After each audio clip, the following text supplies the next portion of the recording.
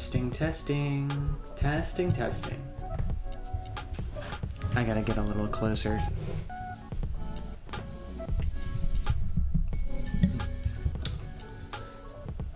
All right.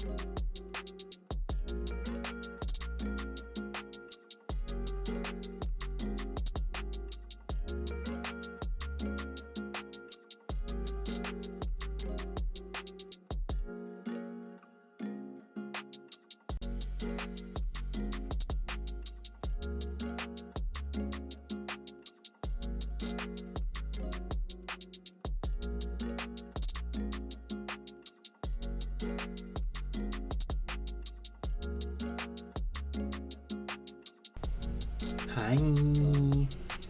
Hi chat. Hi Twitch. Hi. Hi YouTube.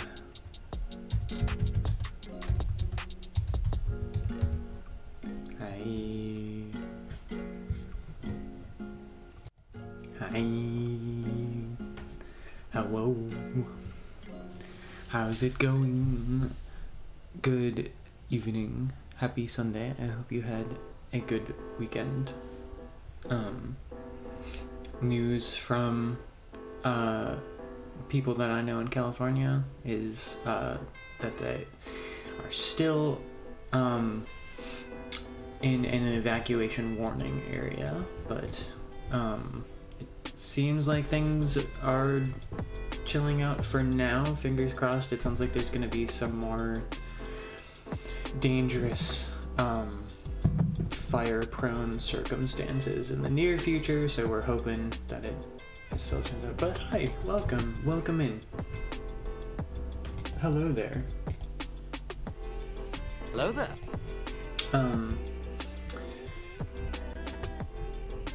Be welcome. I just saw Sonic 3, which was fun. I was like a big fan of Sonic Adventure and Sonic Adventure 2. I literally still have my Dreamcast. That would actually be a really fun, I think I mentioned this before, it would be kind of awesome to like hook that up to my like rig, see if I can somehow capture card that. My capture card just takes like an HDMI, so that might be difficult to figure out.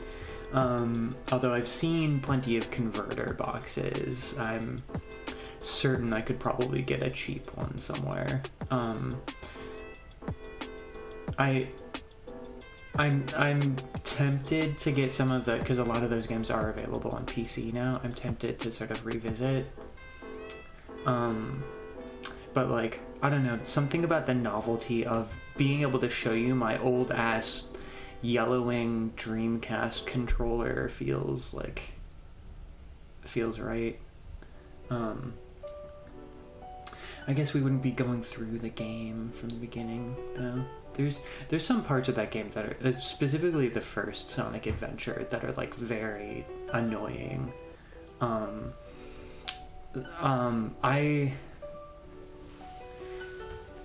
I'm realizing, I know a lot of people that enjoy fishing in games, and I do think I enjoy fishing in modern games, but I've always sort of felt a bit of an aversion to it, and now I'm wondering if that's because I was traumatized by Sonic Adventure and the cat levels. I definitely have Sonic Adventure 2. But the more recent ones have a lot of cool shit added to them. I should at least put those on the wish list and see, especially because I have found myself thinking about how cool it would be to do some chow racing. That would be quite excellent. But yeah, it's wow, I went on a whole tangent there. But yeah, I enjoyed it. I think there's still a certain level of expectation that I personally feel like I have to go into those films with. Like, I'm not expecting it to be fantastic. I'm coming to it from having been burned many times by adaptations, and having some very kick-ass adaptations. Like I was reminiscing with someone today about the old Saturday morning Sonic the Hedgehog cartoon. Let me see if I can get a good.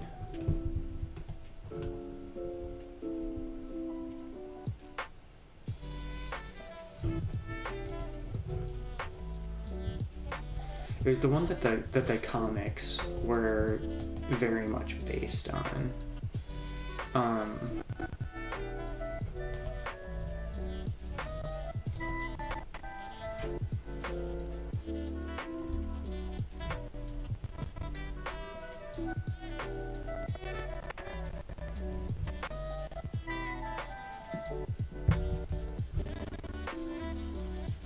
Wow, yeah, I take one look at it and it comes floating back. Let me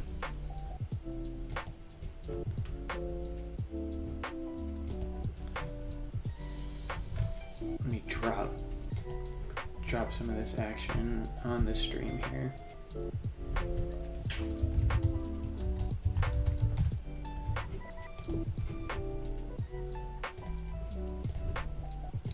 Why do you have Sonic on your desktop? Snoop, what's going on?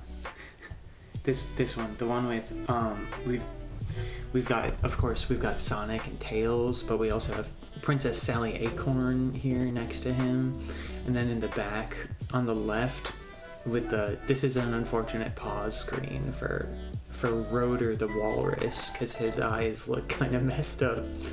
But then we also have Bunny, the cyborg, and we've got Antoine. I never remembered what kind of creature Antoine was, just that he's French.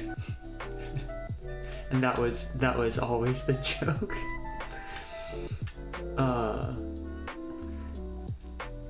Man, I feel like the whole freedom fighters thing in Sonic was a very cool concept, and ended up being a very powerful balance to the world building that they did in that one was really great.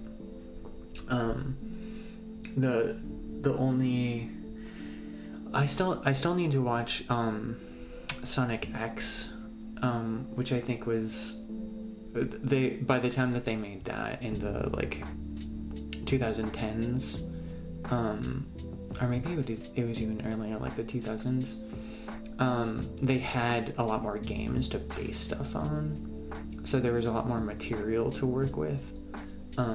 They didn't just have to be like, the premise of this game is not enough to make a story about.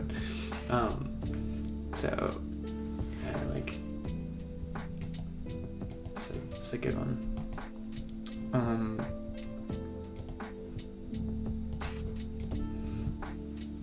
And now I guess they've got stuff that's just like the same animation assets of the films, so they can, you know, they've got the Knuckles TV show. But yeah, so if you like Sonic movies, it's more of the same. if you're like, you know, if you bounced off of the first one, I don't recommend watching more. I think the first one is still my favorite of the three. But yeah, now we've got Shadow. And I always love a Keanu Reeves situation, so that's always good. Oh, I finished the most recent page of the comic. I said last time, hey, we're gonna go. I said we're gonna finish it up on Sunday night, but I finished it up yesterday, Friday evening actually. After I was done here, I just kept drawing. So yeah, you can let me put this in the chat here. So if you can go straight to the newest episode there. I really like webtoons as a platform, but the way that the links are formatted is like pretty unwieldy. So welcome in, Scrungus. Should eat cigarettes on screen? Yeah, maybe on stream. Wow, I can't talk. Maybe not. Unless they're candy cigarettes. You know? You ever do that thing with the pretzel rods where you like pretend that they're a big cigar?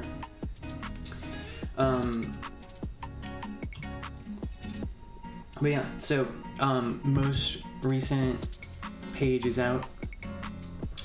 Check that shit out. And we're gonna, after we do our obligatory Graybles, we're gonna hit up some sketching. I've got the first panel done of page. This is page 31 now. So we'll get that going. If we finish it, if I like where everything's going and I don't flip my table and close stream in frustration, which I expect. It's been going decently. The last page ended up pretty good. I'm pretty happy with it. And yeah, if we finish it and we're in a good spot, I might switch over to some games. I mentioned a few weeks ago, I think, that I've been playing Sekiro, which I really like. It's been shaping up to be maybe my favorite FromSoft game so far, which is high praise, I think. So yeah, we'll see where the night takes us. Let me get our Graybles situation set up. Make this a little bit easier to deal with. And I've got 2 stories for us. The first one is a 12-minute one, so we'll see how long that actually takes us. We like to take our sweet ass time here, so it might take a second. But if we're still feeling it, I've got a second story. These are both Zimbabwean stories. The first one I have is from a collection called Andrew Lang's Fairy Books, presumably attributed to Andrew Lang, but I'm suspicious that was just the name of the collector who got the stories together, and that they were part of oral traditions. Do a quick... Man, we got so spoiled by the story last time with the moon. And we actually got like an illustration with it. I'm gonna try and find more illustrations of those, because that was an unexpected treat. So yes, this is The Magic Mirror. A long, long while ago, before ever the white men were seen in Senna, there lived a man called Gopani Kufa. One day, as he was out hunting, he came upon a strange sight. An enormous python had caught an antelope and coiled itself around it. The antelope, striking out in despair with its horns, had pinned the python's neck to a tree, and so deeply had its horns stuck in the soft wood that neither creature could get away. They've had a good old-fashioned beast battle, and now they're in a deadlock. "Help!" cried the antelope. Okay, so this is one of those fairy tales where the animals can talk. That's got to be, first of all, it's a wild sight to sort of like come upon a beast battle in the middle of the wilderness. It's even wilder when it's like they're just guys that can talk. Help, cried the antelope, for I was doing no harm, yet I have been caught, and would have been eaten had I not defended myself. Help me, said the python, for I am Insato, king of all the reptiles, and I will reward you well. Wow, alright. So far we've got 2 very different approaches to getting this human to help them out. Gopani Kufa considered for a moment. Then, stabbing the antelope with his assegai, he set the python free. Oh, okay. I feel like maybe there will be a character arc. I thank you, said the python. Come back here with the new moon when I shall have eaten the antelope, and I will reward you as I promised. Yes, said the dying antelope. He will reward you, and lo, your reward shall be your own undoing. Gopani Kufa went back to his kraal, and with the new moon he returned again to the spot where he had saved the python. Insato was lying upon the ground, still sleepy from the effects of his huge meal. And when he saw the man, he thanked him again, and said, Come with me now to Pita, which is my own country, and I will give you what you will with all of my possessions. Gopani Kufa at first was afraid, thinking of what the antelope had said. Well, why did he come back then? But finally he consented and followed Insato into the forest. I hope it's... He said he's king of all the reptiles, so if he has his own country, I hope it's an entire kingdom of reptiles. That sounds awesome. As a tortoise enthusiast, and to a lesser degree an all reptiles enthusiast, that sounds quite excellent.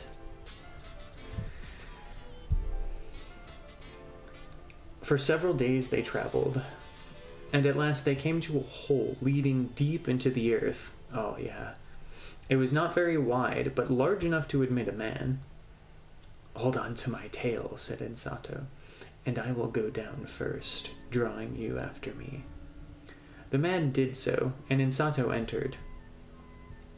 Down, down they went for days, all the while getting deeper and deeper into the earth, until at last the darkness ended, and they dropped into a beautiful country.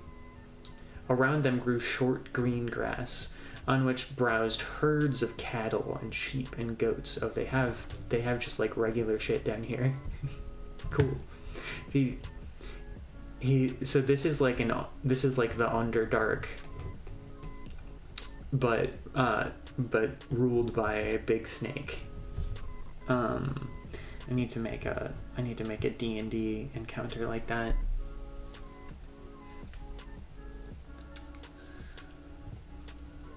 In the distance, Gopani Kufa saw a great collection of horses, all square, built of stone and very tall. Oh, I was like, what the hell? I was too focused on the sheep and the goats. No. In the distance, Gopani Kufa saw a great collection of houses, all square, built of, I was like, square stone horses?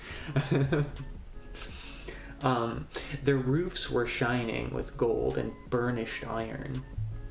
Gopani Kufa turned to Insato, but found in the place of the python a man, strong and handsome, with a great snake skin wrapped round him for covering, and on his arms and neck were rings of pure gold. So this is kind of like in the Jackalope Wives, or like the Selkie stories, where all the or I guess a lot of like yokai stories do this too, where powerful enough animals can take the shape of humans, or like they have a skin that they sort of like rearrange. The fact that the snake skin is still present makes it feel more like the Selkie kind of situation, where they have the skin that they can like take off, but they like keep it on them.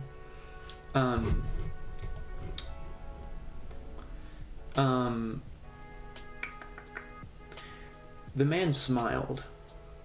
"I am Insato," said he, "but in my own country I take man's shape, even as you see me, for this is Pita, the land over which I am king." He then took Gopani Kufa by the hand and led him towards the town. On the way they passed rivers, in which men and women were bathing and fishing and boating, and farther on they came to gardens covered with heavy crops of rice and maize, and many other grains which Gopani Kufa did not even know the name of. I feel like I can think of other grains to like wheat and oats and barley and quick, name a grain. Maybe does it say where he's from?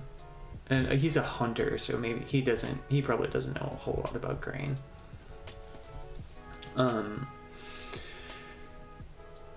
As they passed, the people who were singing at their work in the fields abandoned their labors and saluted Insato with delight, bringing also palm wine and green coconuts for refreshment, as one returned from a long journey. I don't think I've ever had palm wine. I wonder what that. I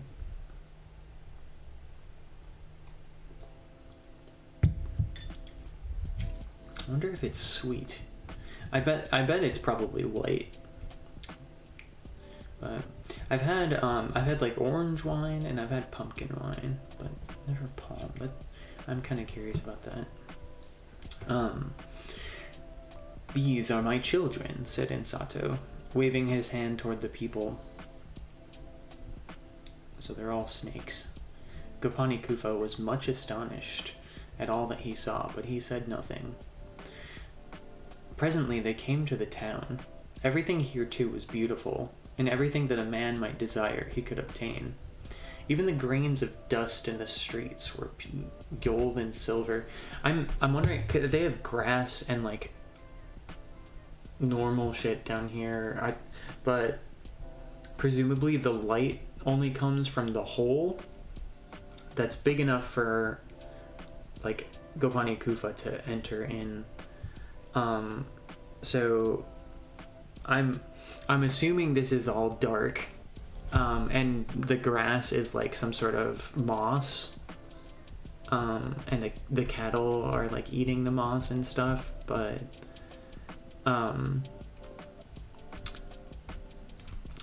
maybe they did some kind of weird Minecraft exploit, where they like got all the grass to grow down here. And Sato conducted Gopani Kufa to the palace, and showing his rooms and the maidens who would wait upon him, told him that they would have a great feast that night, and on the morrow he might make his choice of the riches of Pita, and it should be given him. Then he was away. Now Gopani Kufa had a wasp, called Zangimizi.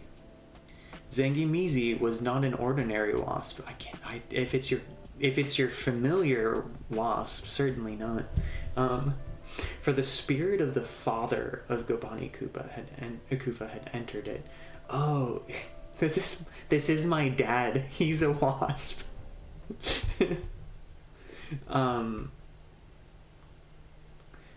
This entire story is like incredibly good D&D shit. I absolutely want a character with a wasp familiar who is the character's father. Presumably his father died, and now this wasp has taken his spirit has entered that of the wasp. So the wasp was exceedingly wise. In times of doubt, Gopani Kufa always consulted the wasp as to what had better be done.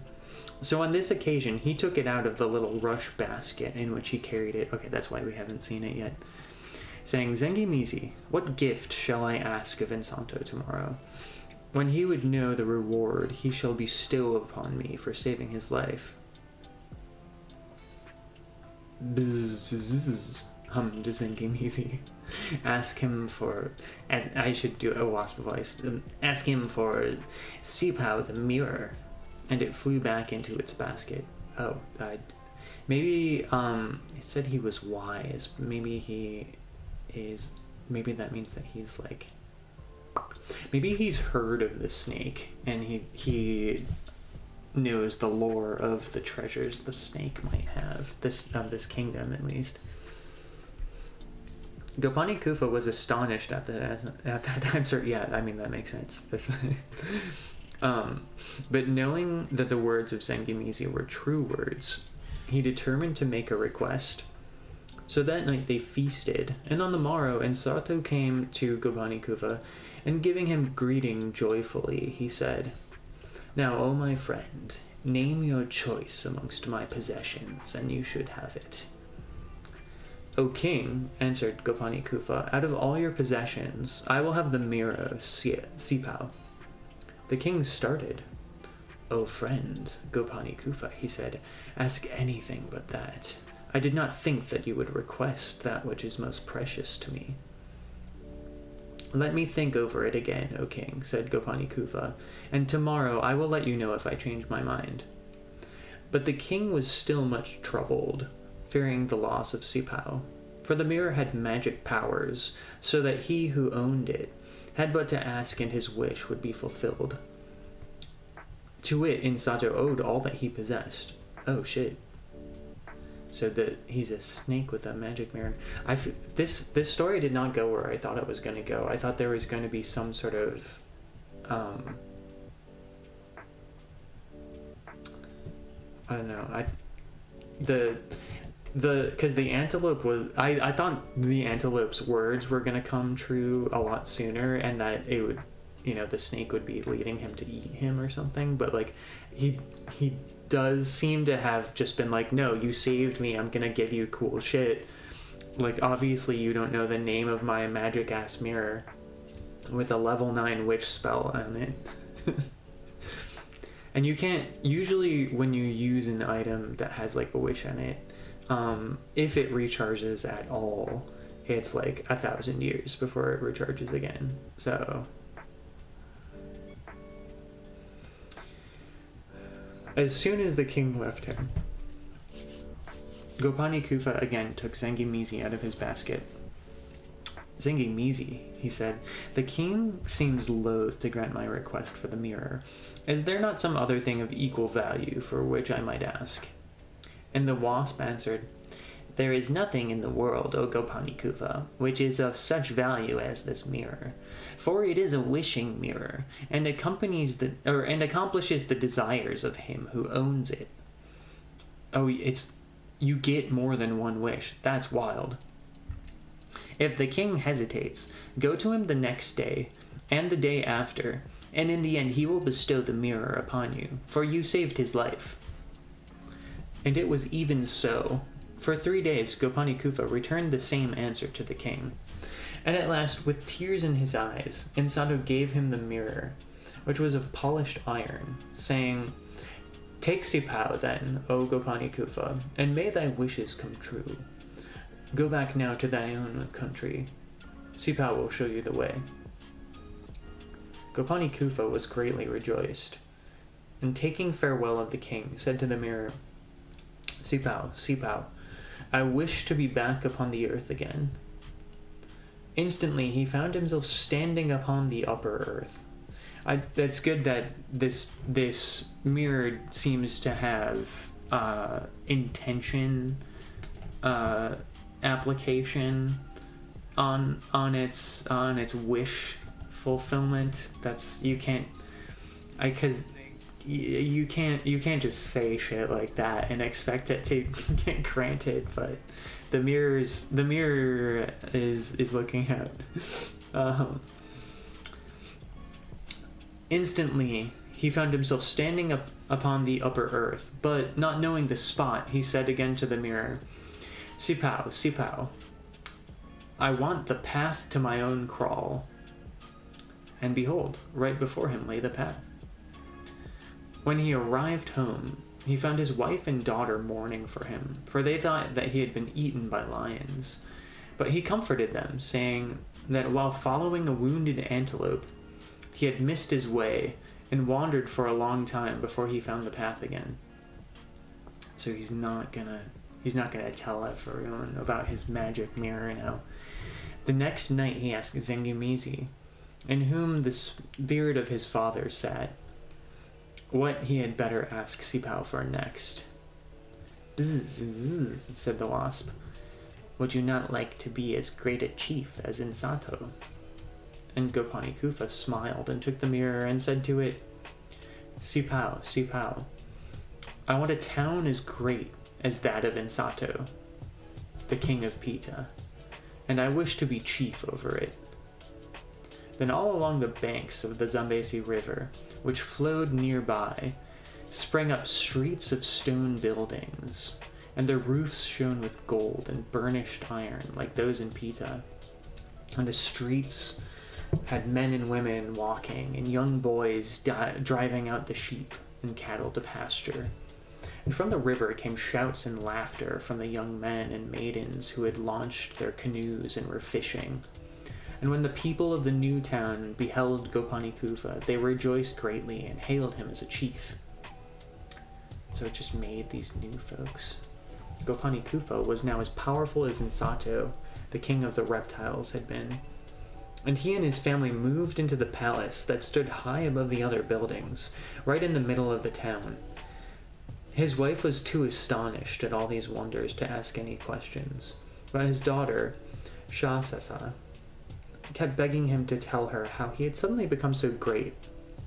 So at last he revealed the whole secret, and even entrusted Sipao the mirror to her care, saying, It will be safer with you, my daughter, for you dwell apart.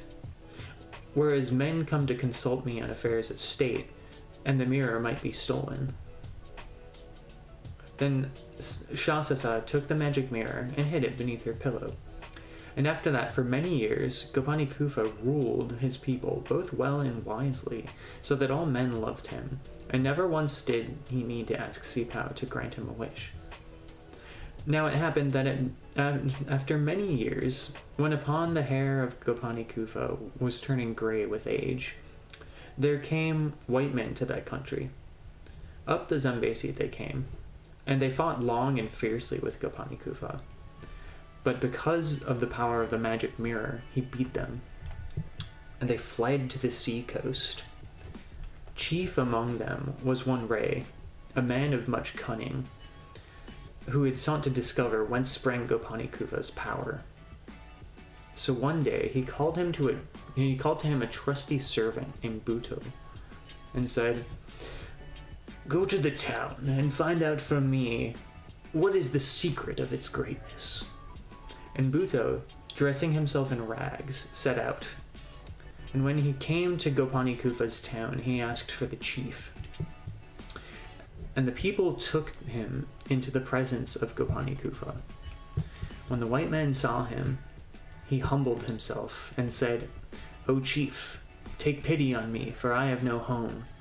When Ray marched against you, I alone stood apart, for I knew that all the strength of the Zambesi lay in your hands. And because I would not fight against you, he turned me forth into the forest to starve." And Gopani Kufa believed the white man's story, and he took him in and feasted him and gave him a house.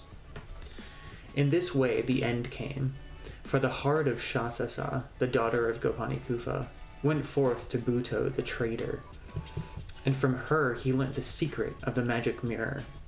One night when all the town slept, he felt beneath her pillow, and finding the mirror, he stole it and fled back with it to Ray, the chief of the white men. So it befell that, one day, as Gopani Kufa was gazing up at the river from a window of the palace, he again saw the war canoes of the white men, and at the sight his spirit misgave him. "Shasasa, my daughter," he cried wildly, "go fetch the mirror, for the white men are at hand." "Woe is me, my father," she sobbed. "The mirror is gone, for I loved Buto the traitor, and he has stolen Sipao from me." Then Gopani Kufa calmed himself and drew out Zangimizi from the rush basket. "O spirit of my father," he said, "what shall I do now?" "O Gopani Kufa," hummed the wasp, "there is nothing now that can be done, for the words of the antelope which you slew are being fulfilled." Damn, that sucks. That's much worse than I thought. I thought the snake was gonna trick him. "Alas, I am an old man. I had forgotten," cried the chief. "The words of the antelope were true words. My reward shall be my undoing, and they are being fulfilled."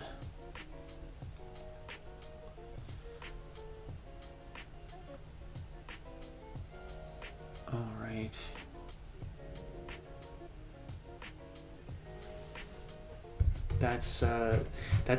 That's one of the first sad endings to a fairy tale we've had in a while. That's a bummer. I'm gonna see. let's see if we've got this one's even slightly longer. Take a deep breath for my tea. Change my mind about the cigarette thing. I don't know, Lord Scrungus.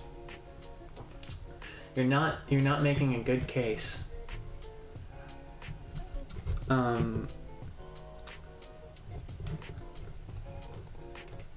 But yeah.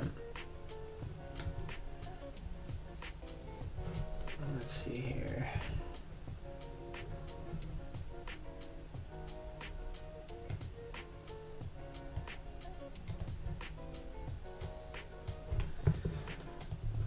All right. This one is also another Zimbabwean fairy tale. This is again from Andrew Lang's Fairy Books Sim Collection. I'm only seeing 2 of those. I feel like it would be cool if there were more, but see.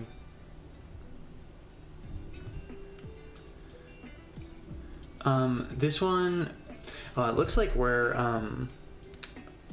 back on the banks of the Zambezi River. That's exciting. Let's hope this one ends a little bit better.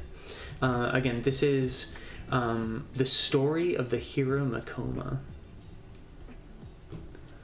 Once upon a time, at the town of Senna, on the banks of the Zambezi, was born a child. He was not like other children, for he was very tall and strong. Over his shoulder he carried a big sack, and in his hand an iron hammer. He could also speak like a grown man, but usually he was very silent. One day, his mother said to him, "My child, by what name shall we know you?" I like that. Just be like, "Hey, kid, you get to pick a nickname. You're old enough. Don't pick something dumb."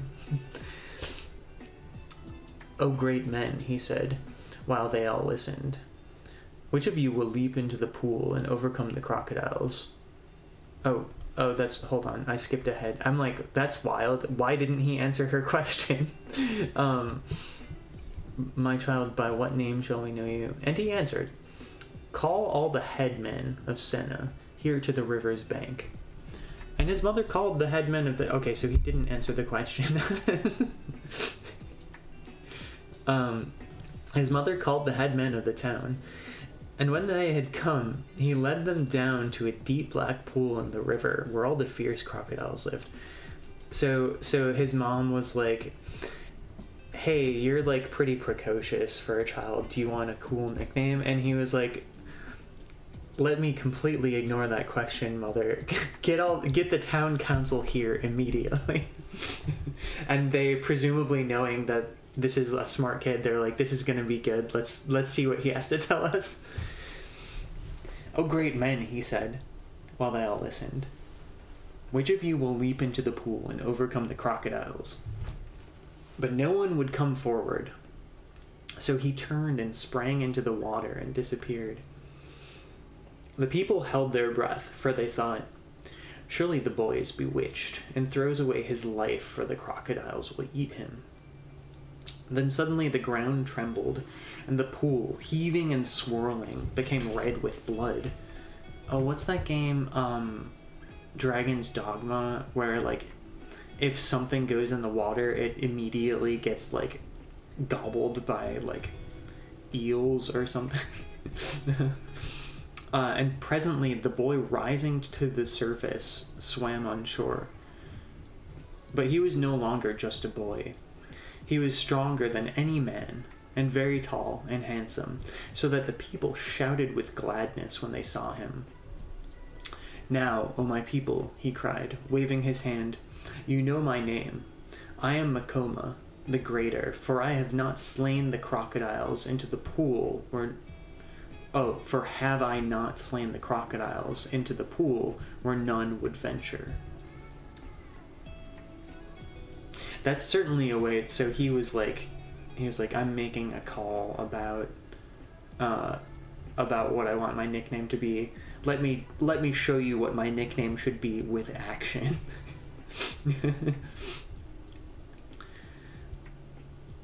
Then he said to his mother, "Rest gently, my mother, for I go to make a home for myself and become a hero." Then, entering his hut, he took Nuedo, his iron hammer, and throwing the sack over his shoulder, he went away. All right.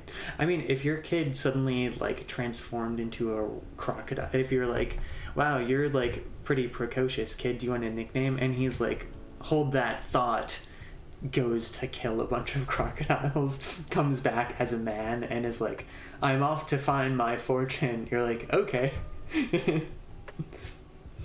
He just became a level 2 fighter.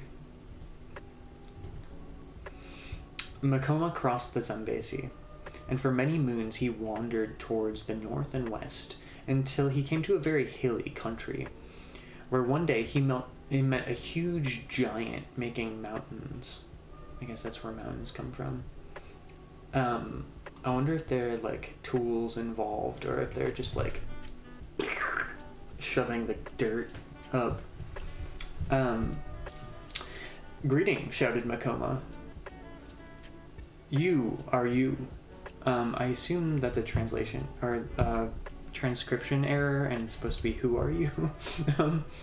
I am Chiesa. Oh, sorry. I am Chieswa Mapiri, who makes the mountains. Alright, so this is just his job. Answered the giant. And who are you? I am Makoma, which signifies greater, answered he. Greater than who? Asked the giant.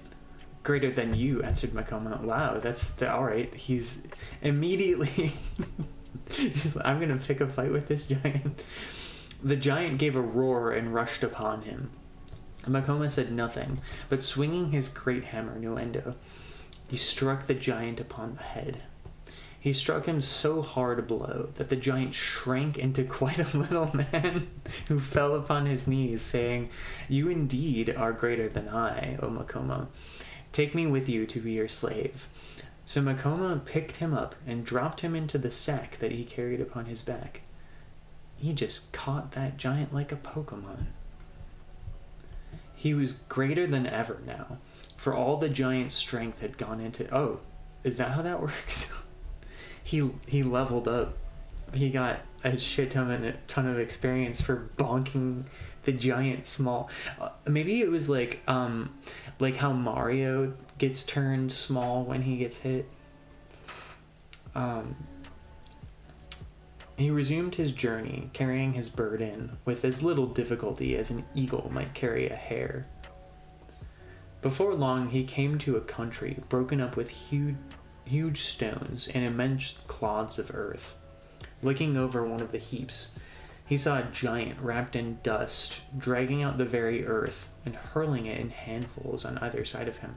He walked into giant country and said, I'm gonna grind XP here and collect all these giants. I hope he bonks this one sack size too and keeps him... I'm predicting right now that he gets a full party of 6 giants and becomes the Pokemon master. Who are you? Cried Makoma. Okay, so, or actually no, I'm predicting now that this is going to be a rule of threes thing. We'll see. I don't think Zimbabwean Tales do the rule of threes thing, but it's happened in more than just European fairy tales. So, I'm feeling the vibe of that because we're repeating that. It's also, the earlier one was definitely a transcription error because this, I think it was supposed to be who are you, not you are you. Who are you? Cried Makoma, that pulls up the earth in this way. I am Chidublataka, said he, and I am making the riverbeds.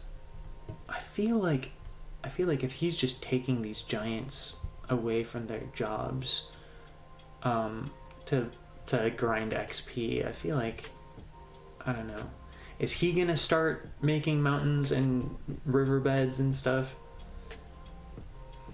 Do you know who I am? Said Makoma. Probably not. He's just bonked one giant. I feel like his reputation hasn't grown yet. I am he that is called greater. So he didn't even bother with the translation. He just said, no, I'm just good. Greater than who? Thundered the giant. Greater than you, answered Makoma. So he's really perfected the art of baiting giants into fights. With a shout, Chidublataka seized a great clod of earth and launched it at Makoma. But the hero had his sack held over his left arm, and the stones and earth fell harmlessly upon it. And tightly gripping his iron hammer, he rushed in and struck the giant to the ground. Chidublataka groveled before him, all the while growing smaller and smaller. Oh, so it doesn't happen all at once. It's like they get, and then they like... and when he had become a convenient size, Makoma picked him up and put him into the sack beside Chi Eswa Mapiri.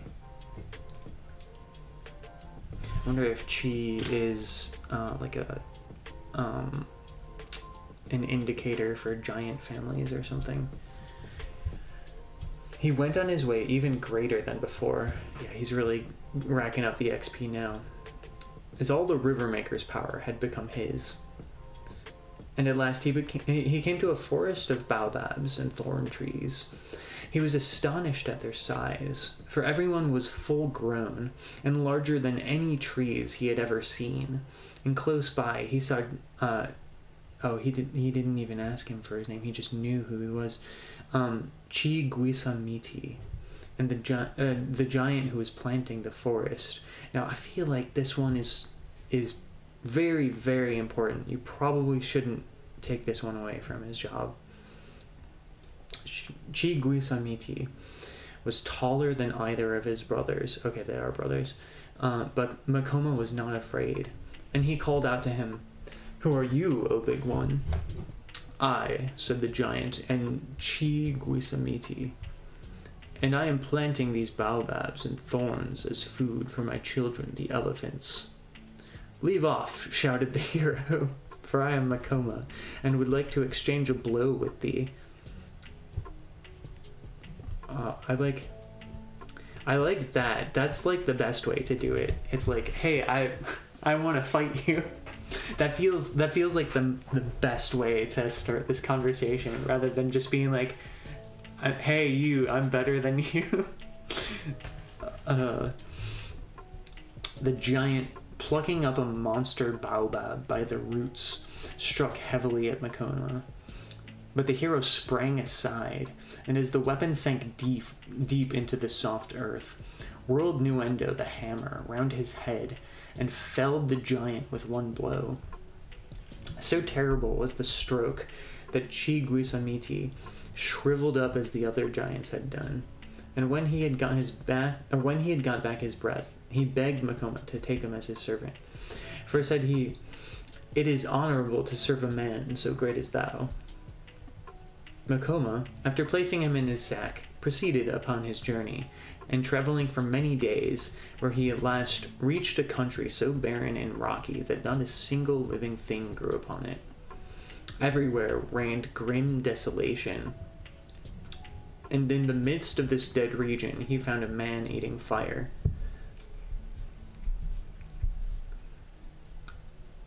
"What are you doing?" demanded Makoma.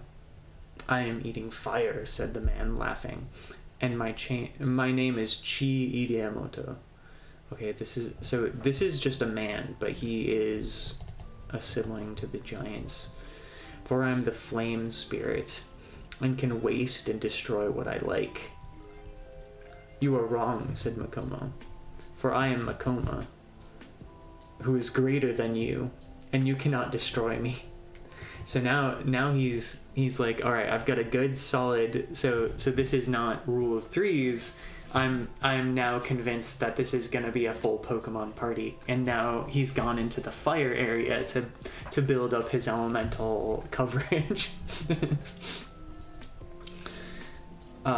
The Fire Eater laughed again and blew a flame at Makoma, but the hero sprang behind a rock just in time, for the ground upon which he had been standing was turned to molten glass, like an overbaked pot, by the heat of the flame spirit's breath. Then the hero flung his iron hammer at Chi Ideamoto, and striking him, it knocked him helpless. So Makoma placed him in the sack. Oh, so he didn't even shrink, he was just like human-sized. Woronuu, with the other great men that he had overcome. Do we know that? Is this the first time they said the name of the sack, Woronuu? No, maybe they said it at the beginning. It certainly seems like a bag of holding situation. I do really like the idea of, like, what if in Pokemon you just carried your guys around in a big sack? And now, truly, Makoma was a great hero, for he had the strength to make hills, the industry to lead rivers over dry wastes, foresight and wisdom in planting trees, and the power of producing fire when he wished. Wandering on, he arrived one day at a great plain, well watered and full of game, and in the very middle of it, close to a large river, was a grassy spot, very pleasant to make a home upon.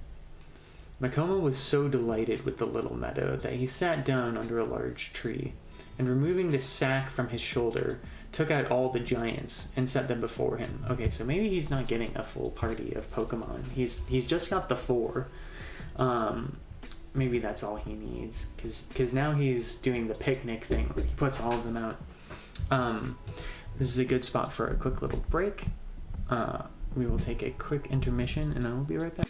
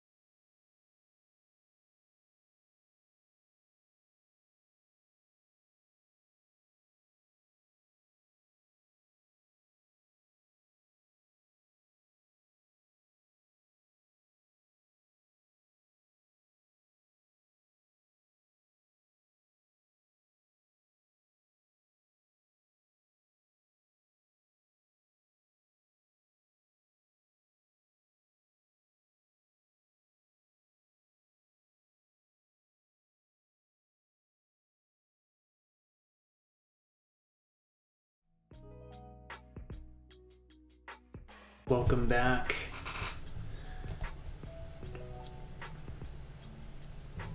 Alright, so we've got our hero Makoma. He's assembled an incomplete Pokemon team of 4 giants. He's got a mountain one, he's got a river one, he's got a tree one, and he's got a fire one. So he's got decent coverage. He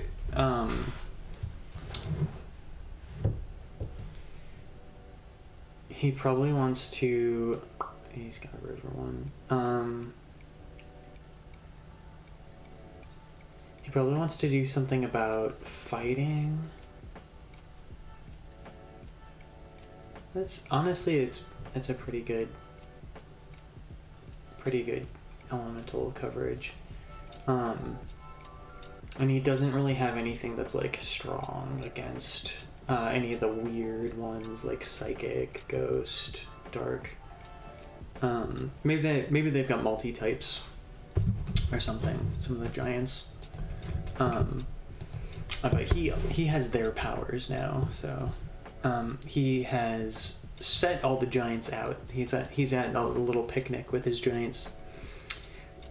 My friends said I have traveled far and am weary. Is not this such a place as would suit a hero for his home? Let us then go tomorrow to bring in timber to make a kraal. Alright, so he's just gonna set up. This has got some good. I loved I think Omega Ruby Alpha Sapphire had like a base building that it was not very robust base building. It was like you get a secret tree house and you can sort of decorate it the way that you want.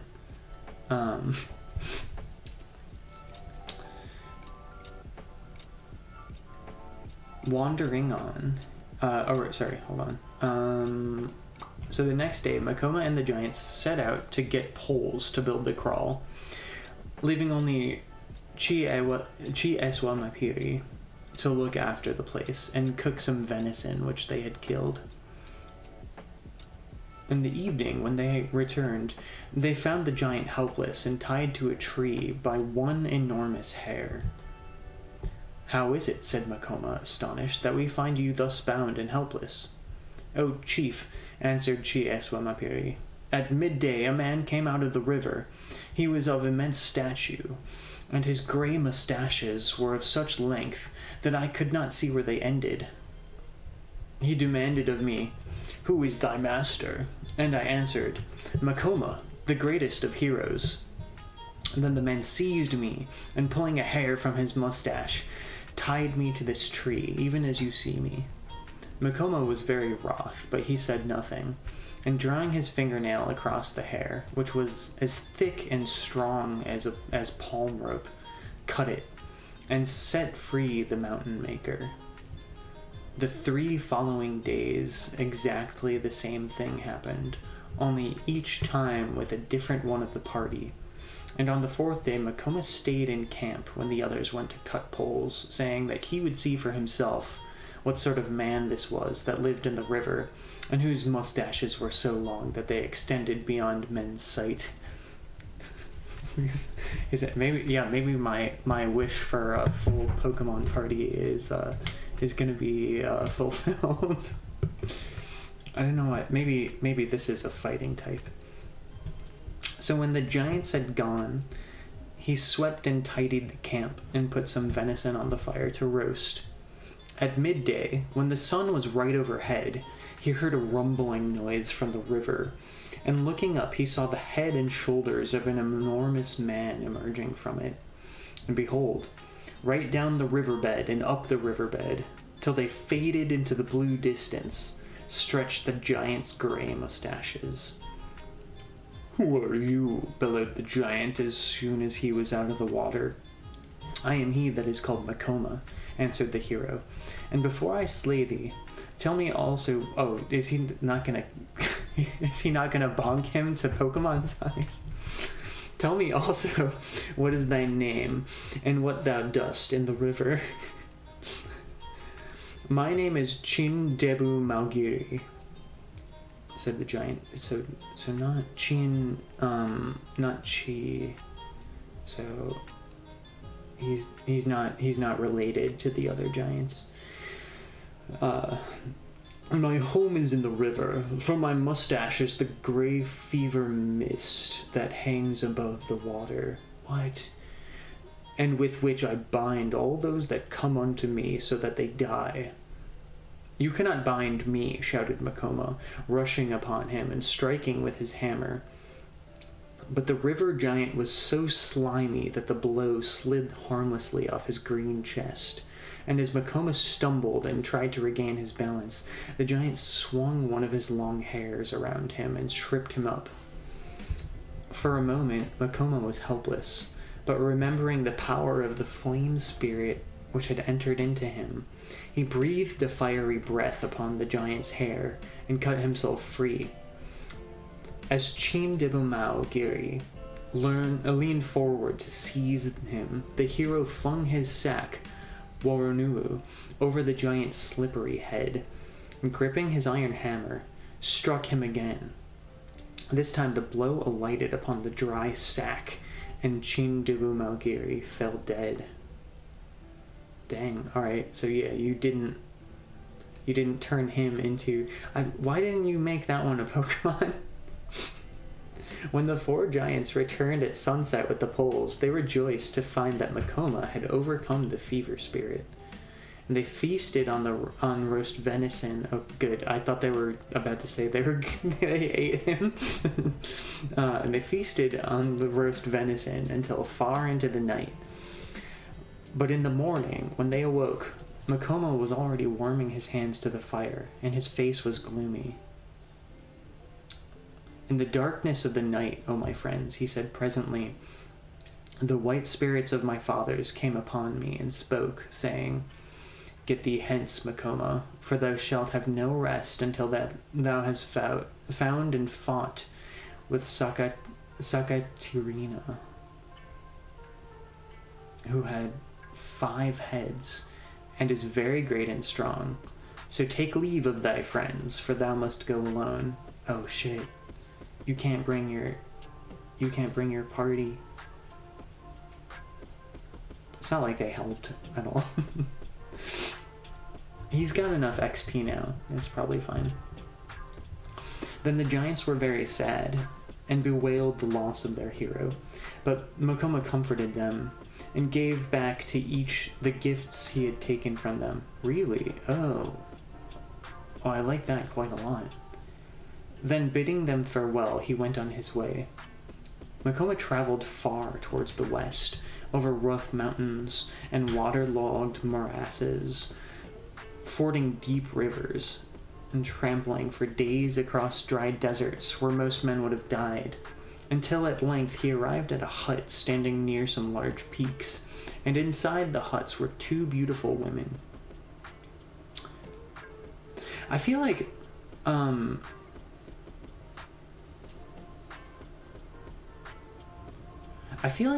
the part where his, like, ancestors spoke to him of, like, this new quest could have been, like, a scene or something.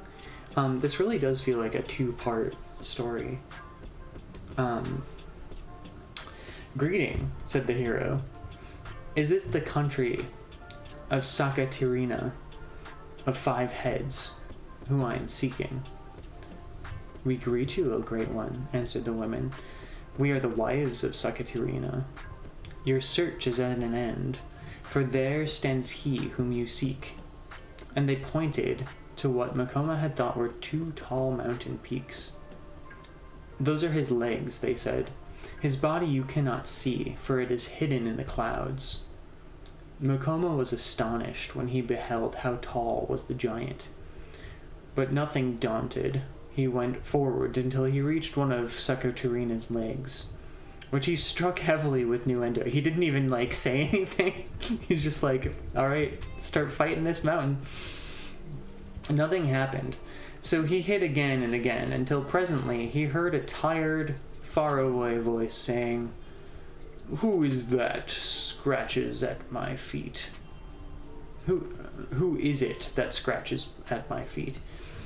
And Makoma shouted as loud as he could, answering, "It is I, Makoma, who is called Greater."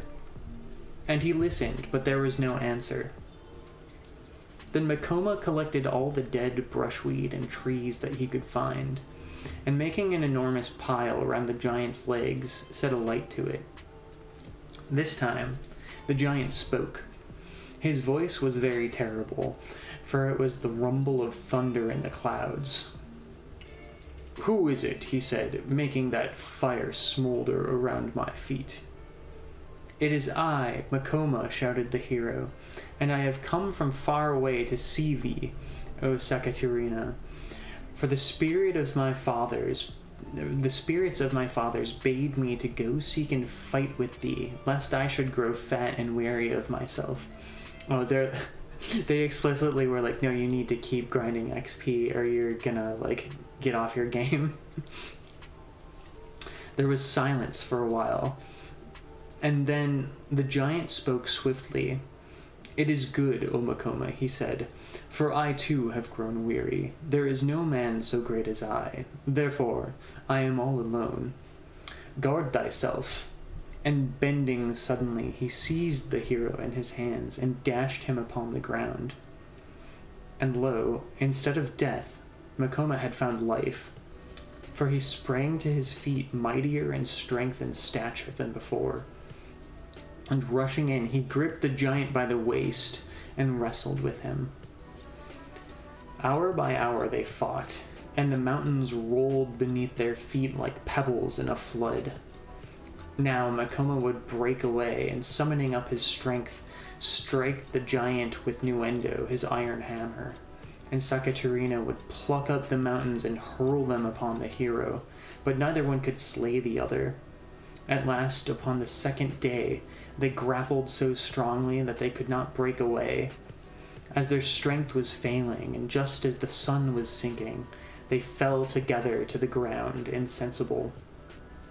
In the morning, when they woke, Melimo, the Great Spirit, was standing by them, and he said, "O Makoma and Sakaturina, ye are heroes so great that no man may come against you.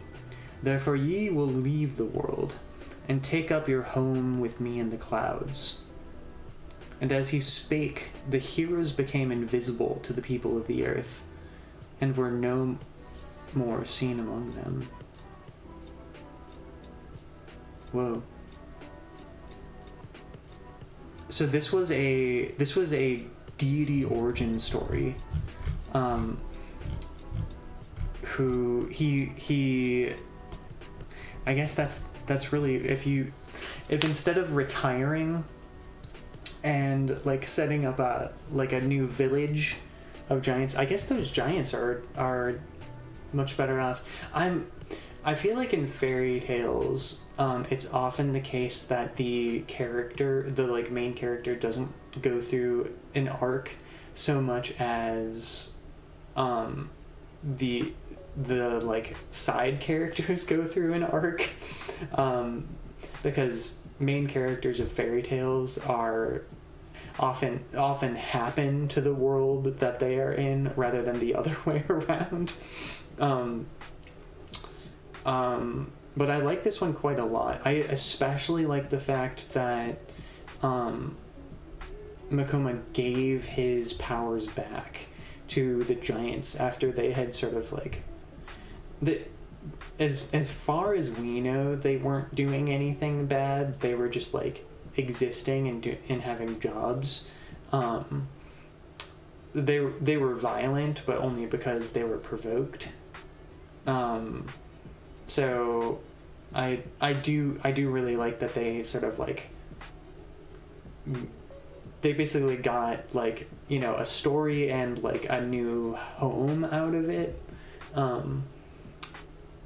And then he fought so good that he and the guy that he fought were invited to come chill with the gods. which is I quite like that as like a deity origin story. But yeah, so that was the story of the hero Makoma. I liked that one quite a lot better than the Magic Mirror. I overall like the Magic Mirror. I just didn't like the ending. I suppose he had it coming to him, but still. But yeah, some Zimbabwean fairy tales. Those are quite excellent. I like those quite a lot.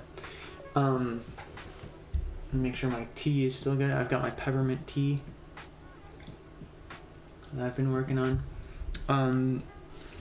Let me get situated for my drawing, and we will change.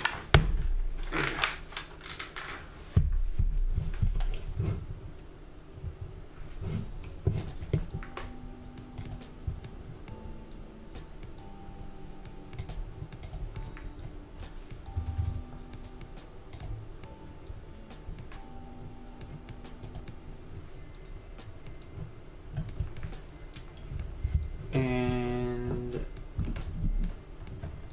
get this arranged in a good way.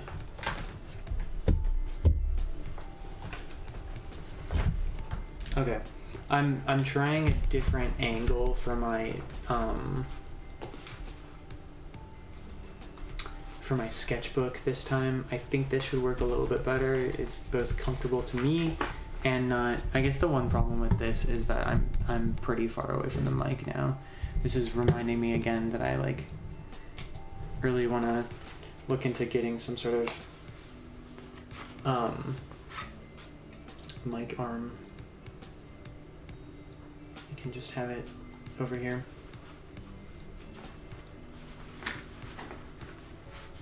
We'll put our I've got a pretty good sharpened point right now. You can't really see that super well. Yeah. Of course it glitches right when I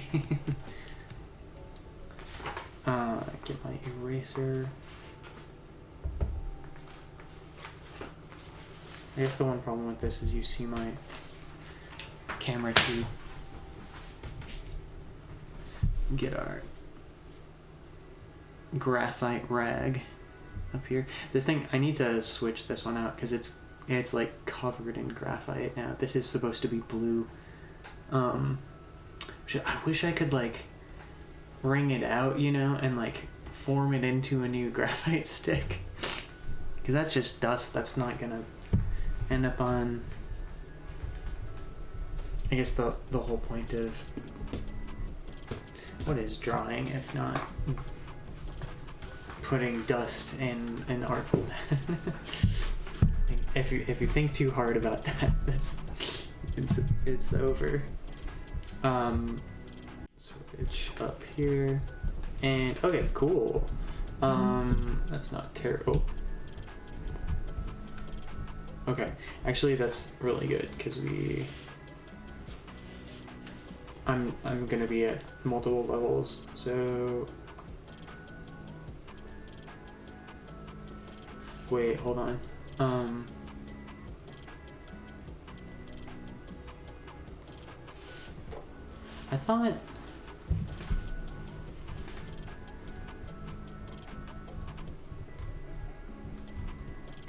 I thought I flipped this upside down.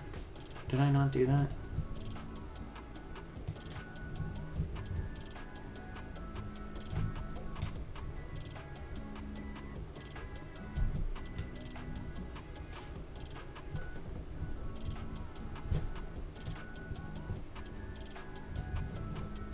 Okay. Cool. Okay. So,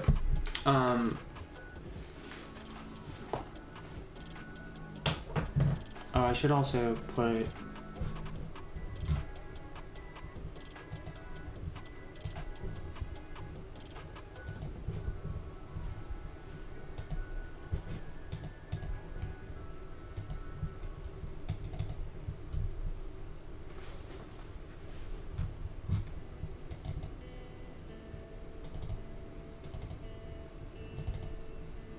let me show the most recent page. I'm gonna shrink it anyway, so I might as well just show you the small version. This is the most recent page that I just did. So I was doing the panel 3 last stream. We're back on the roof. Root has sort of been like responded to Ripley's question, are we all chill? And he said, yeah, they're heading out. Thank your witch friend. Arlen and Kayla are arguing about the poster.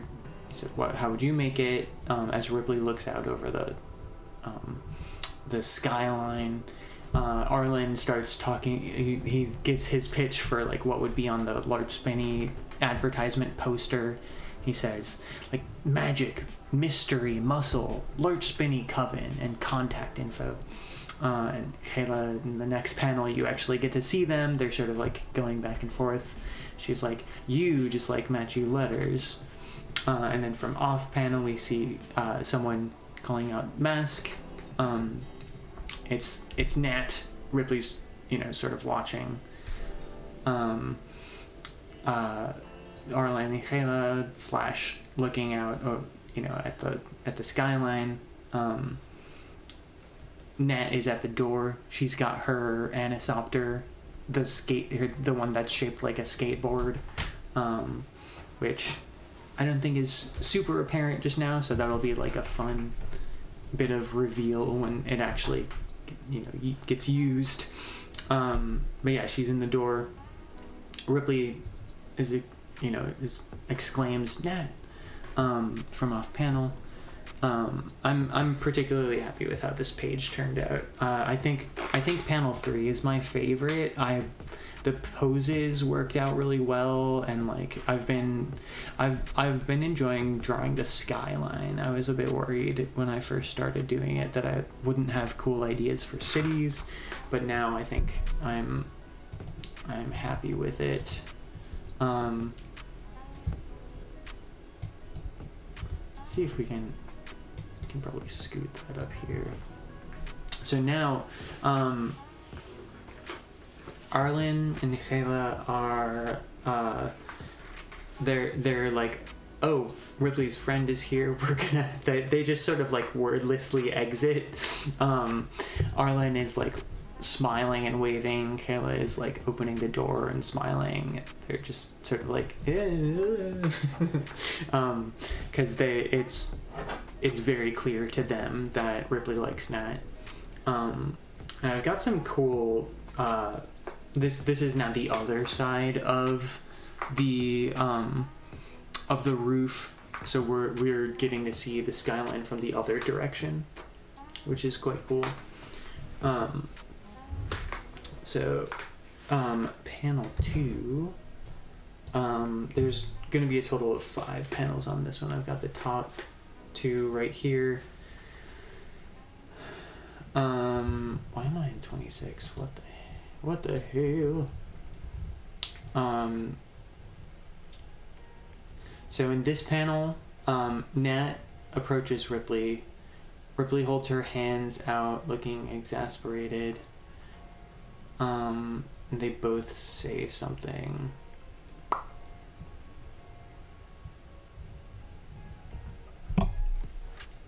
So I think, okay, so I think how I'm gonna do this is I'm gonna have Ripley is still standing, or is still like sitting on the ledge here. So she's gonna be, let me make sure this is in the right location. Does this zoom in? No, that zooms in me. I don't have a filter like that. I could probably just copy that filter actually.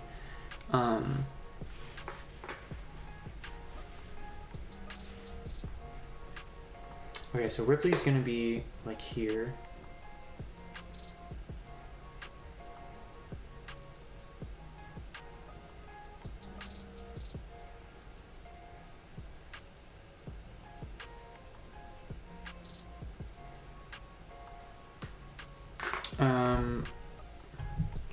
No, I'm making it look like she's looking in the wrong direction. Let me do... Then that's gonna be like right here.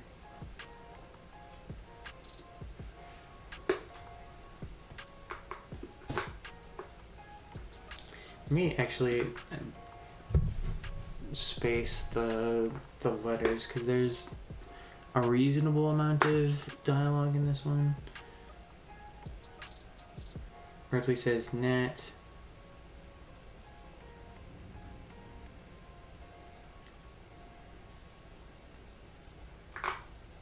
Nat, I'm sorry. This was so fucked.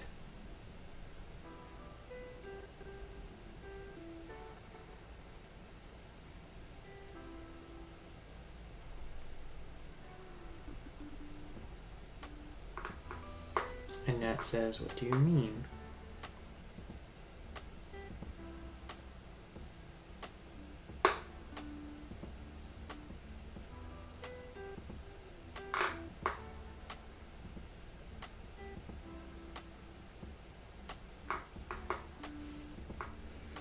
Okay, that should be enough room. So Nat is gonna be like here. And she's like walking towards. Ripley is gonna be leaning forward. So her shoulders are up. But her hands are up.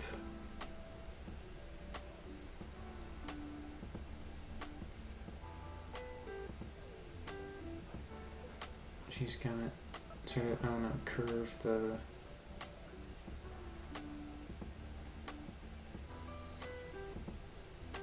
shape of her spine like that. And then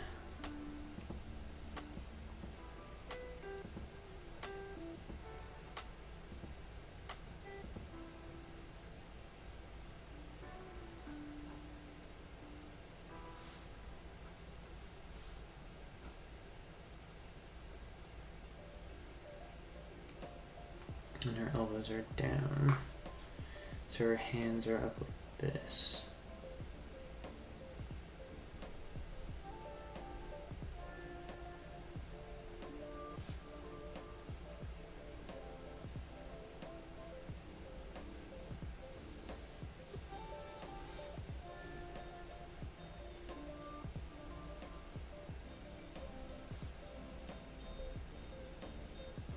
And then we can sort of use the same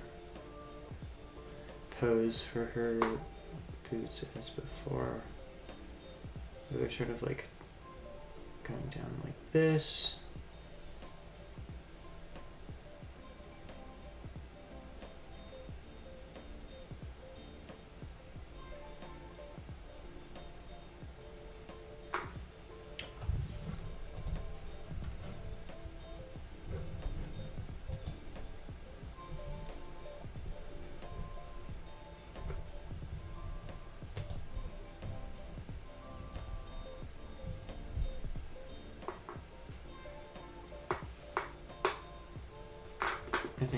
I think I want them to be just like facing forward, so I can sort of turn this one more in this direction.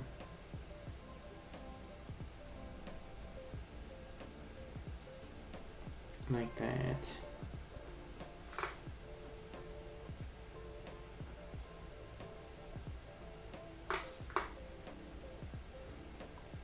And then going down like that.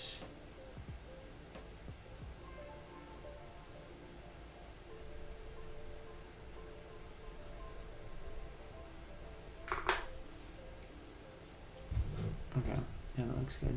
Oh, of course, I moved it too far forward.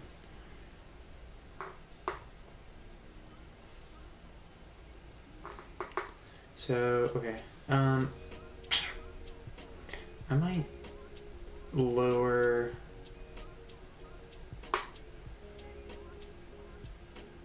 I might lower where her hips are.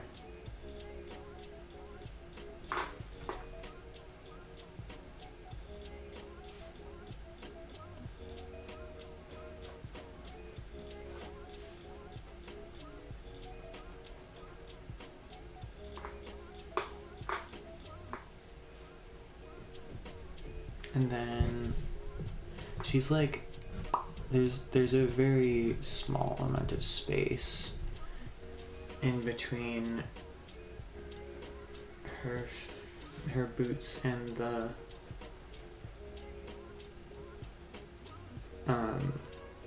like roof surface.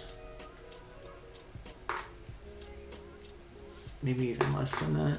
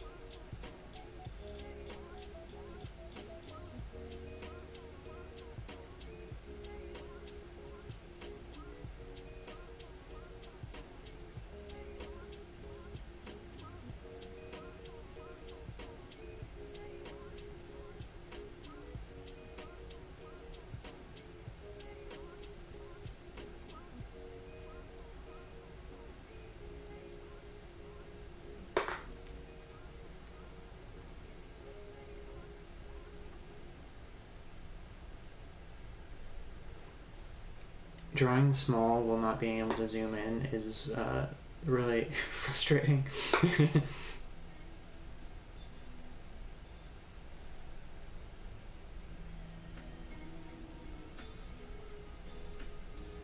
This is honestly one of the bigger reasons why this is about as small as the comics panels get.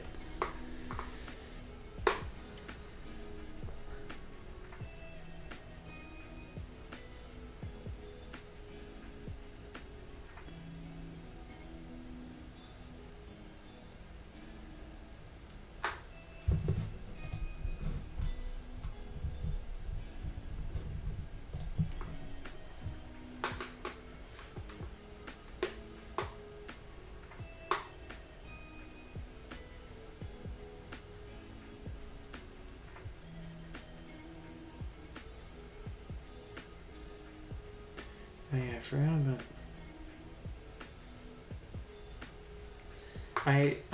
sometimes I forget to draw the, like, all of the details of Ripley's boots. I don't think this will be an issue here.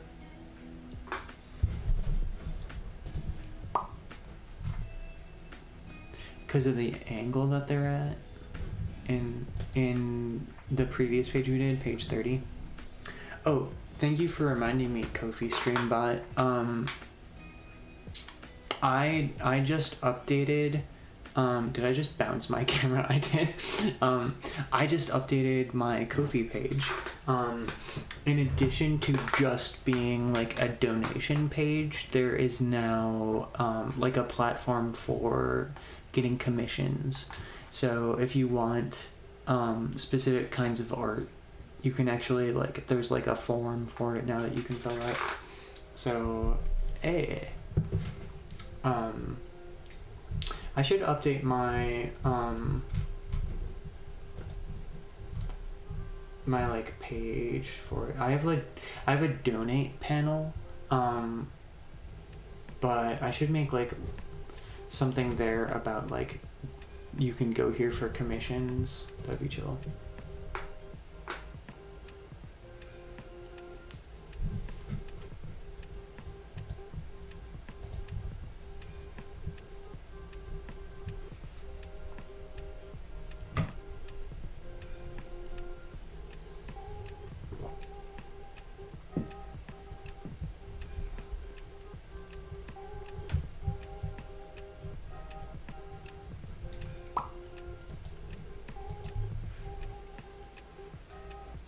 Alright.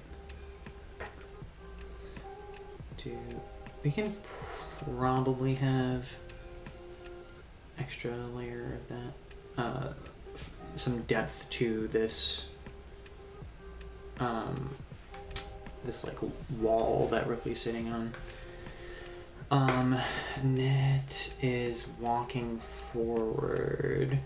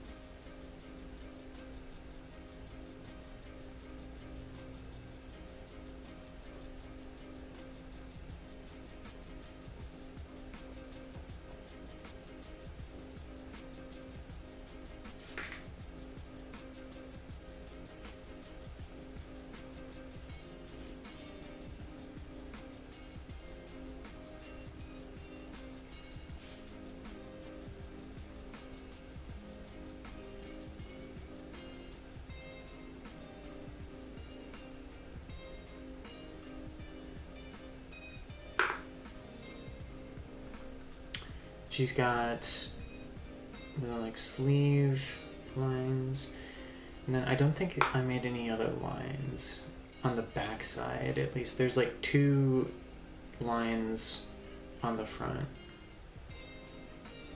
but then she's got the like dots thing, and then she has the like highlight lines here. Mostly, I feel like that mostly just shows the shape of the skirt. And then there's this ladder here. It's probably mostly gonna get covered up by speech bubbles, but I feel like we'll want to have just the like in the like part right here.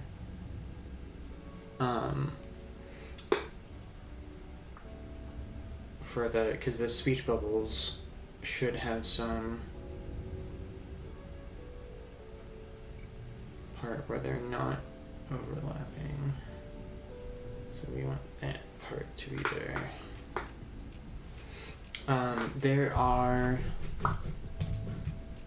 There's one that's definitely gonna get covered up. There's one like little detail of the roof right there. I think there's another one to Ripley's right, but I don't see it.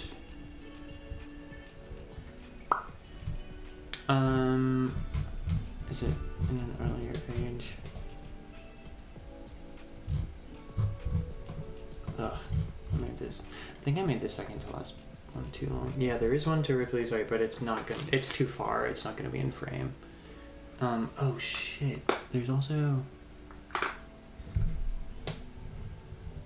The one at the corner is a lot taller than the others. This is what I get for not having. It's like behind Arlen. I'm gonna get that in the edit. Let me write that down before I forget. Okay. Chapter 3.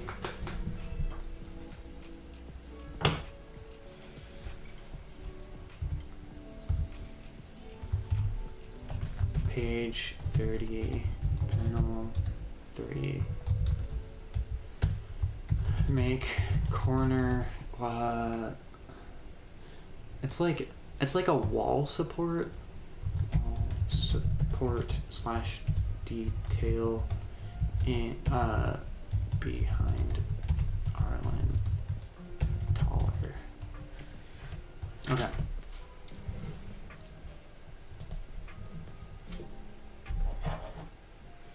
So it'll technically be like right here. So that will show up.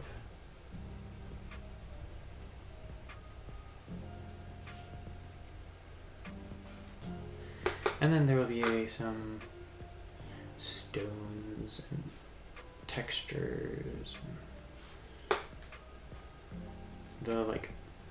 The roof gravel.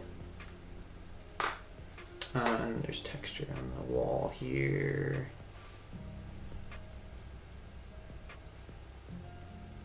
More important this part, because that part is actually going to get seen. And then there is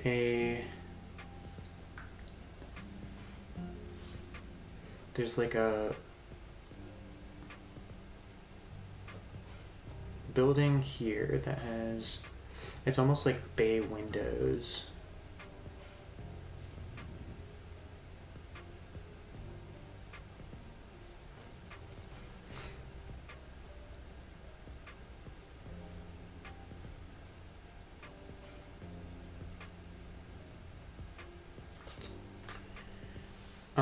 And then like a little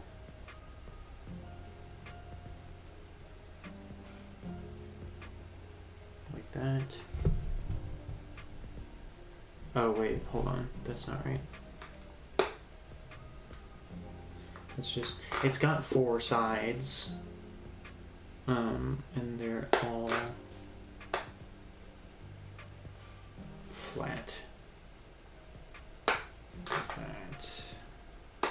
Then it's got one building that is sort of wedge shaped, at least at the top. It's got a matching window that sort of goes along with it like that. Black space and then stars behind. And then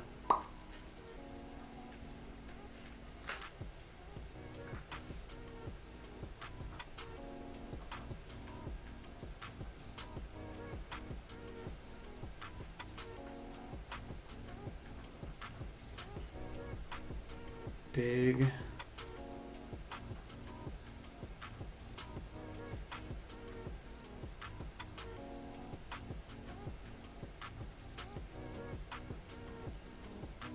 almost like a ramp shaped building.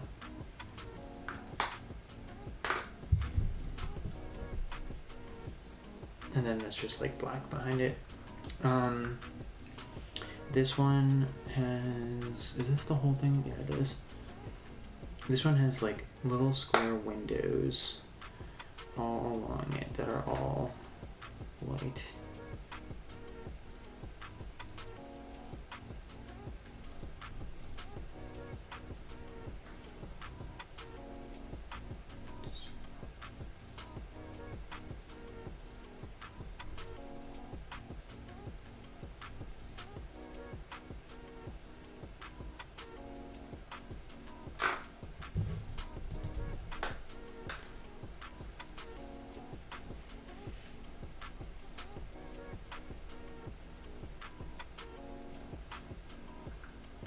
Okay, and make these speech bubbles properly round.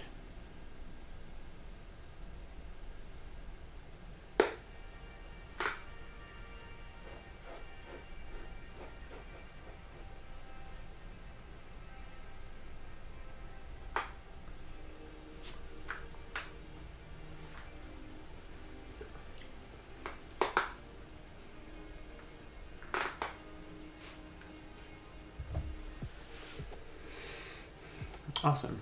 That looks good.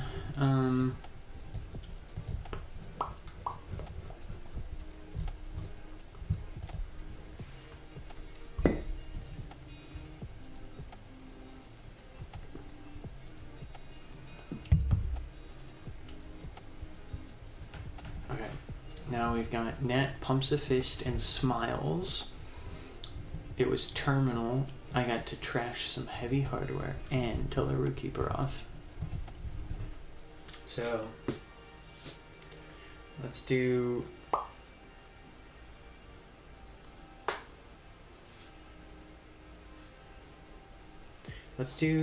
like from over Ripley's shoulder here.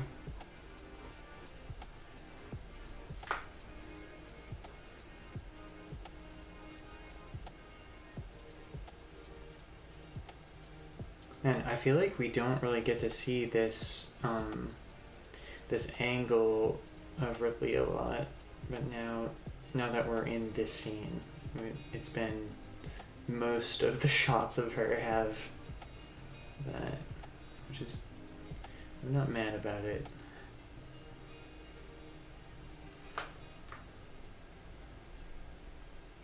I guess that's a good sign to me that I'm staying consistent with my camera angles.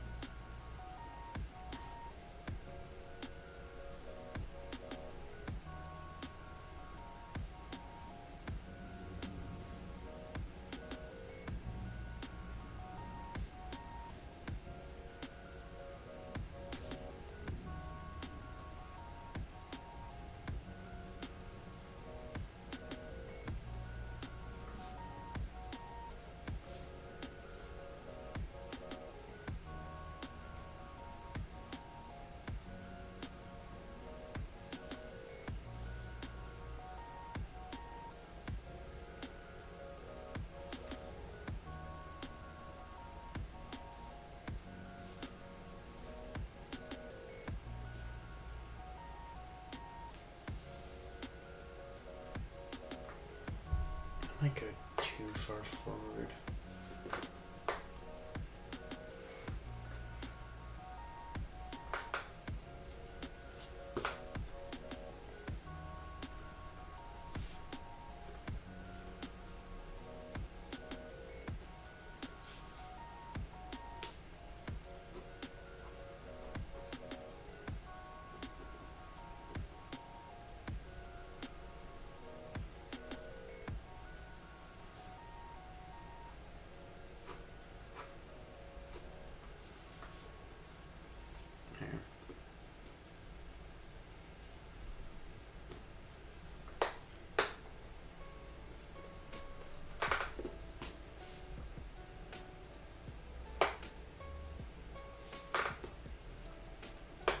I want the further back one can go off her shoulder a little bit, but I want this one to fall down towards the front like it was earlier.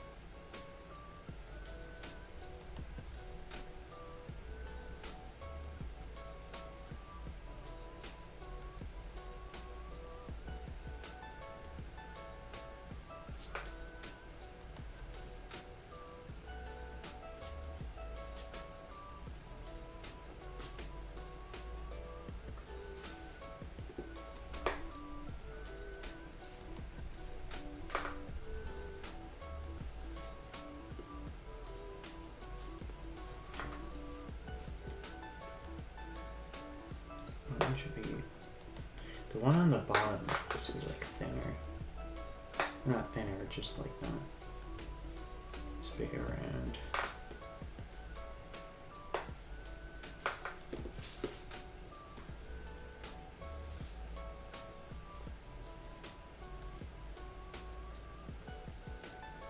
And that's the braid one. think I feel like at some point, depending on how turned her head is, we do actually, because the braids come from, or this is mirrored. I can't do this without. This is my left hand. I'm just flipped right now because of composition reasons. Her braids go from her like left like part of her forehead back, and so if we go past the like middle point of her head, she actually has the braids tied up with the rest of the locks that go up. So we go like back here.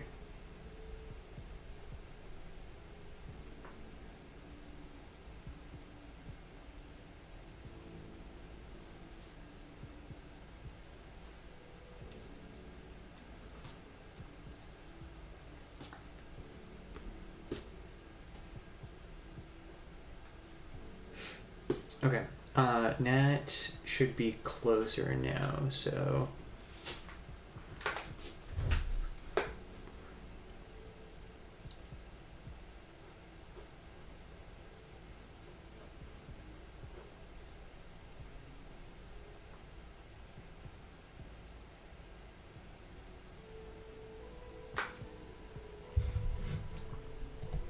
Let me pull up some good Nat reference.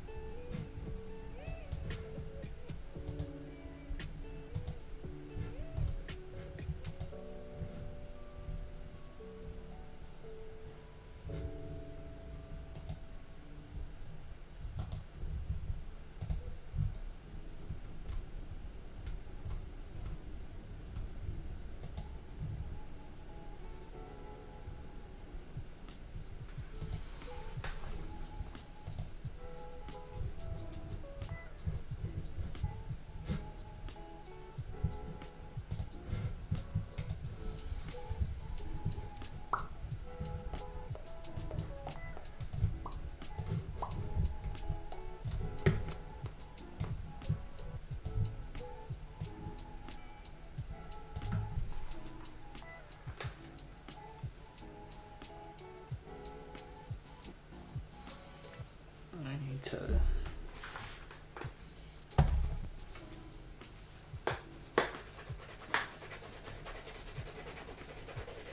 Anytime, I feel like the time that I want it the most sharp is when I'm doing face details.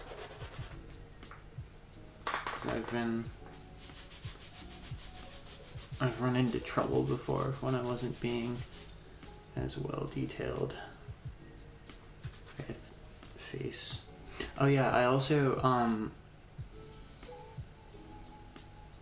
I think I was talking before about how my like graphite holder was getting really low. That this is a new graphite, so let's see how long it lasts us. I'm pretty sure I started the last one in like the summer, so that one took about like 6 months.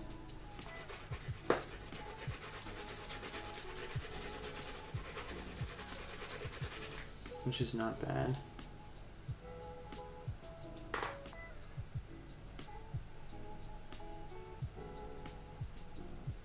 Yeah.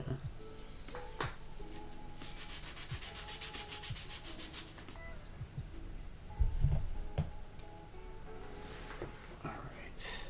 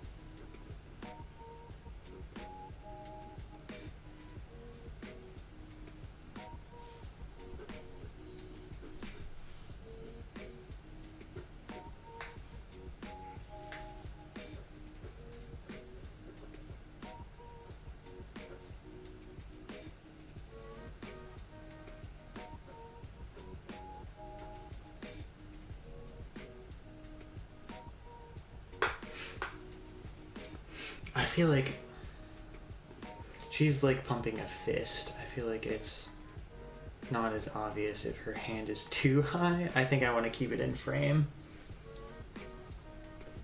So she's not just like... Let me lower that a little bit.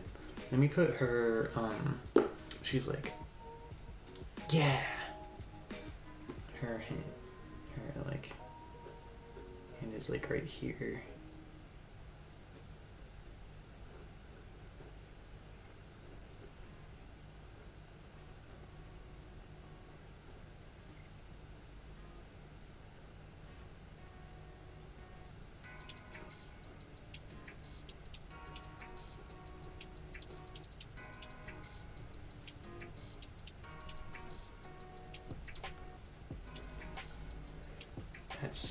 I think that's too big. I think that needs to be a lot smaller.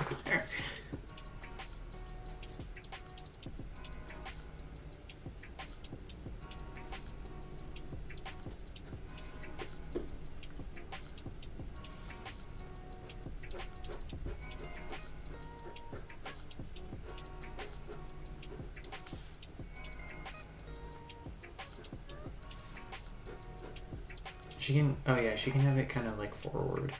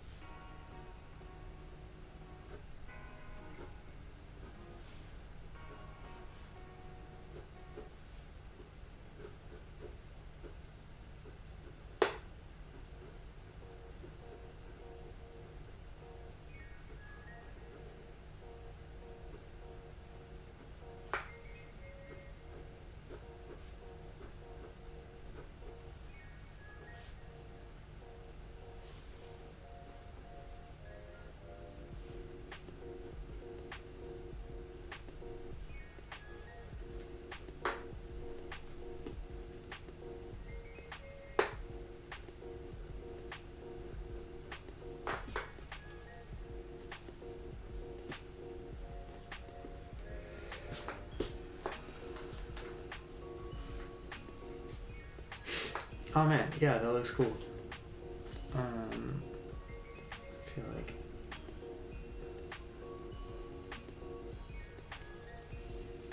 hair bouncing should be more clear.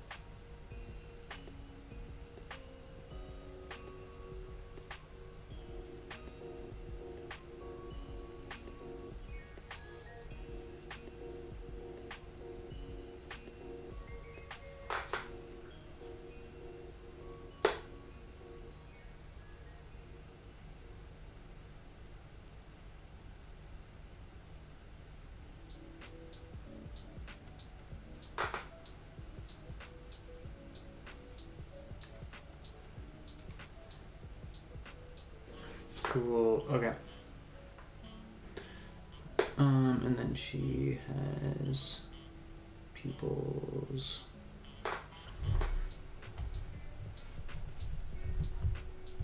She says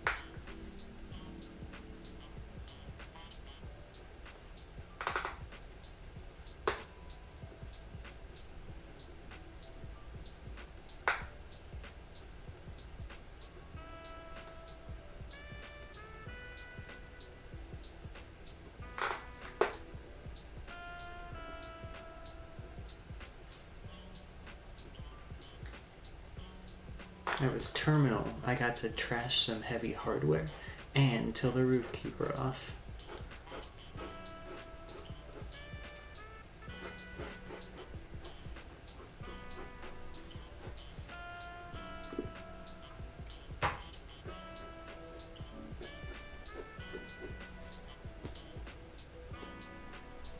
Make sure her arm doesn't look more. It's getting like foreshortened here, but I don't want it to look like not her arm.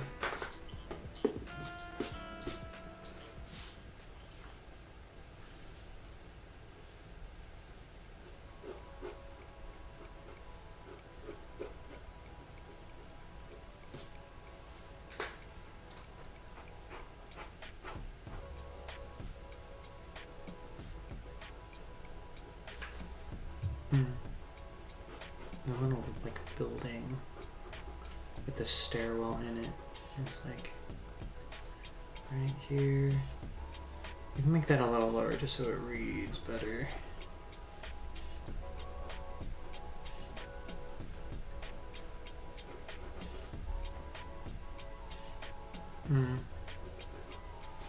There.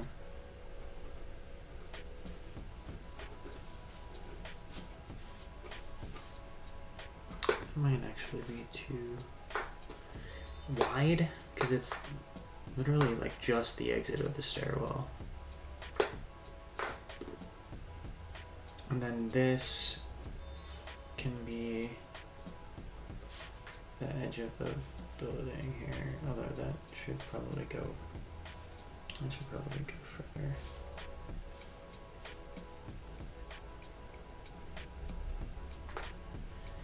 Like that.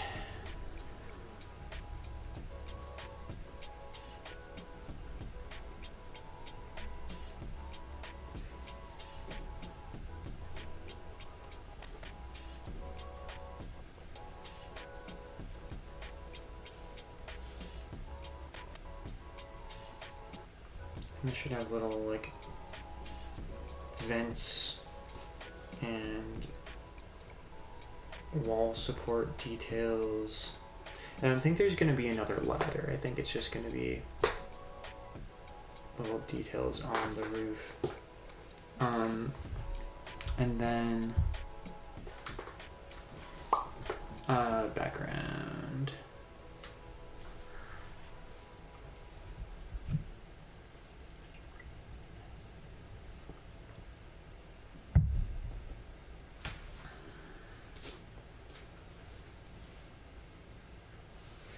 Okay.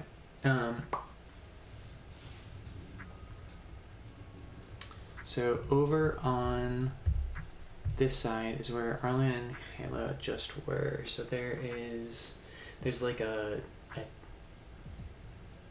tube thing, or like a elevated walkway that goes to another building. So we can make the building that goes to be here.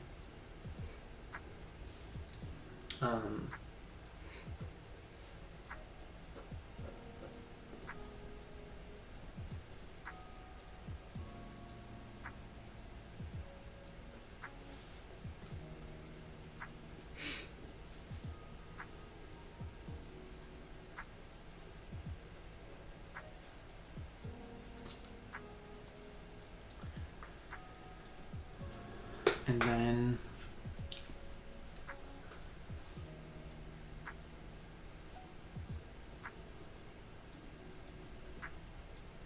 let's do just like a round dark shape over there. And then now we're in the area of where we just did a minute ago up here. So I want this like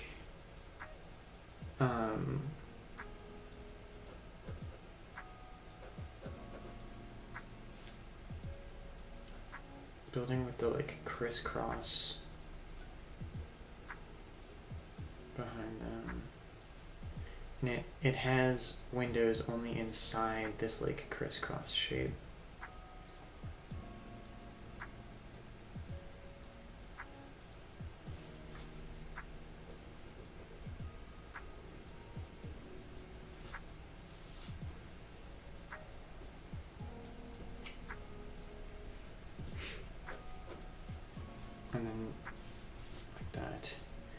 And then behind it, there is this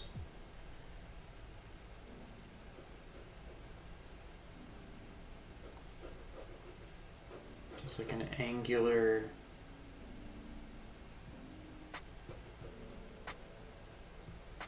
almost like T shape or like hammer shape. And then the windows are only inside the T thing.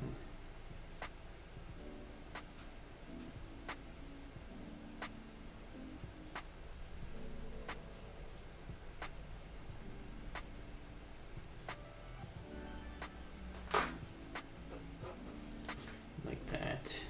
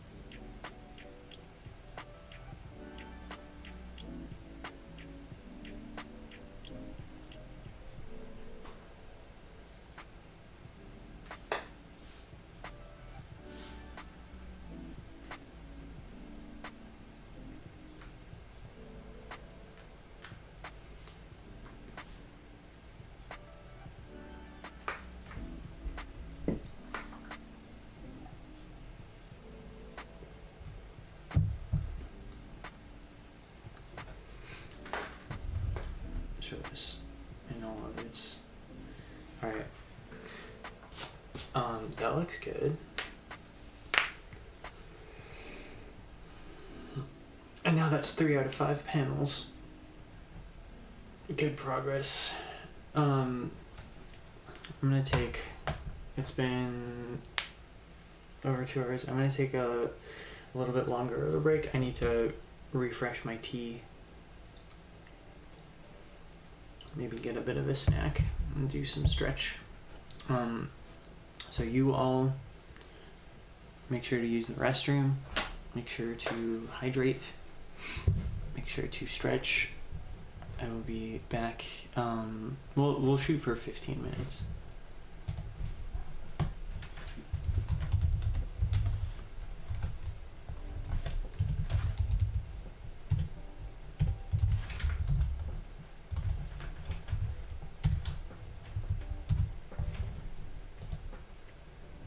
Whoa.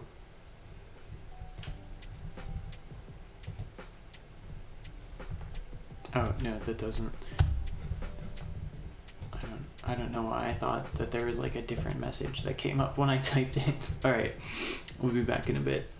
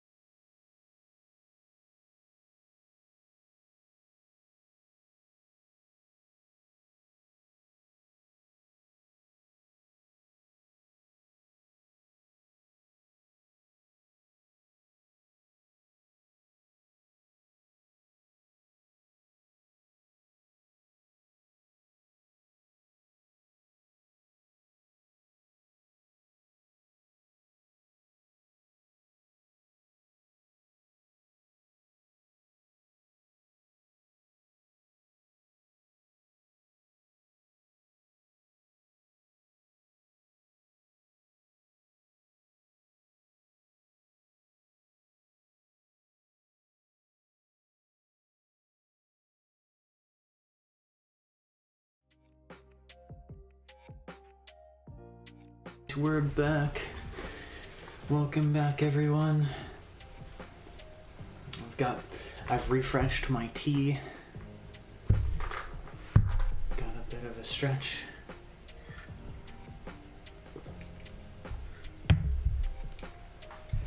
Alright.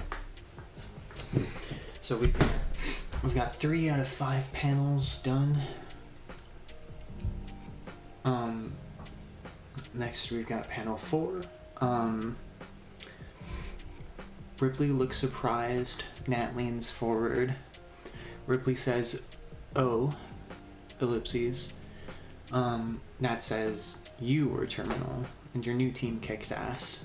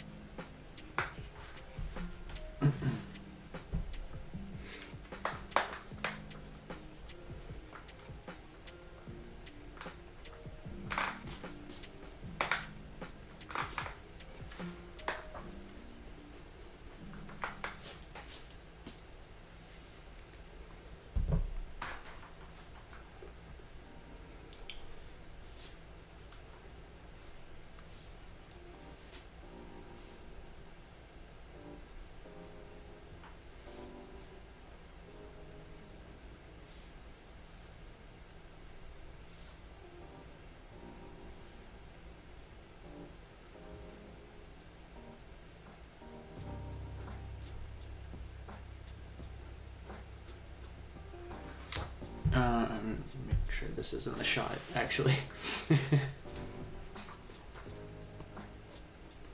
Okay, so I want Ripley here. We're getting like a lot closer.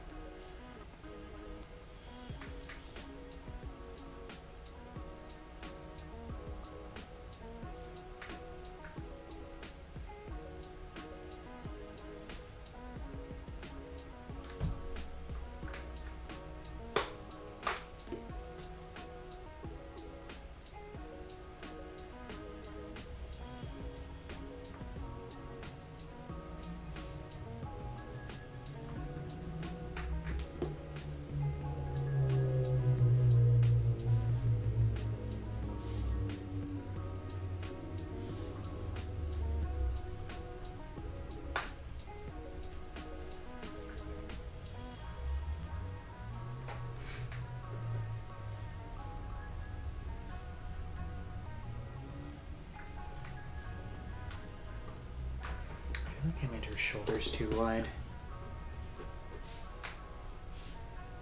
Or maybe just that one shoulder.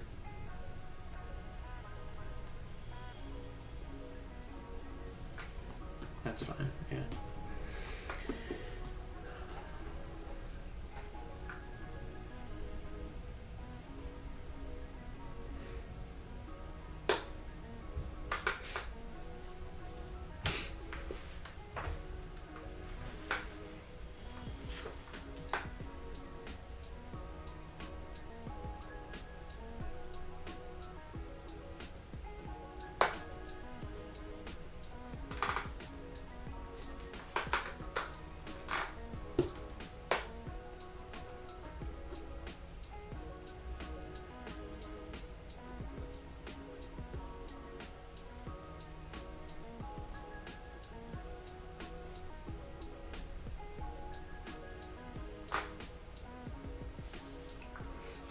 Drawing Nat's nose from the side is really hard. It sort of does... I know very well how it looks from the front, which is like this, but I think it's kind of... It's like upturned.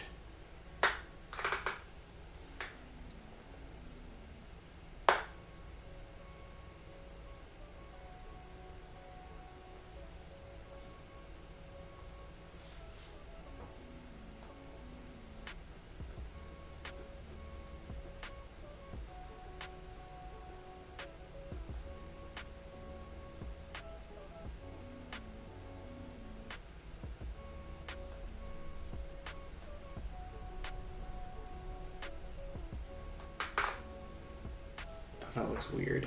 No.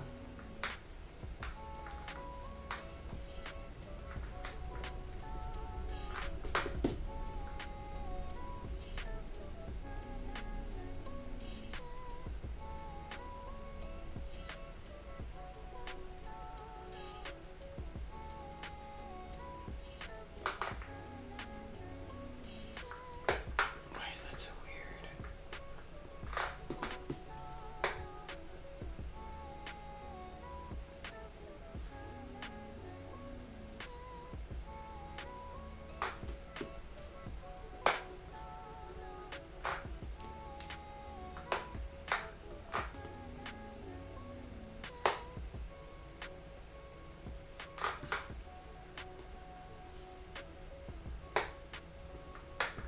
Maybe because her chin isn't low enough?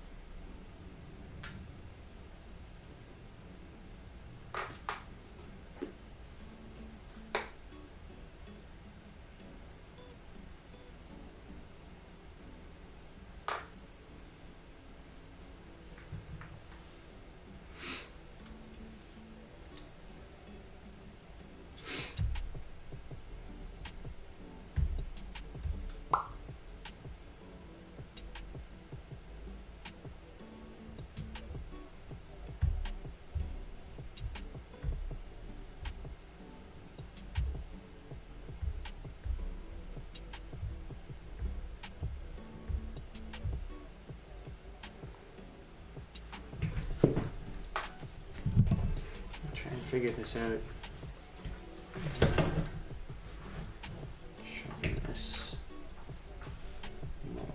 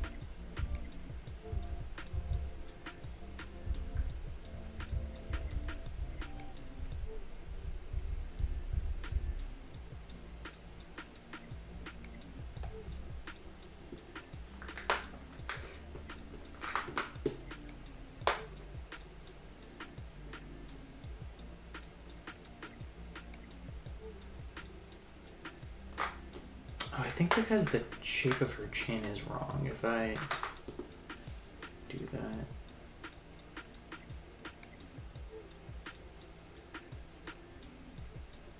We should just see like the edge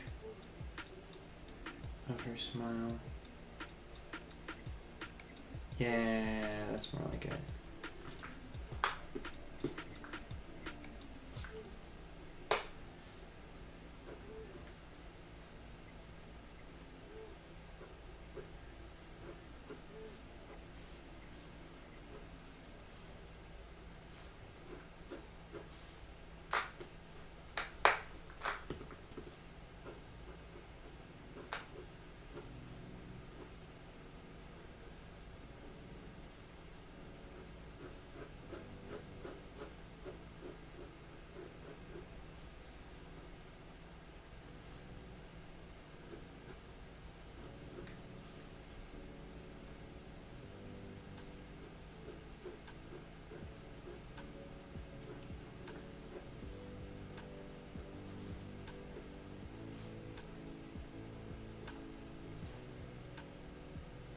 She's like leaning forward.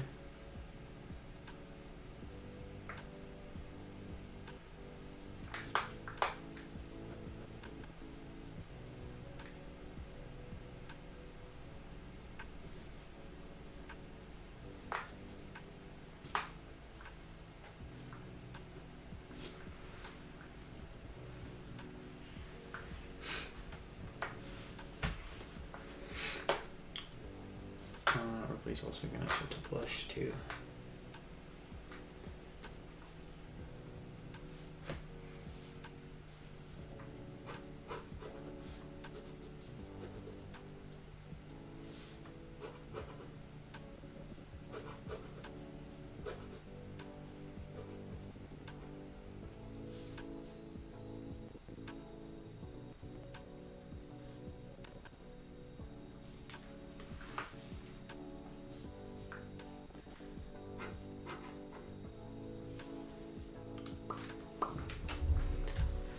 Where,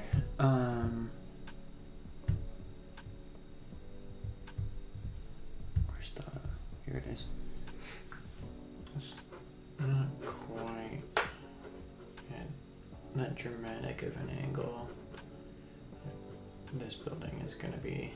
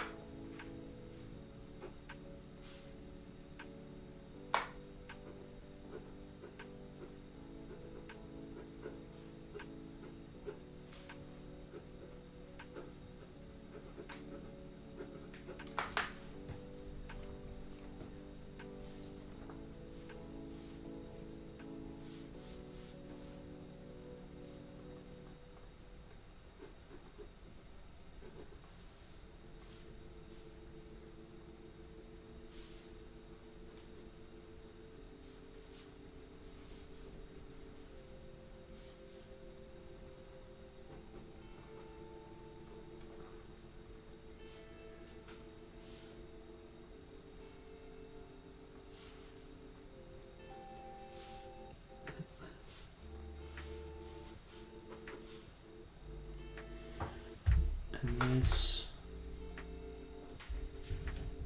Yeah, the stars are mostly behind that.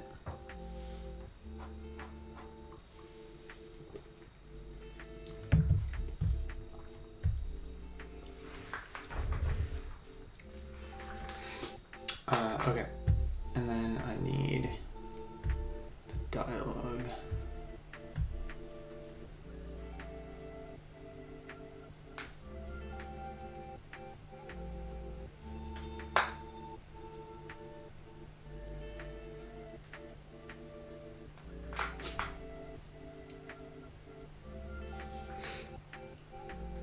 Yeah, we can't forget the rest of these freckles.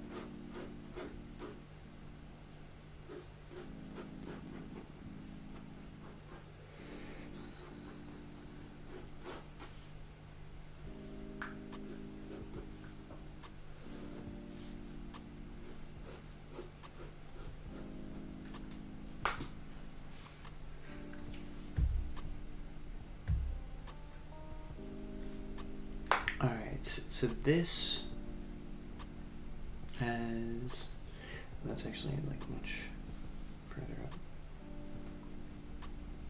There's this trapezoidal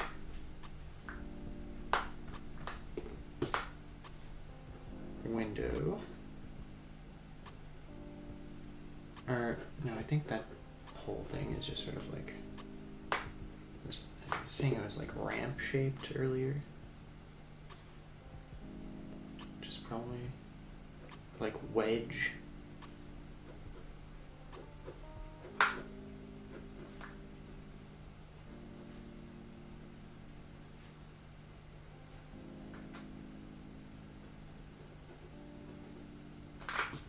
There, yeah. And then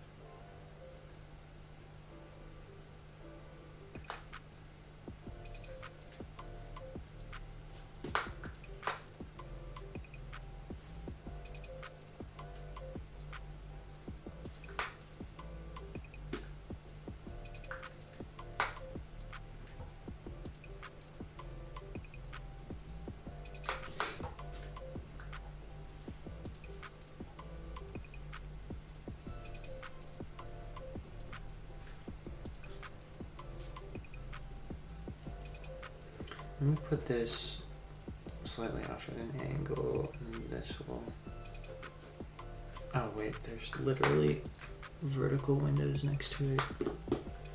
I'm gonna make it so it's got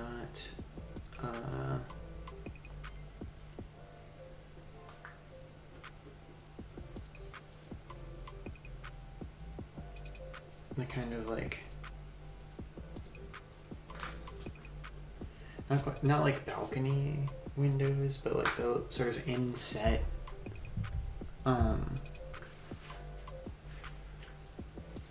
types of things, you know.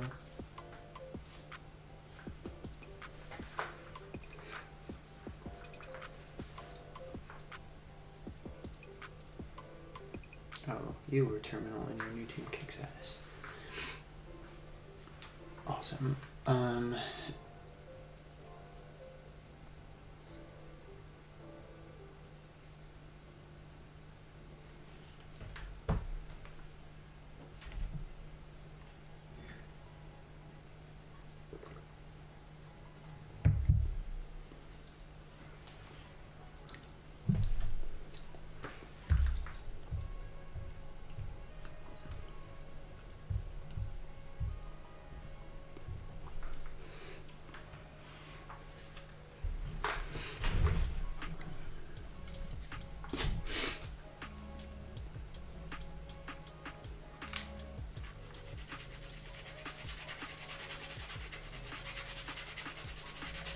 All right, panel 5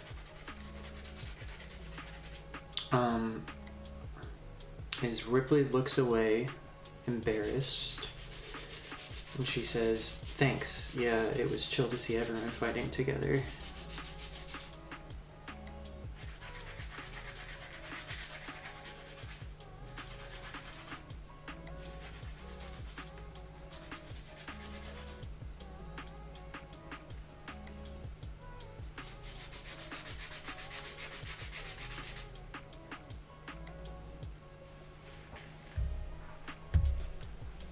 How's that look?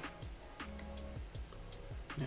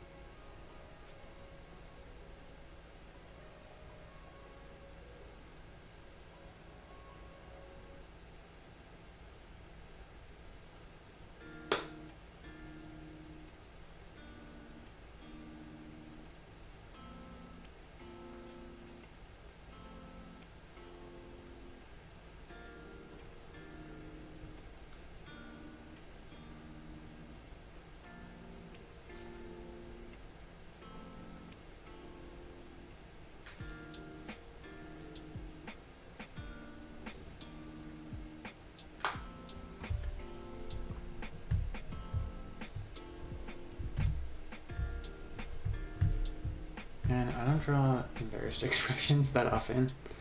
I've literally only done it like once in this entire comic. I'm only in chapter 3 though, so...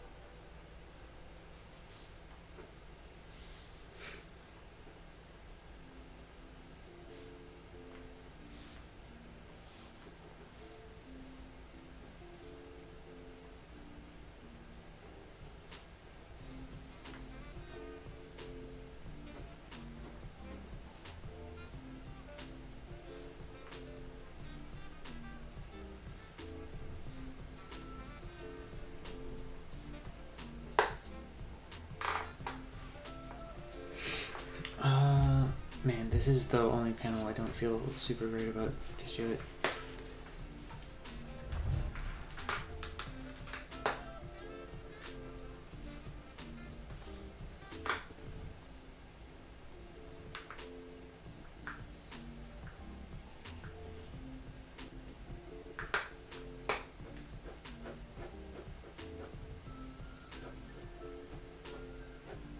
I think it's just the size of her head that is weird. Because this should be a lot more.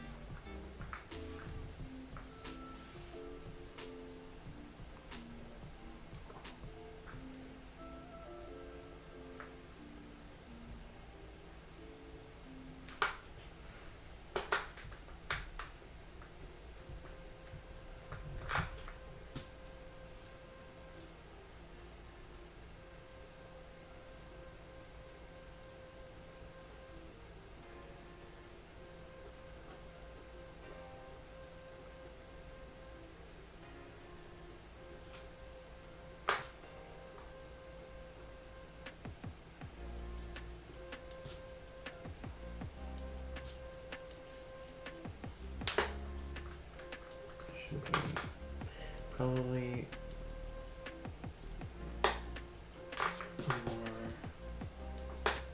angle to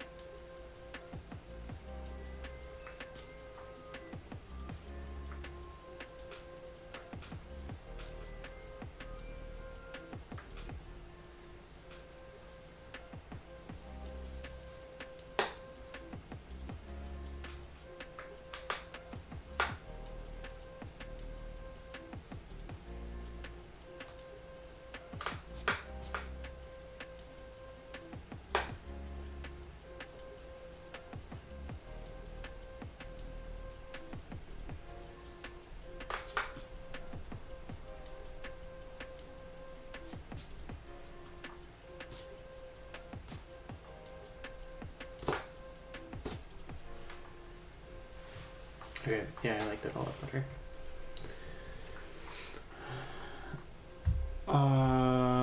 What did she say? She says that's the wrong damn.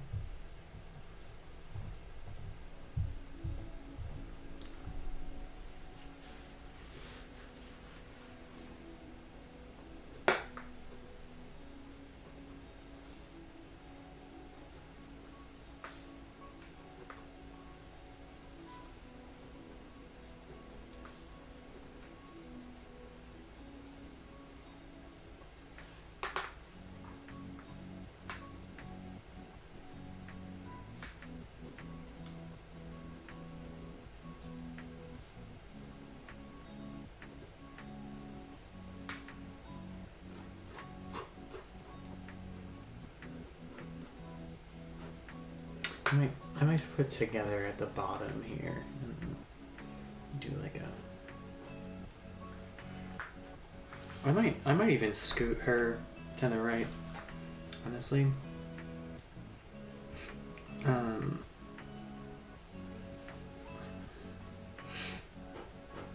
And then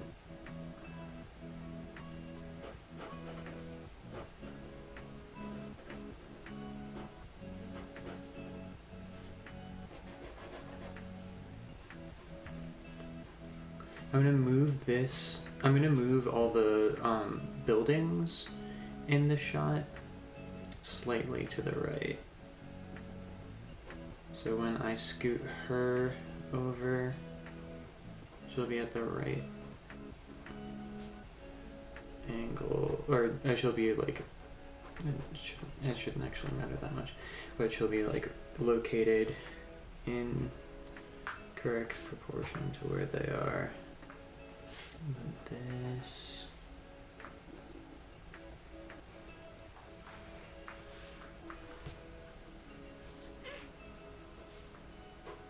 Let me just draw all of this so I don't have to.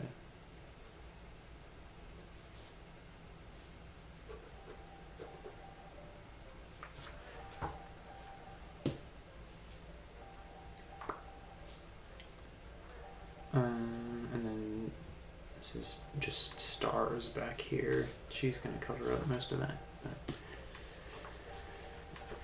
Awesome. Shit. That looks cool. Alright, what did it take us?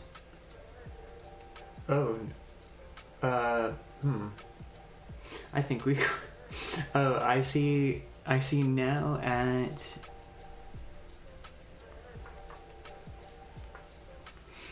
$12:27 we crashed.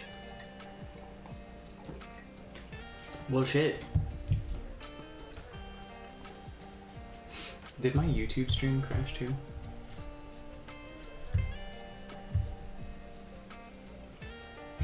Oh dear.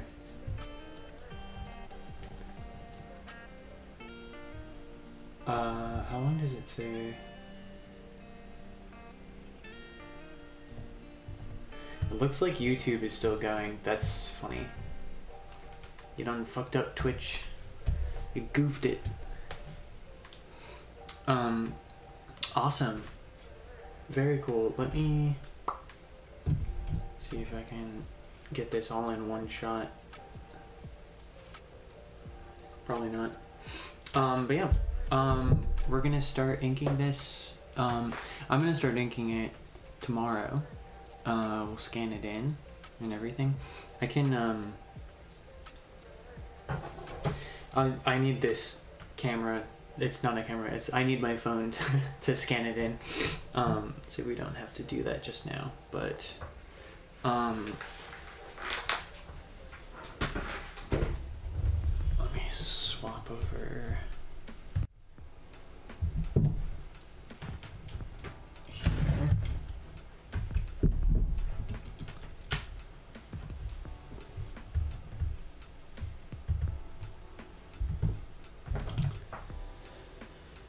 Well, now that we've only been streaming for 9 minutes, what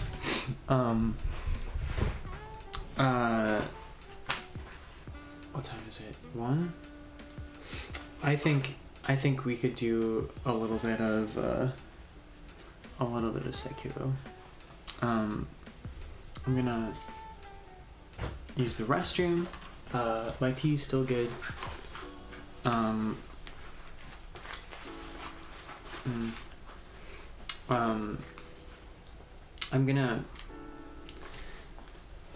I'm realizing I don't have the window capture ready to go, but we'll see. Let me futz with stuff so I don't have to do it when I get back.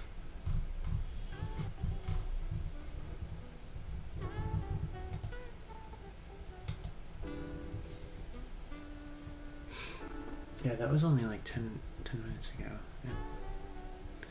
55:27. Yeah.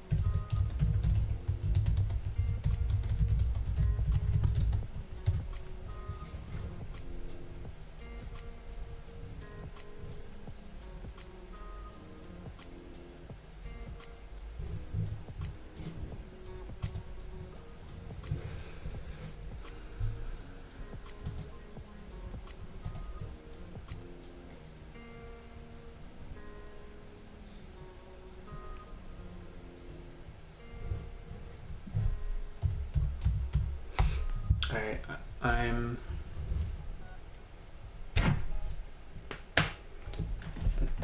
gonna hope that this doesn't cause any issues.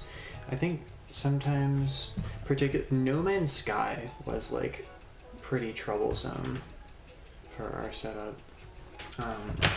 I've changed the like streaming settings since then. So we will see.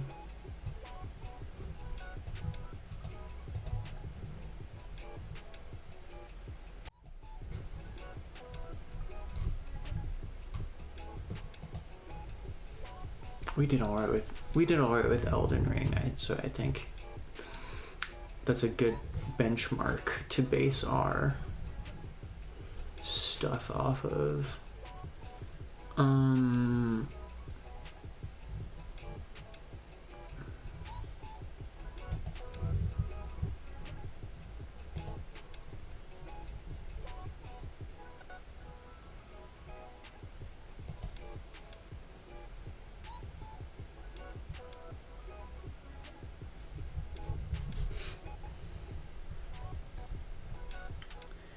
Starting to see some slowdown.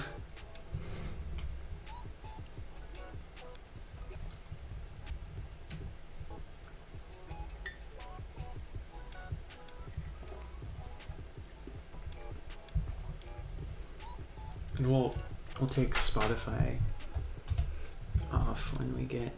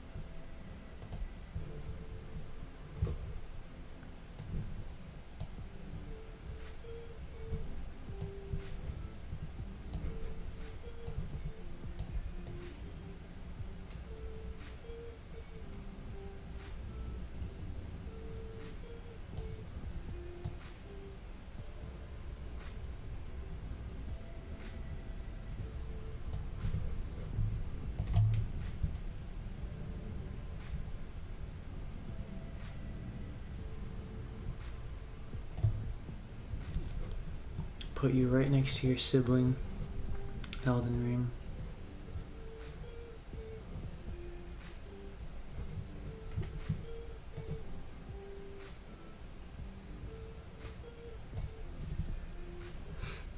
Alright, looks good.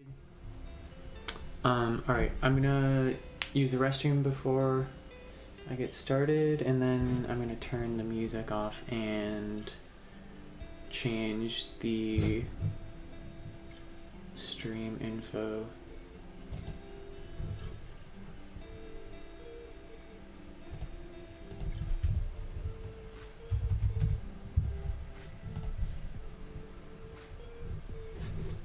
Alright, I'm gonna be back in less than 5 minutes.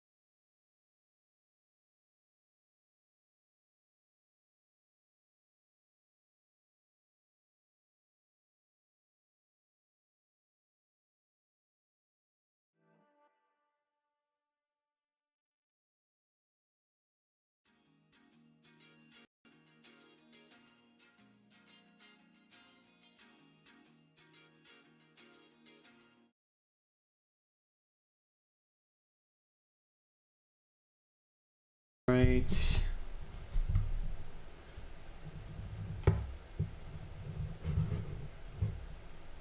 Oh, that's funky. For a brief amount of time, my like music player thing was like just like not. It was like nothing playing. Usually, it just vanishes. It's kind of exciting.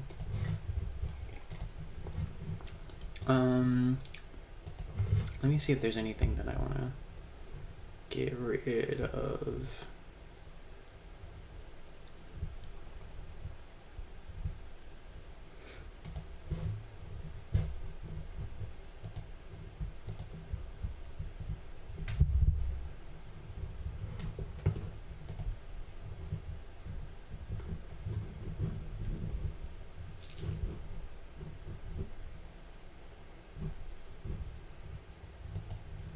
I don't think so.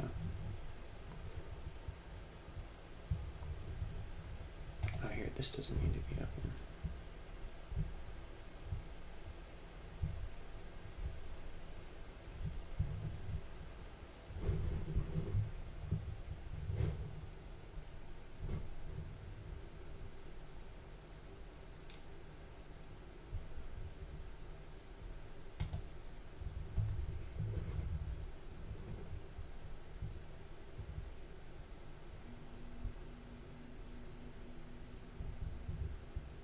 No, thank you, Max from Restream.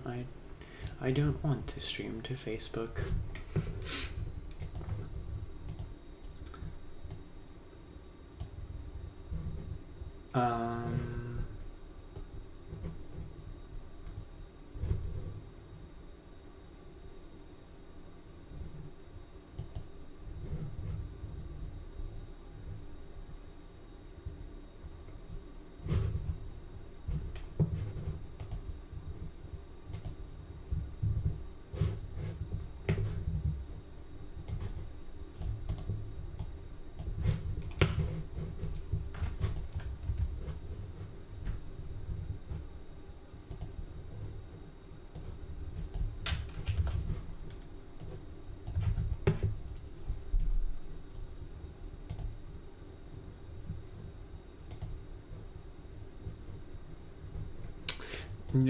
No way that Restream's game selection thing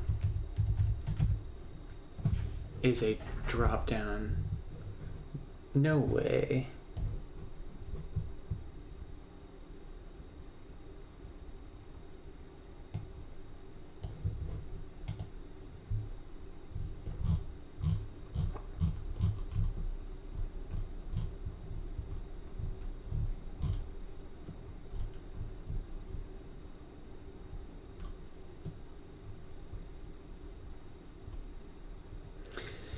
How do you have Star Citizen but not Sekiro? It's messed up, y'all. Incredibly messed up.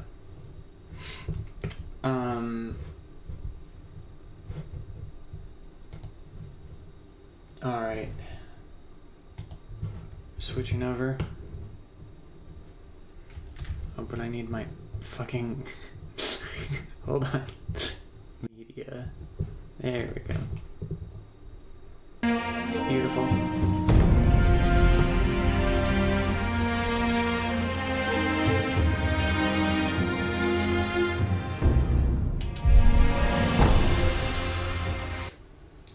Alright, I'm just past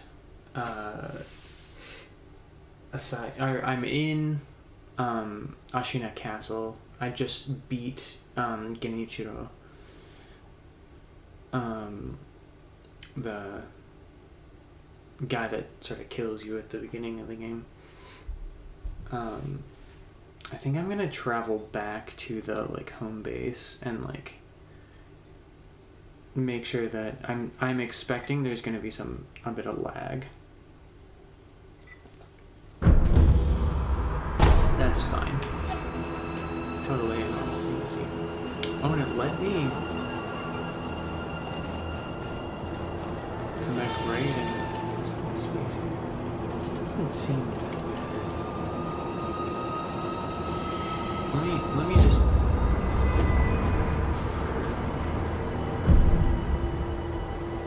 We're at the old grave.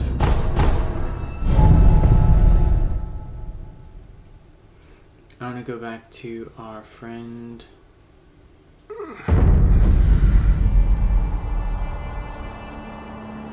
Zombie Man.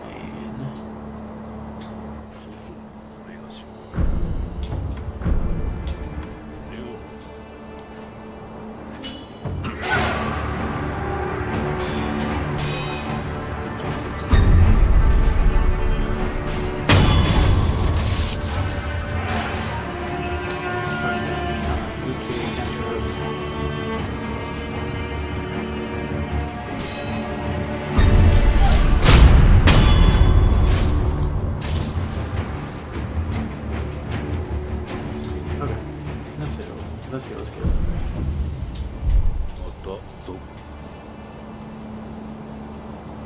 Is Emma still here, or did she completely move to... Yeah, she's completely gone. Okay, cool. I have another thing for you to add to my collection. He's like, I don't... Don't tell me about the fucking story, my dude.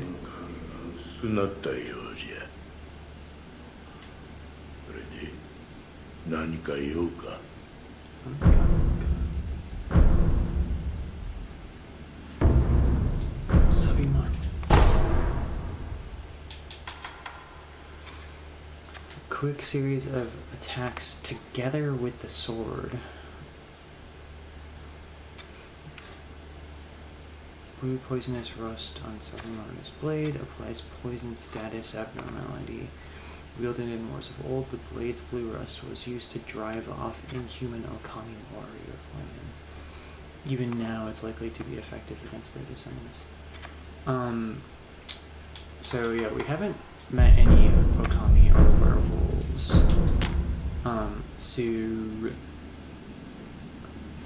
But if we do, rest assured.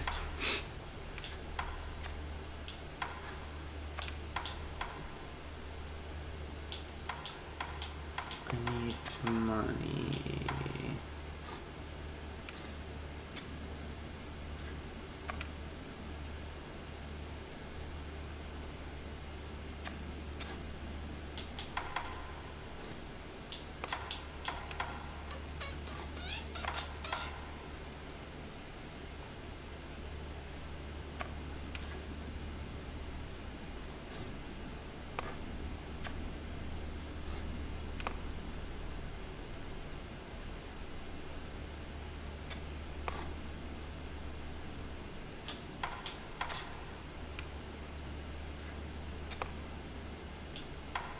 I need 400 for each, so I need about 800.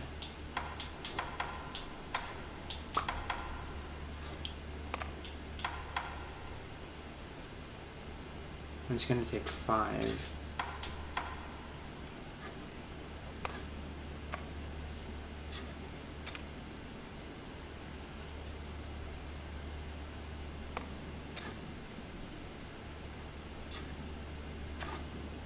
Okay, so we can make large sweeping attacks with the spring load version of the axe. Store energy in the spring mechanism and use its momentum for successive and relentless thrust attacks. So we can do sort of like a charge up followed by a bunch of like cha-cha-cha.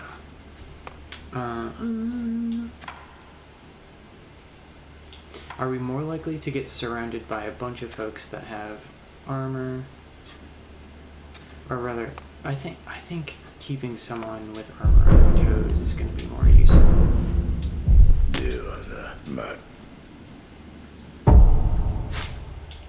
So we want, I think the light coin purses are 100, and I think heavy is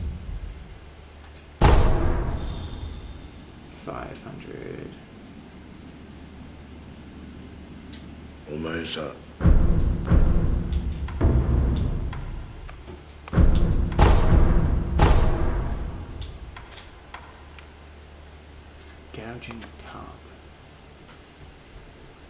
Advanced shuriken that pierces enemies with sharp blades.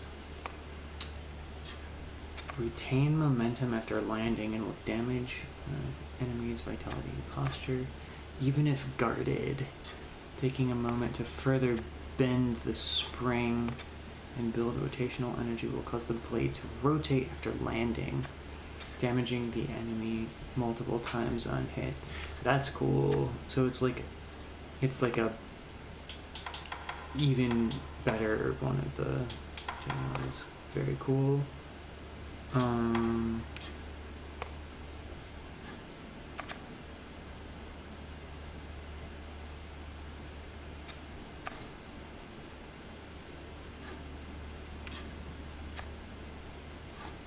Due to the revised mechanism. Oh, I need this ringlet axe for that. Phantom kunai. Oh shit, it's Lady Butterfly's kunai. Fit into the shuriken wheel. Prosperitum creates a special sound when thrown, which causes phantom butterflies to follow the path of the kunai. Phantom butterflies chase after the enemies and inflict damage even when guarded. That's fucking cool. I want that. Aged Feather Mist Raven. See, I wish I knew. I need, I see, I need the kunai to...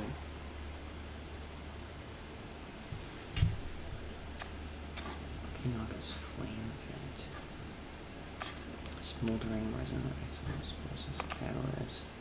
Cause Spirit Embers to use. I needed to upgrade this anyway if I wanted that cool kunai, so that's fine.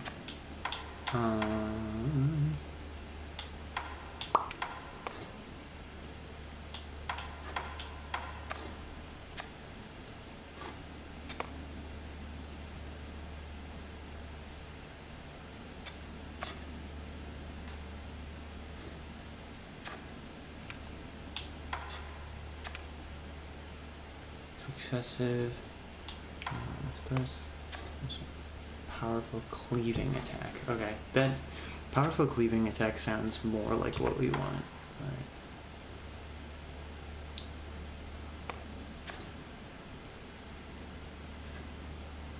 Corkscrew shockwave that gouges and rends as it penetrates. Let's get the gouging top, because that sounds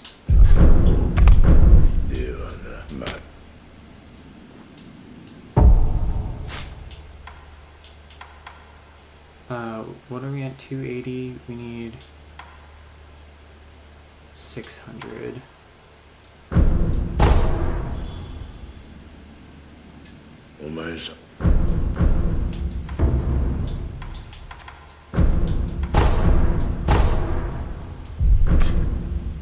Wait. Ooh, I missed. Forgot. Okay, so we're definitely gonna get a few more prosthetic tools, which is cool. Oh yeah, I forgot.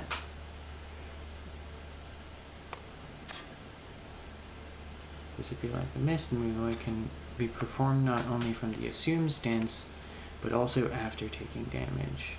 Slight notches in the tips of the feathers give the appearance of an old mist raven. They are there to allow one to dissolve into the mist even more easily. Graded feather, mist raven. Crimson feathers.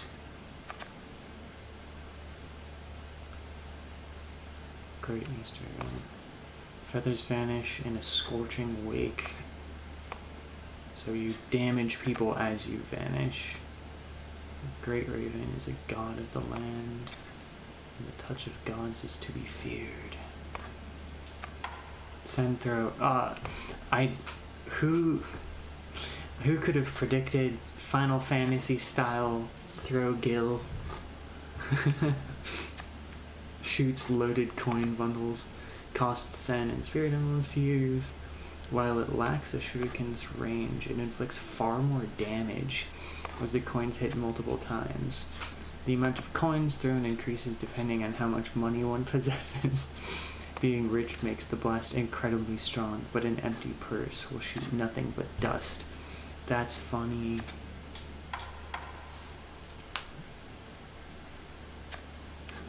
Okay, so Sabimono can cut even through their guard.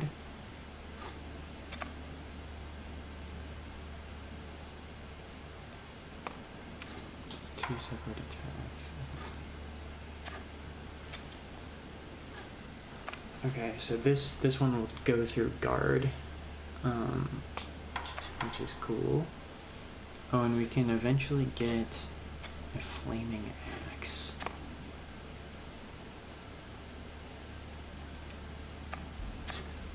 Hitting the sparking percussion hammer causes a violent eruption of flames and increases the effective area of the attack. This is both firearm and heavy axe. Holy shit.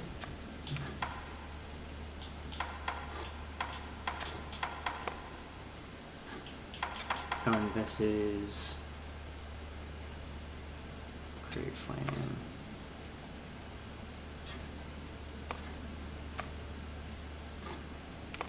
That's cool. Dear Matt. Okay.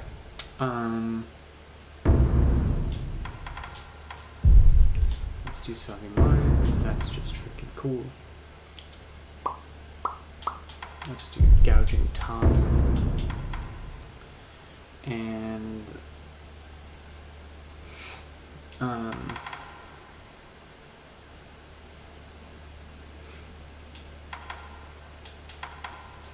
for now we'll keep the Loaded Spear. And I don't aim. Actually no, let's do Flame Vent because if we notice that we are using that we're seeing enemies, we can switch to that. I think that would be good. Let me also switch these two because it's been bugging me.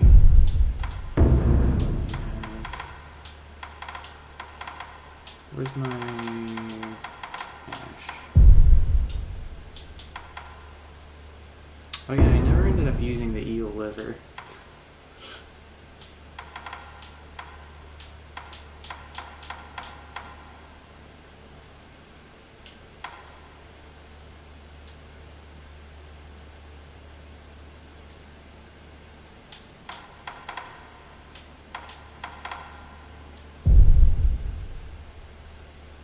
I'll just have the homeward idle for now, so I don't accidentally use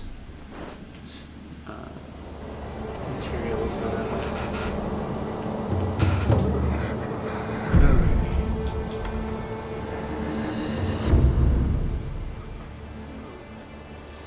Oh, and that's in my. That's cool.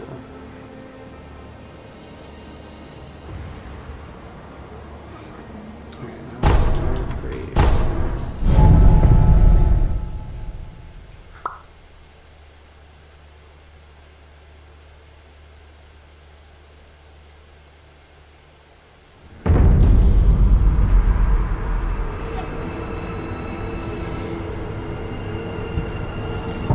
I love so much that you can pause this game. It really makes like a huge difference.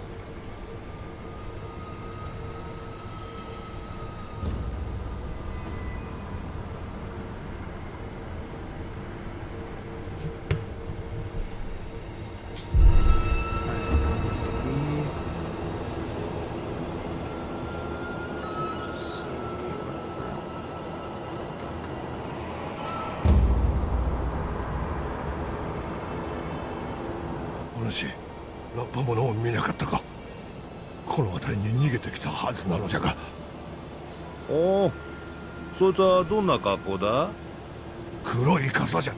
黒傘の小男じゃ。だがこの辺りを通ったことがなかったな。タヌキか。あるいは無事なか何かと見間違えたんじゃねえのかい？もうよいわ。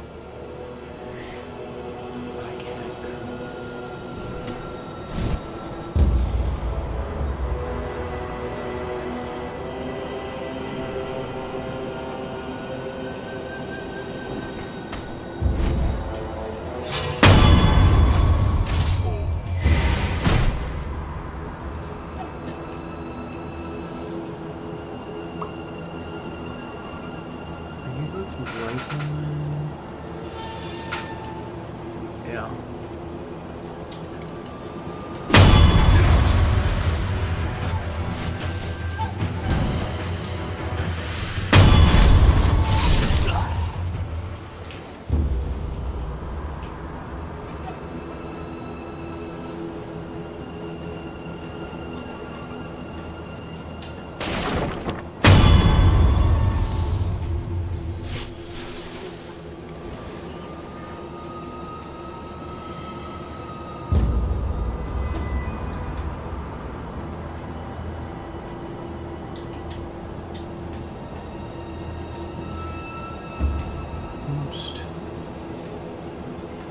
What is that? Are you an assassin?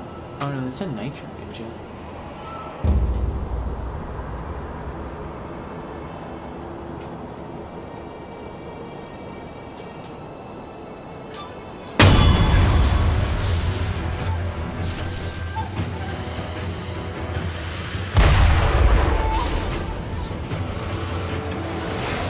Didn't see anything.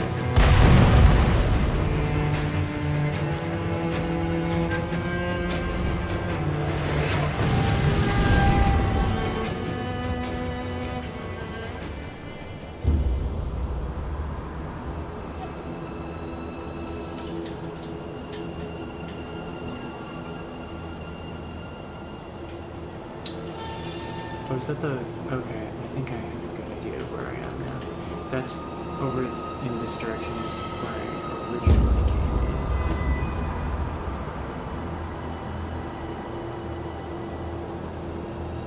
This is gonna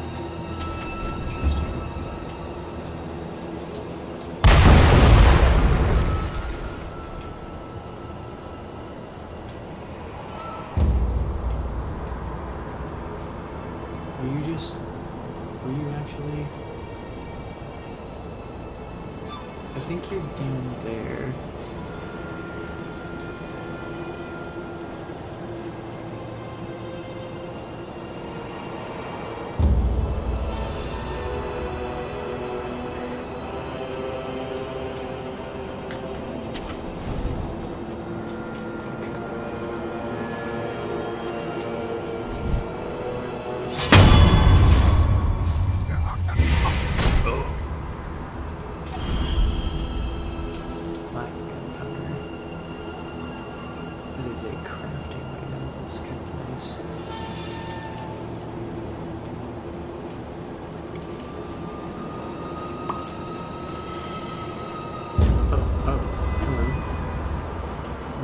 Just looking at the...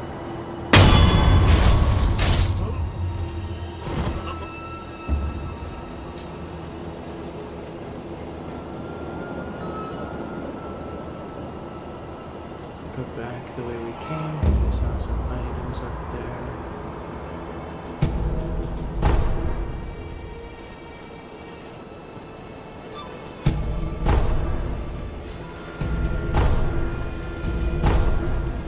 I feel like that was designed to... This is it's just...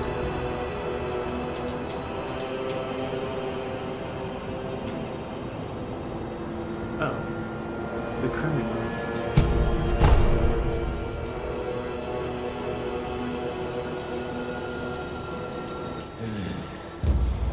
だからせつったんだけどな。まったくしつこくって嫌になるぜ。めんどくせえ。おめえはヨタカの衆か。まあそうだろうな。風情が違う。だがどうやら同業。俺は黒笠の虫な。おめえは My name is so cute. あいつの There's one guy that calls me that. Everyone else just 手 calls に me. 仏頂面の忍びアシナの連中も外で騒いでな。まったくいい日だね。まあそんなところだ。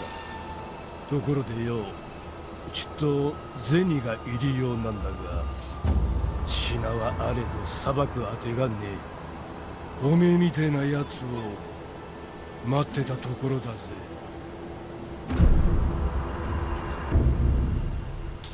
Bite down. Secret shinobi drug? Oh, hell yeah. Blue in color. When times call for death by one's own hand, samurai turn their swords on themselves as a matter of pride. While shinobi demand a swifter means. Ooh, this is like... It's like the poison tooth spy thing. Simply crush in the back teeth to die, nothing more is required.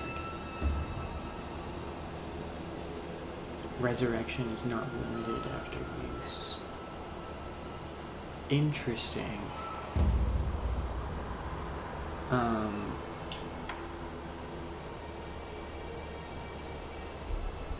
Halves max vitality and posture, while granting a large attack power boost.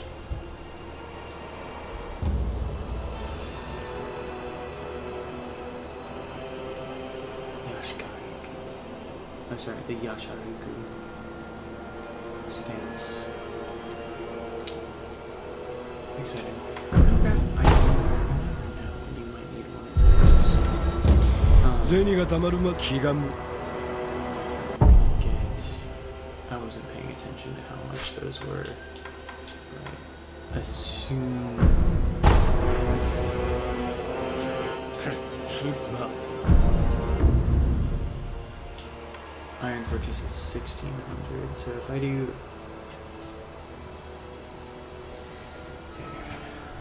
Technique was served shinobi is now found the earth in battle. Leap towards an opponent who has exposed himself in midair and strike, killing him before he hits the ground. So, okay, so if someone is in the air, I can just like jump at them and then death blow them. 69. Nice. Okay. And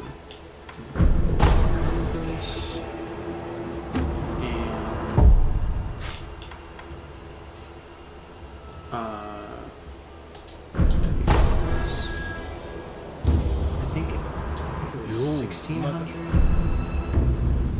for Iron Fortress and one. あばよ。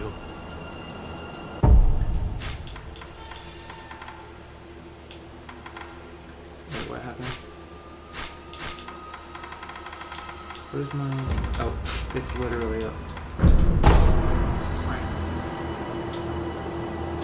ようまた An iron fan.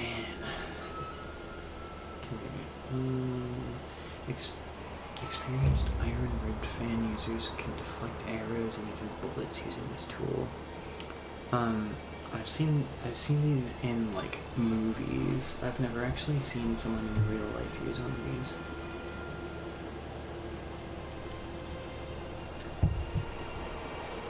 I guess they don't have a lot of use outside of deflecting arrows.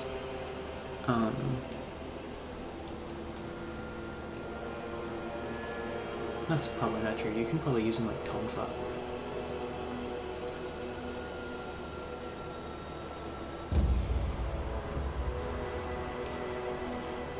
Wouldn't be surprising if the next owner decided its weight wasn't practical. Huh.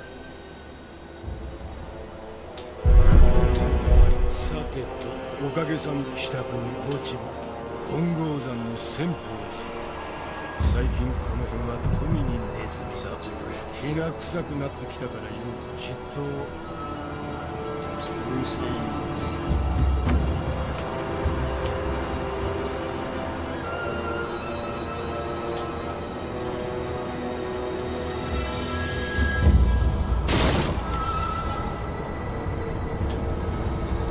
Grab me some iron veins.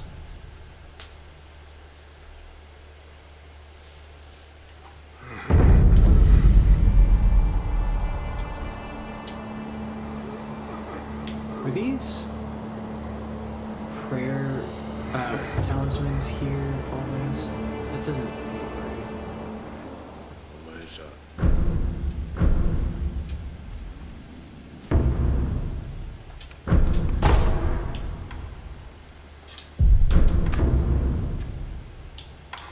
Okay, I've unlocked some of the things. Magnet. Magnetic mechanism.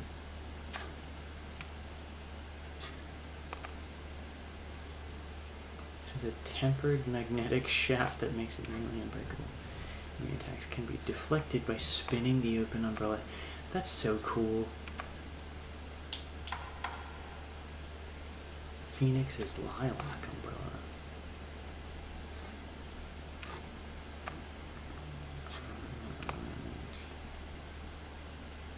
Blessings of the Phoenix fill the umbrella, preventing damage from apparition techniques. That's cool.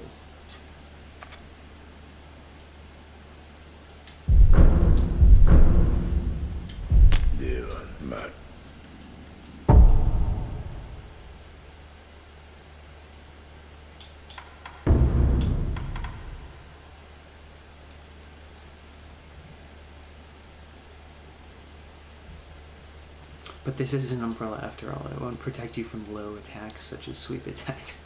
That's fair.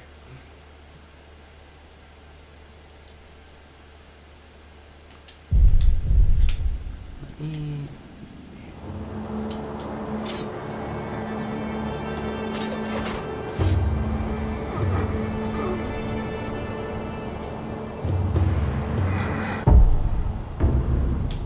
I can see a lot more use cases of the umbrella.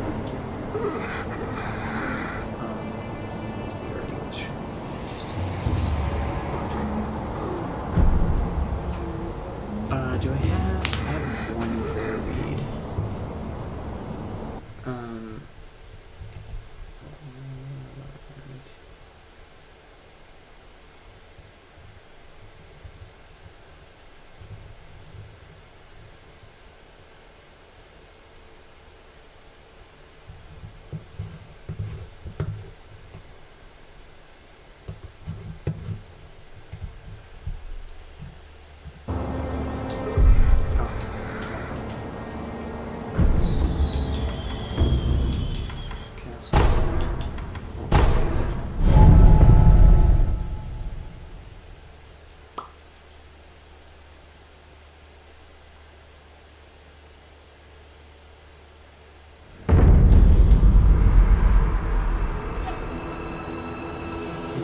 I remember I opened this.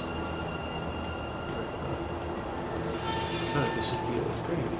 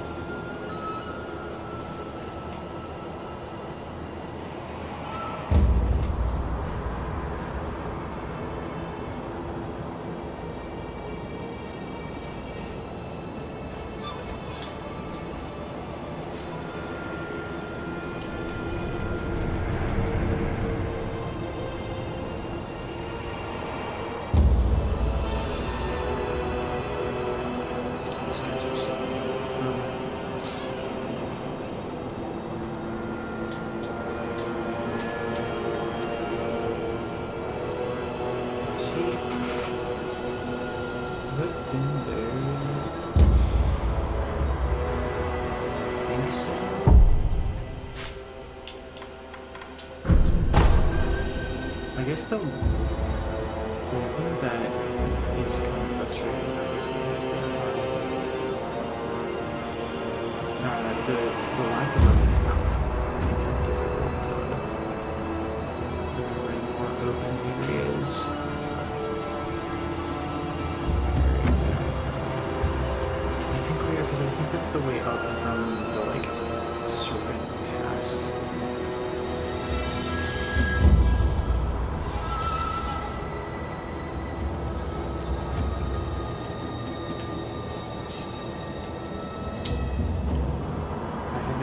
This telescope would see.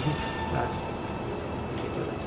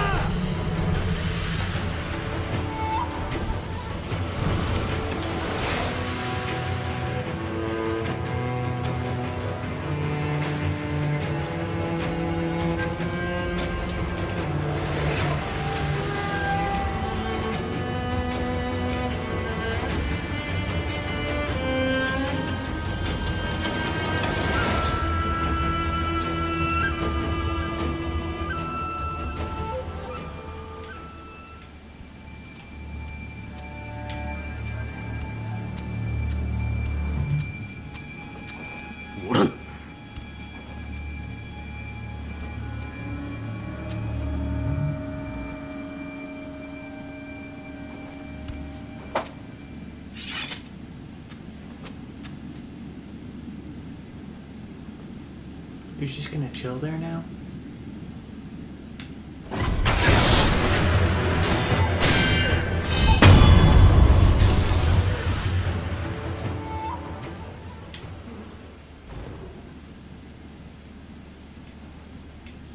Do you have friends? Yeah, you have friends.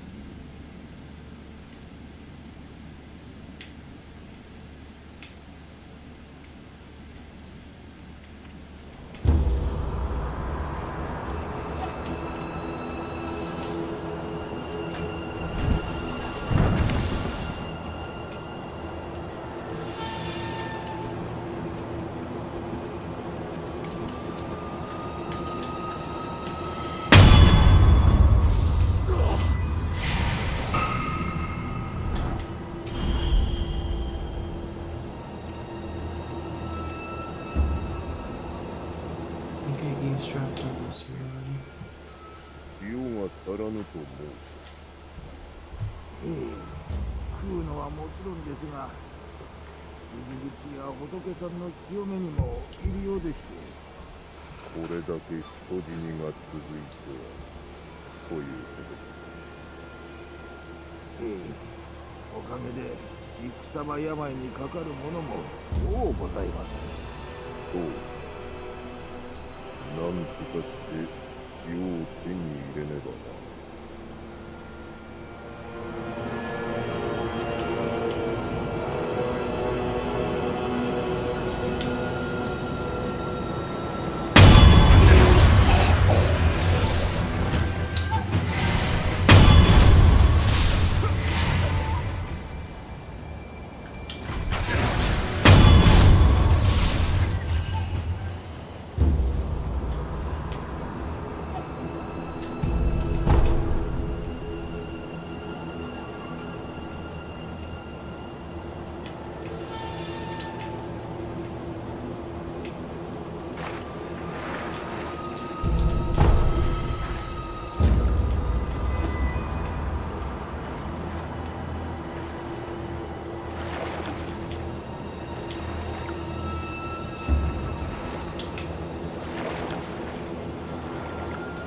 They do such a good job of making the water seem gross.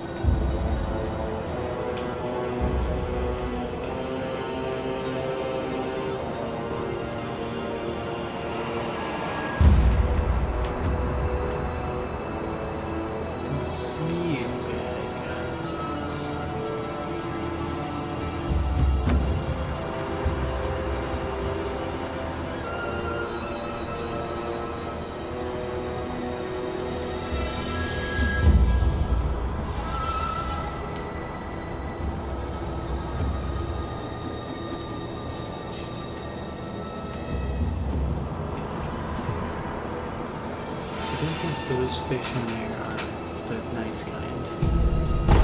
Those are the... Oh, that was 2 scorpions.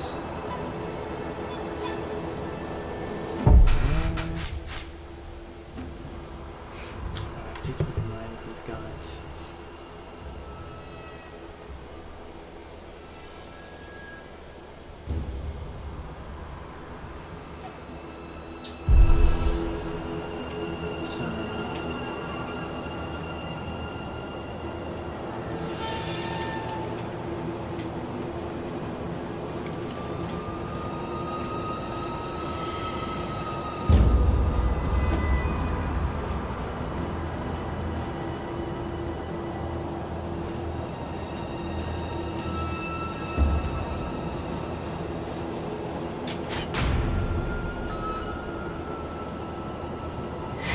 Is that a ninja?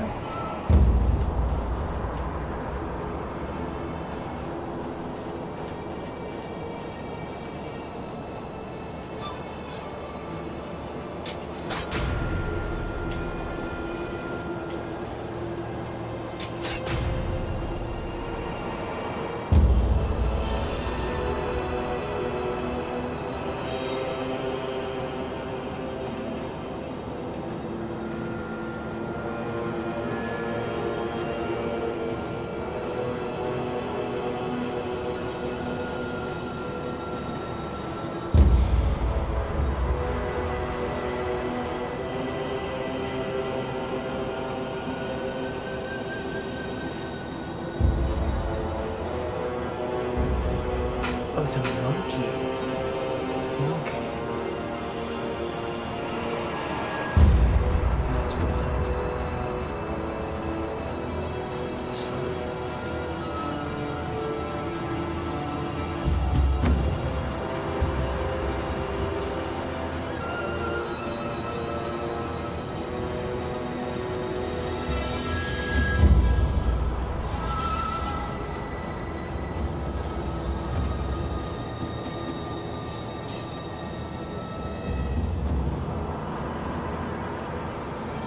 Can't tell if it's people.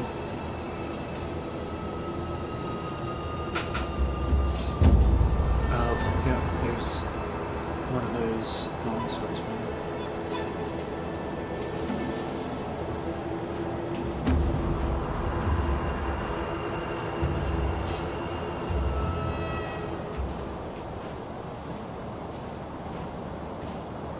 Gotta case the joint first.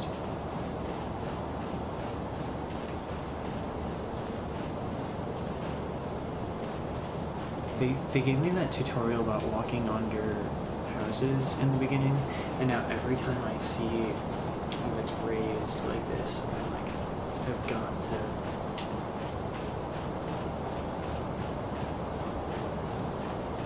check and see if I can walk under it before...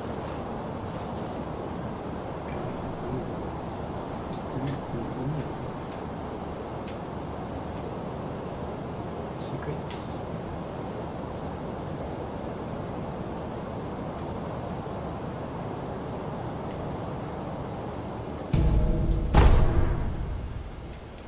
I could have sworn that was going to be an ambush. Oh, it's a tango. Oh, I should have. Hey, buddy. All secure.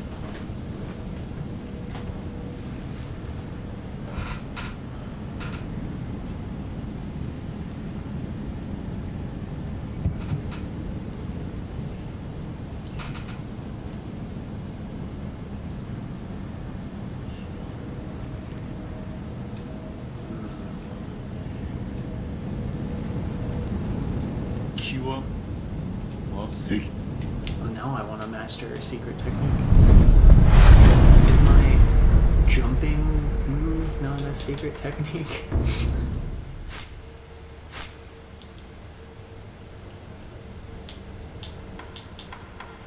I wonder if the ones at the end are secret.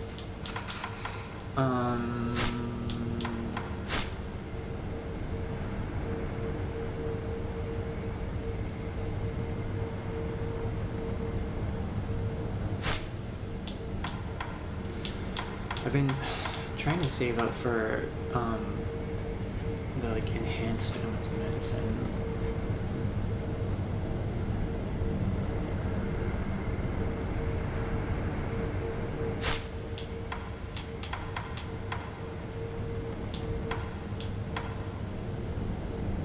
Or should we revise?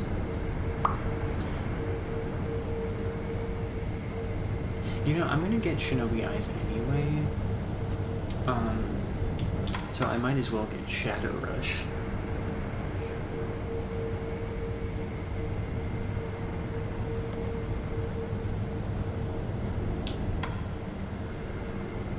And I do want better combat arts. Okay, yeah, it's decided. I should.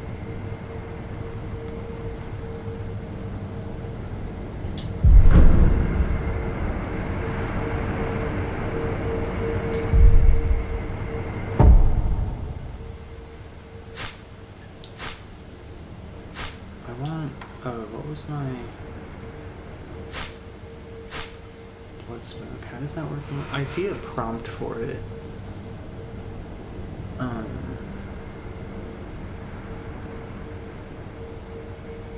Because it doesn't happen when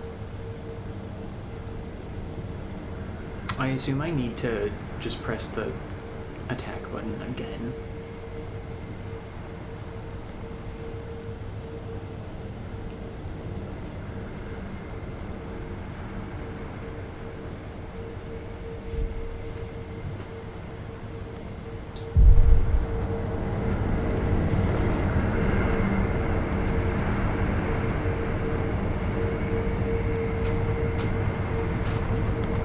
Is this wonderful? This is the great surge.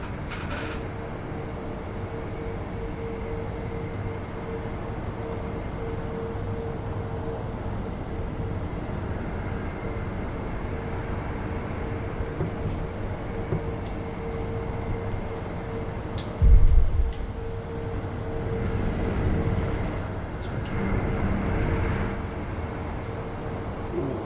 Okay. Is there anything? No. Grapple. Oh my.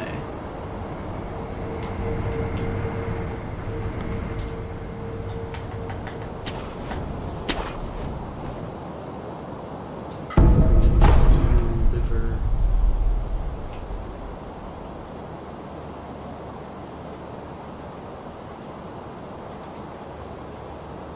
I feel like this is prime snake territory.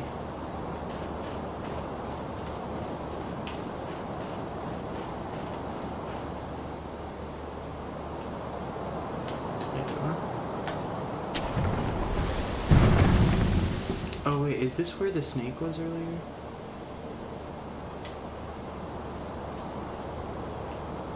No, I want to commune with this thing first.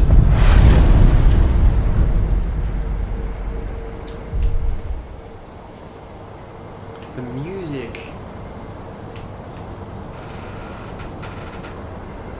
here is really interesting because it sounds like there's some sort of machine nearby. Here's the restroom.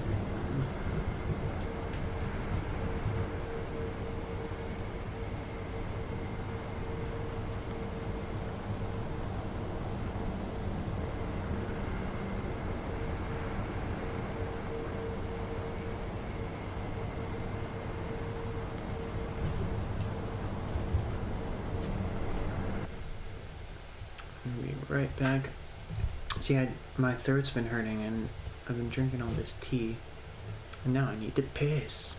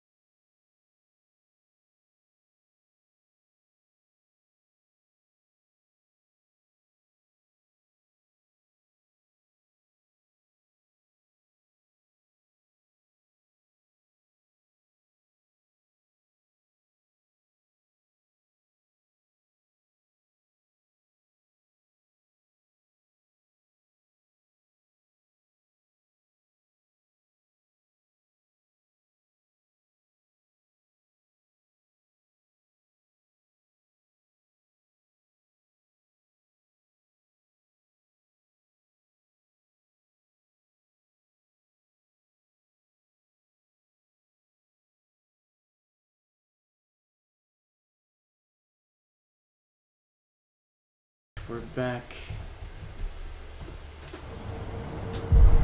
Let's see here.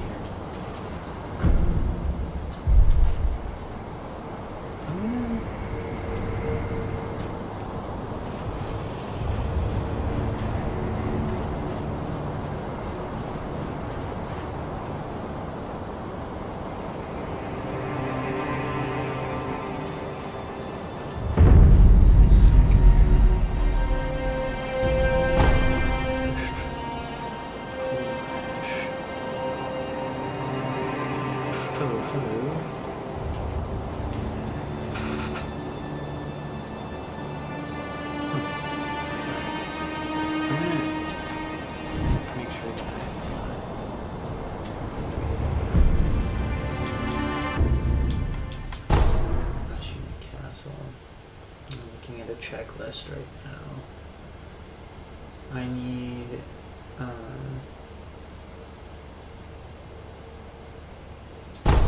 should do this.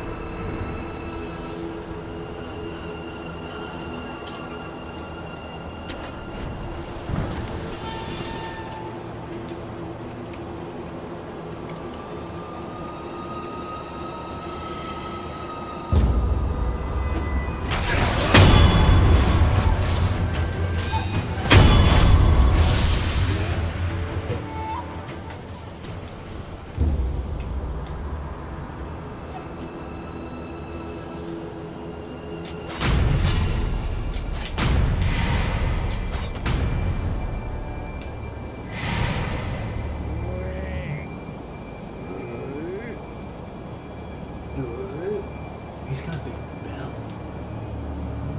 I wonder if that makes noise, or does he trap people in it?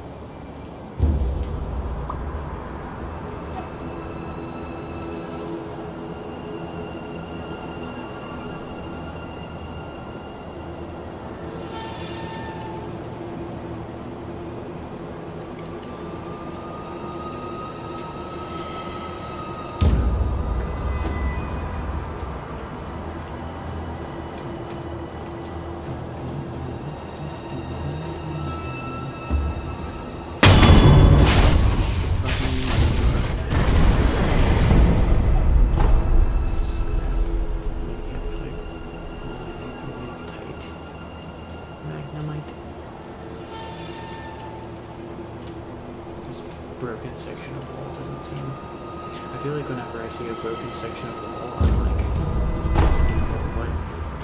what secret entrance is it?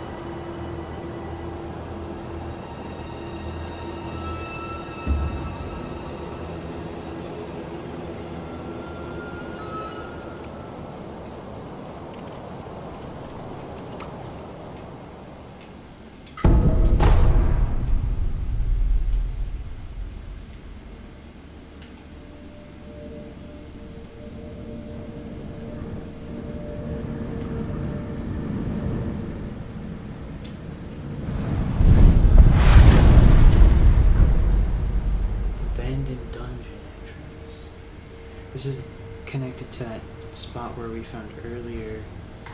I forget where that was actually.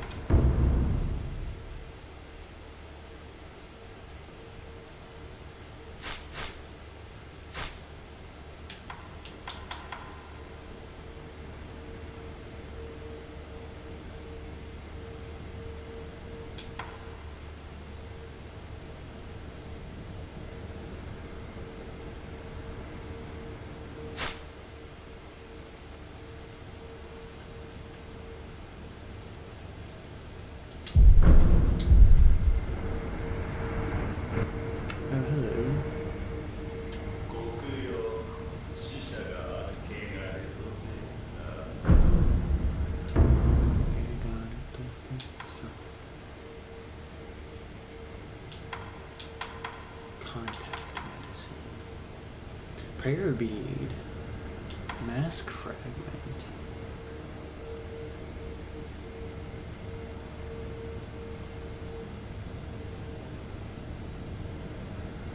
original must have been broken into several pieces, and the fragment appears to be a decoration at the top of the mask. What is that? I want that. I want that too.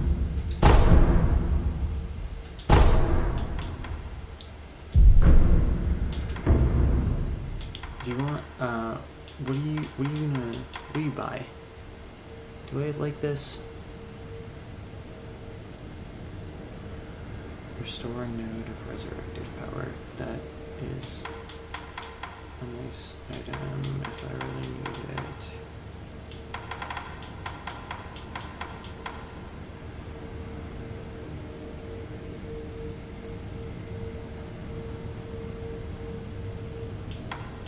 This is instant.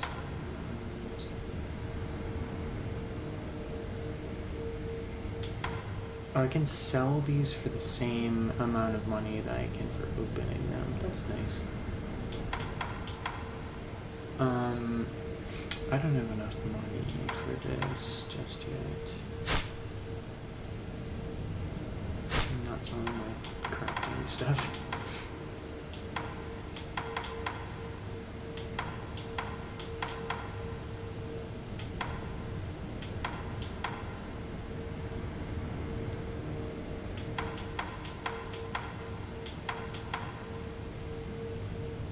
I can surely part with 10 of my ash.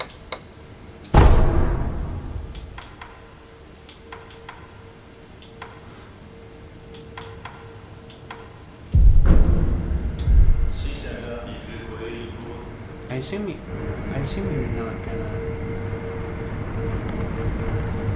go missing somewhere. So I can come back for the, particularly the prayer feed when I need it, because I only have like one right now.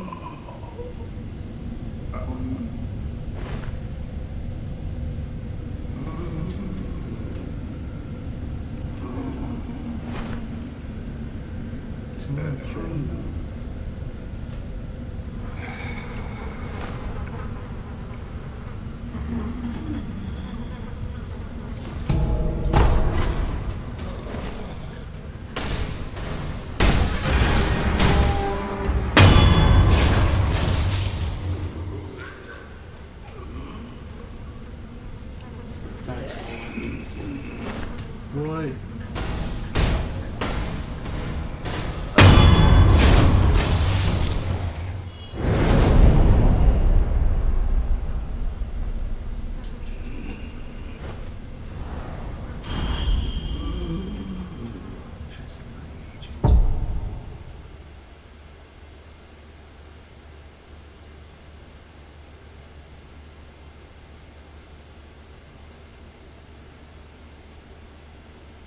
Crickets. Oh, those are. Okay.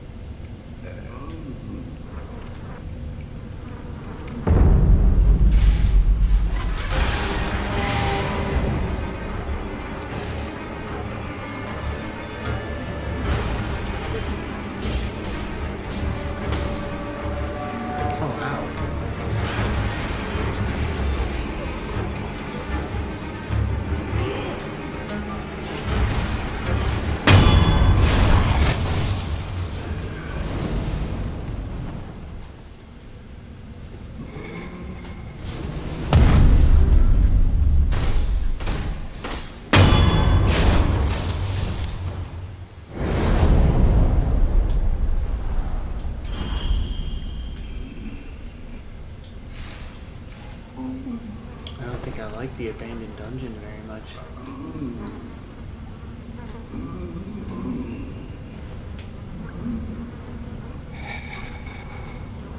The fact that some of them sound like they're gonna get up is wild.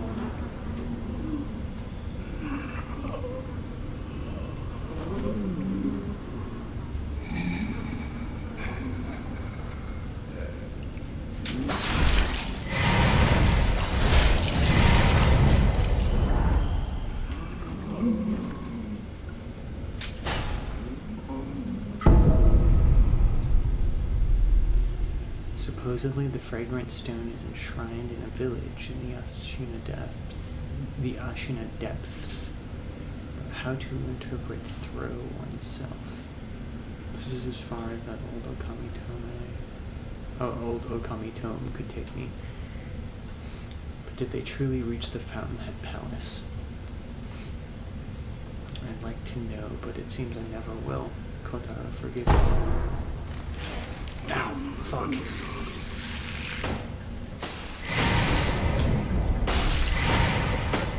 Thought I killed all the crickets.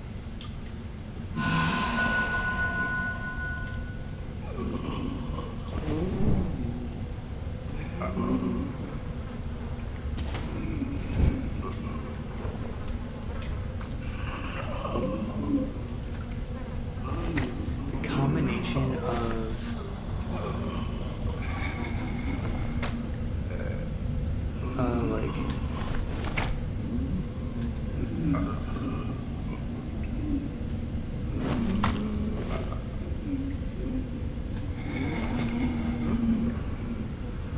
of the like small enemies like the crickets and the like zombies is like a very terrible one.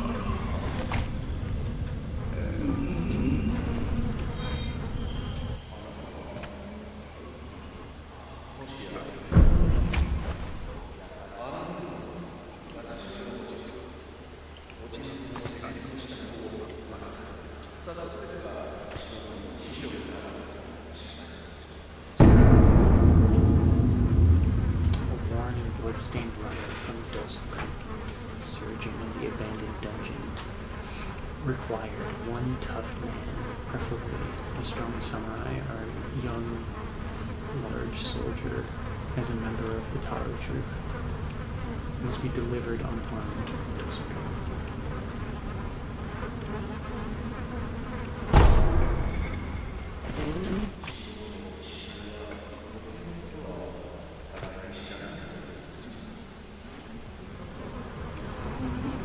Me to procure a man. How do I bring a man?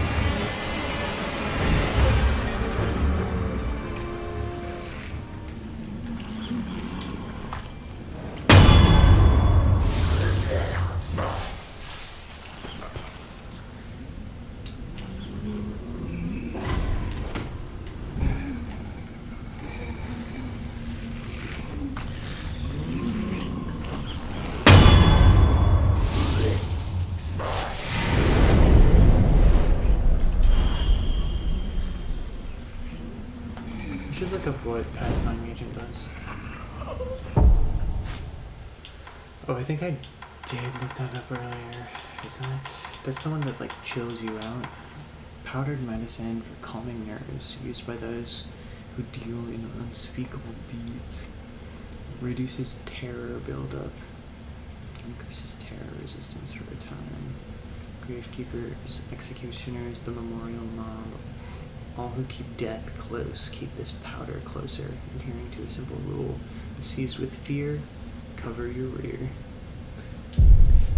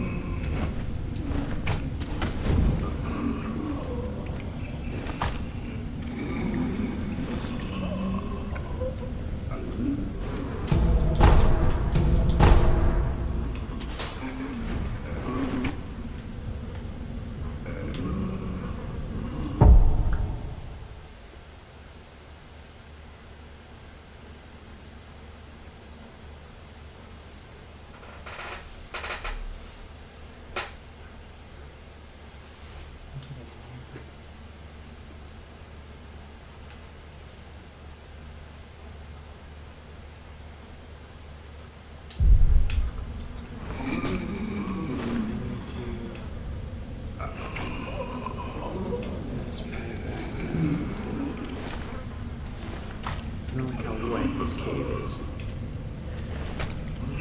Assume I can sneak up on this guy. Oh. Is that...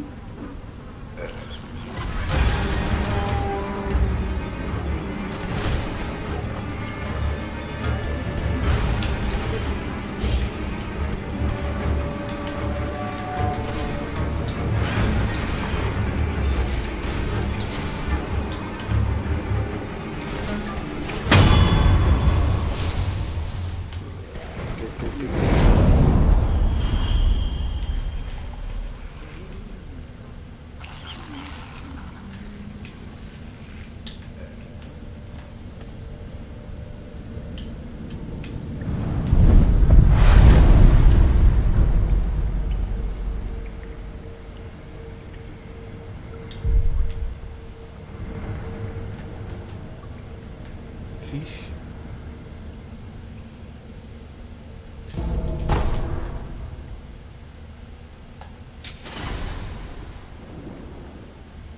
Is that a fun? No, that's the bad kind of fish.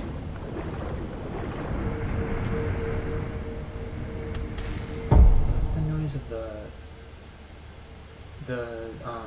sculptor's idols that makes that sort of like humming noise. Okay.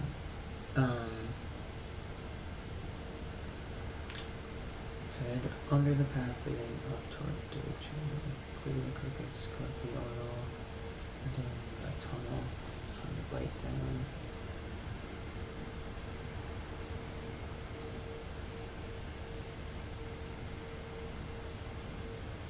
I think I've been in that room on shit.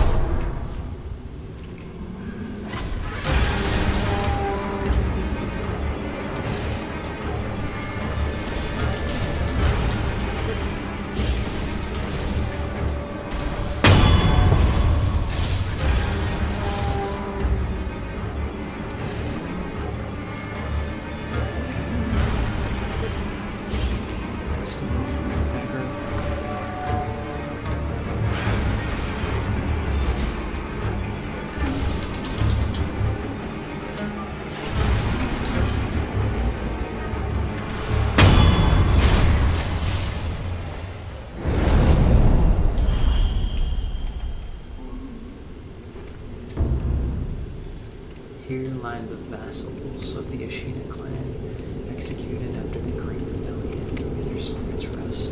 Great Rebellion. Interesting.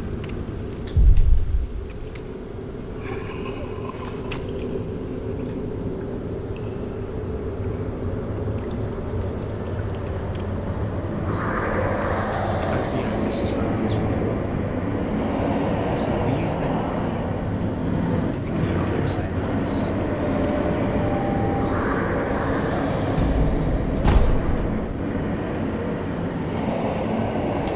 If that is an apparition type thing, or some maybe he's summoning these apparitions, because that certainly looks like some wild magic-y stuff.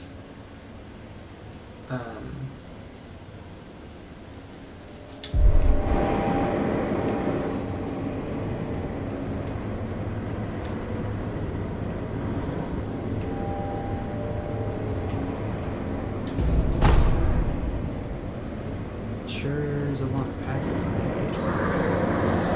Suspicious. I'm gonna need that seal.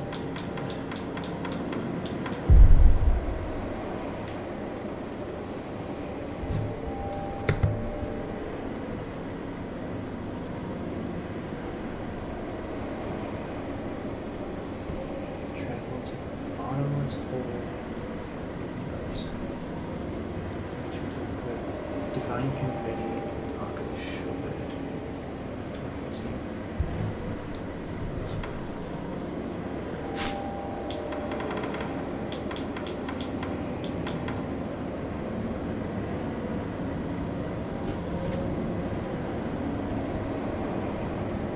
Boost to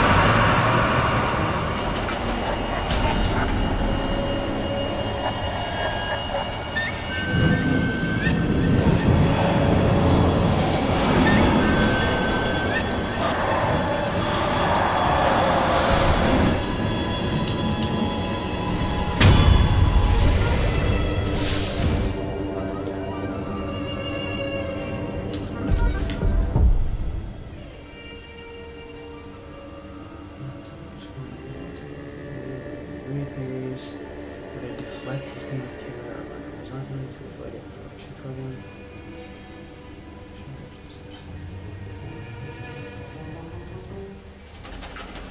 Cool.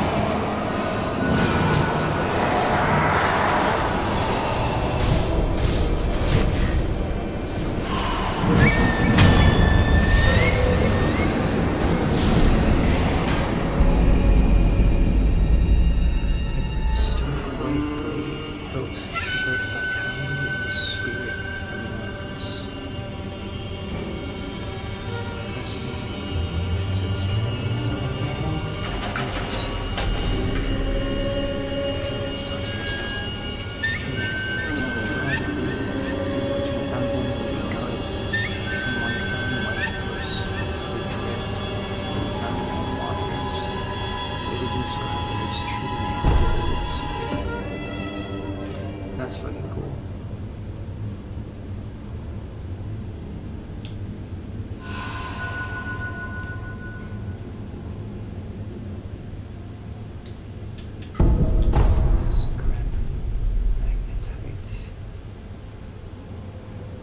There was another pillar that had an item behind it.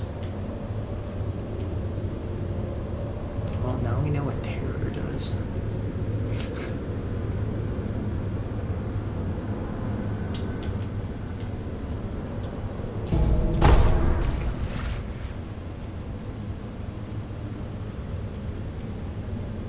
I could have sworn maybe I was just like in or something, not behind.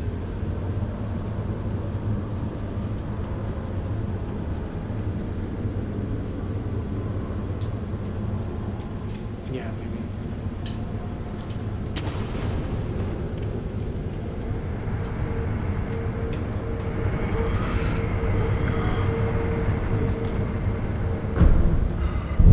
Was that the guy that was listening to show us something?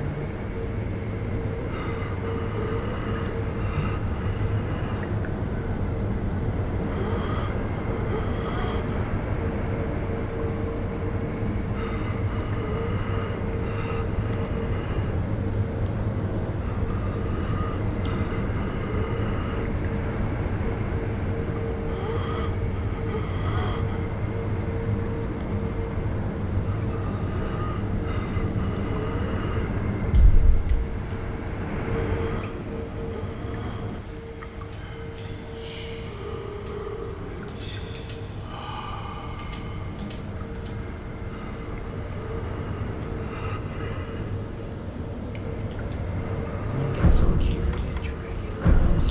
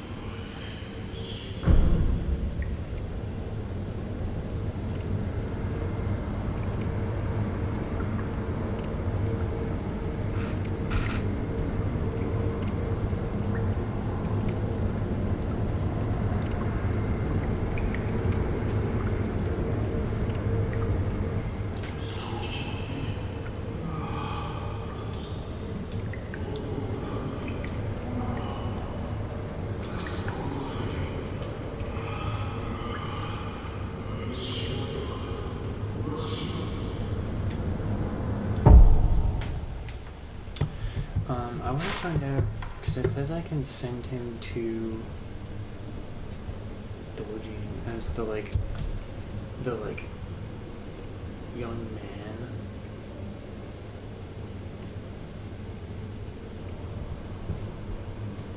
That he was looking for.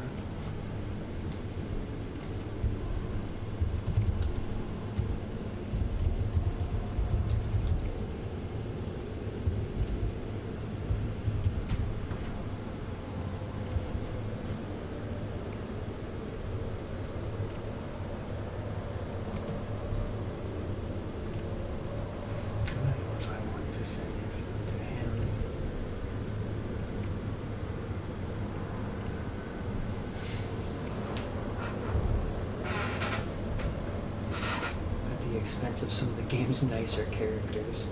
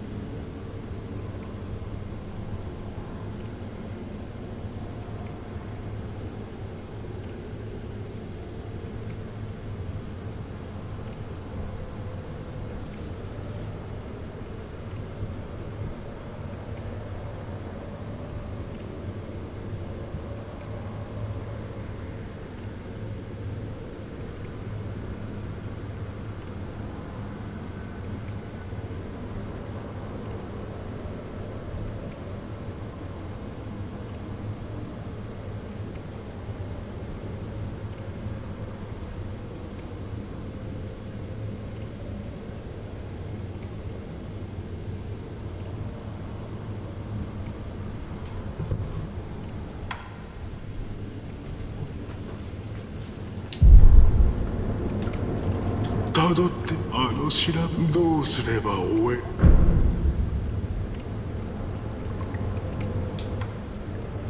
You are to have been.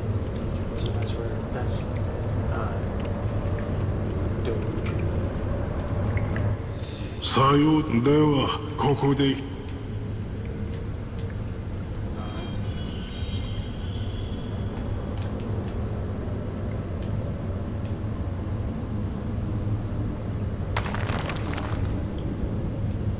Just kicked a slip.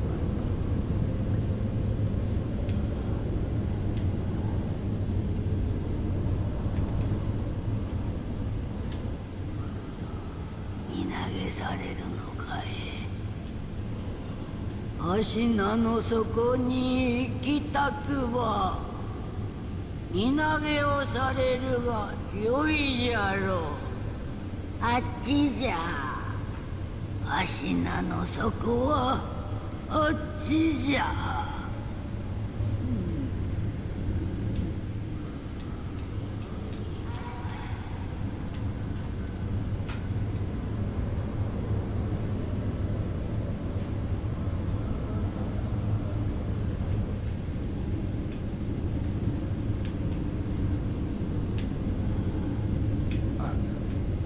Jump in. All right. Cowabunga it is, I guess.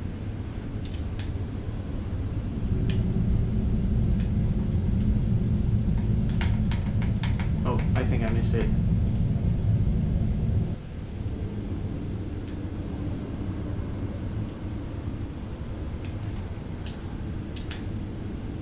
Did I jump too far, maybe? Oh, there we go.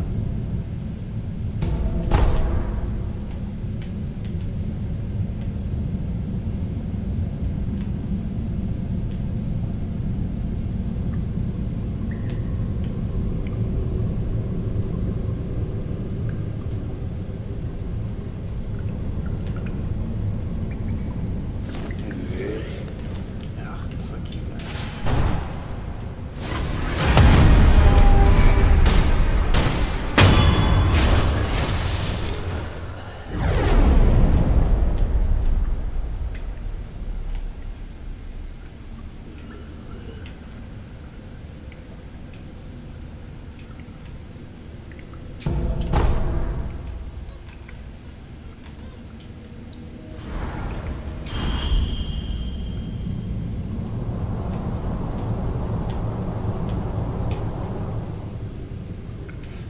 The normal. I'll take the stairs, thank you.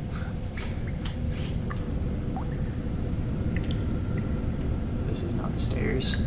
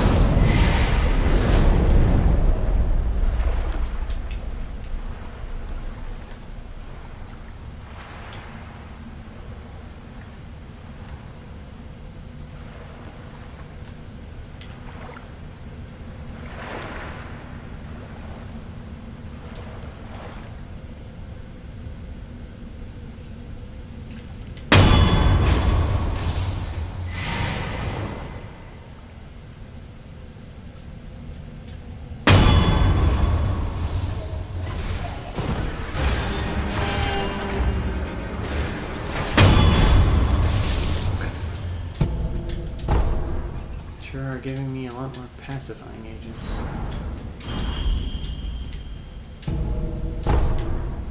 Oh, good. I've got a hell of a lot of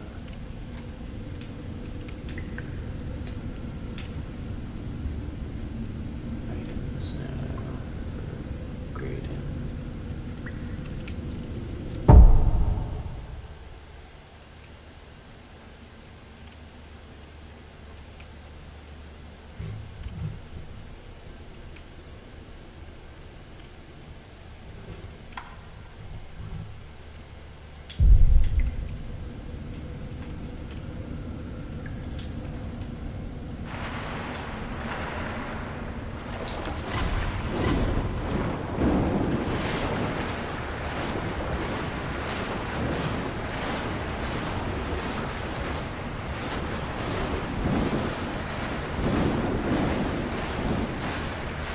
This is how you're supposed to fight fish.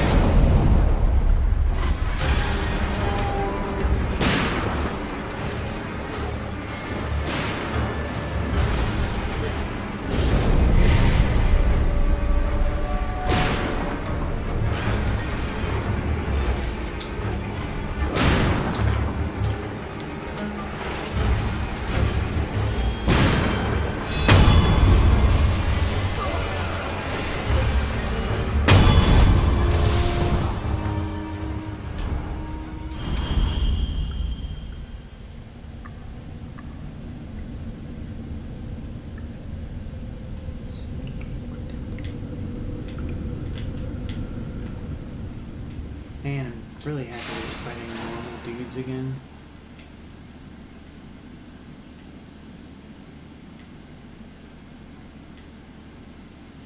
Operates Machinism. This feels like Dark Souls. Water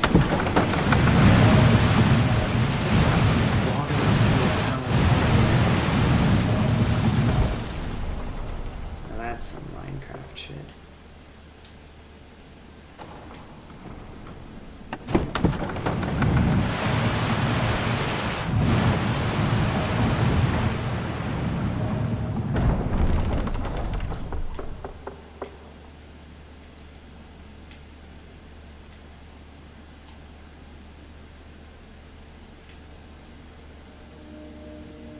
御人、そこの御人。Me?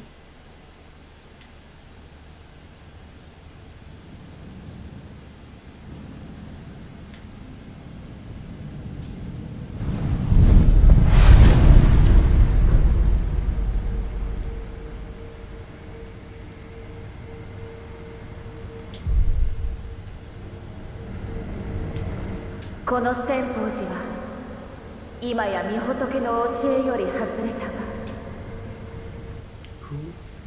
皆そうであることを捨て、死なずの探求に見入られてしまいまし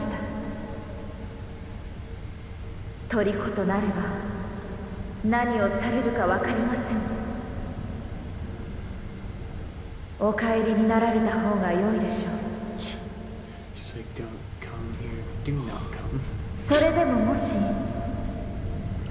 この千宝寺に入る理由があるのならば止めることはいたしません。ただどうかお気をつけて。この千宝ただどう Good talk.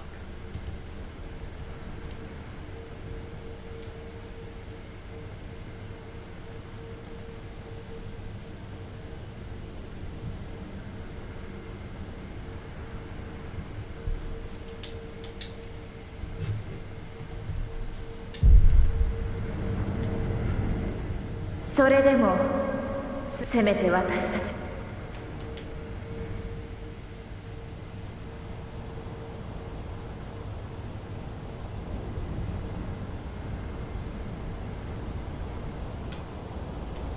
Ooh, it's so pretty here.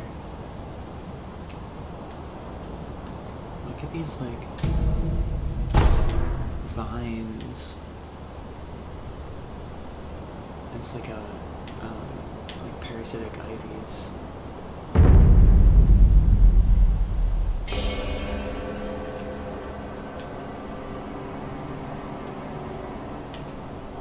It's such an obviously different style.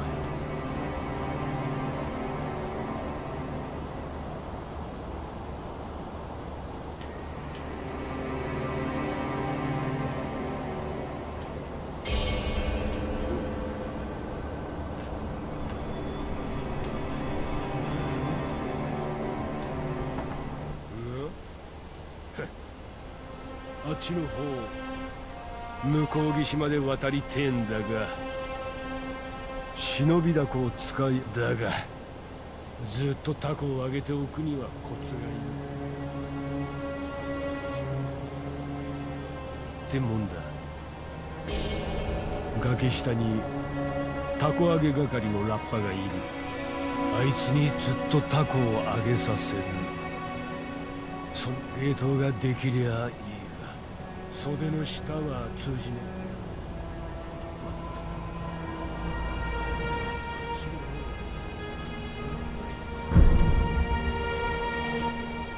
え。まったく。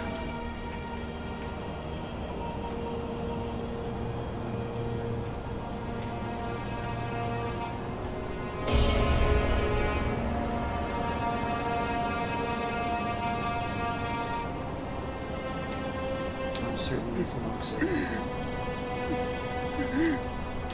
Oh, hello. Did I come? 小太郎を置いてどこへ行ったんじゃ。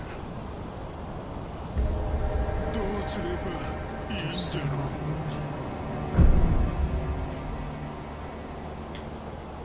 う。皆に置いていかれてしもうたんじゃ。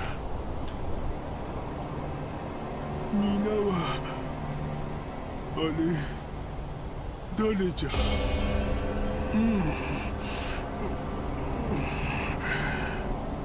くるくる回る赤白いお花、たった一輪真白いお花、 That's the 真白いお花 thing が we're looking for.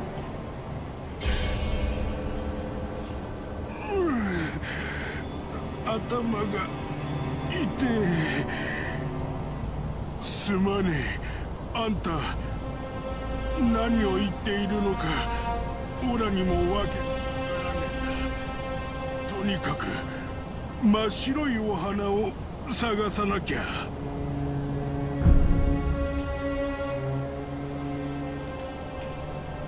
Maybe I'll be able, once I find it.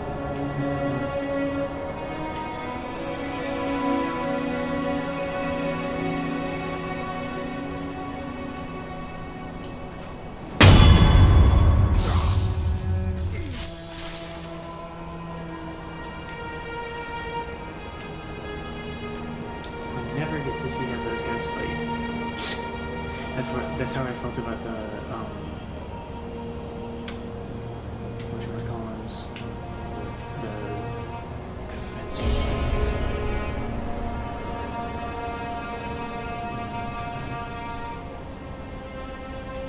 More assassins in there.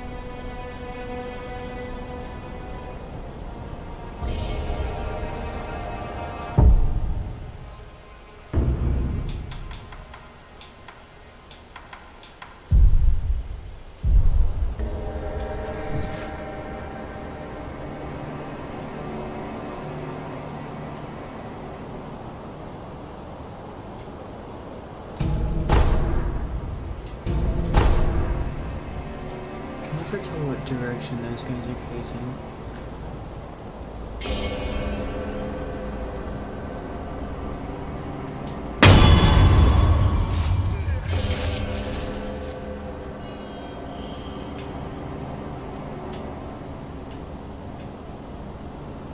Fly kite.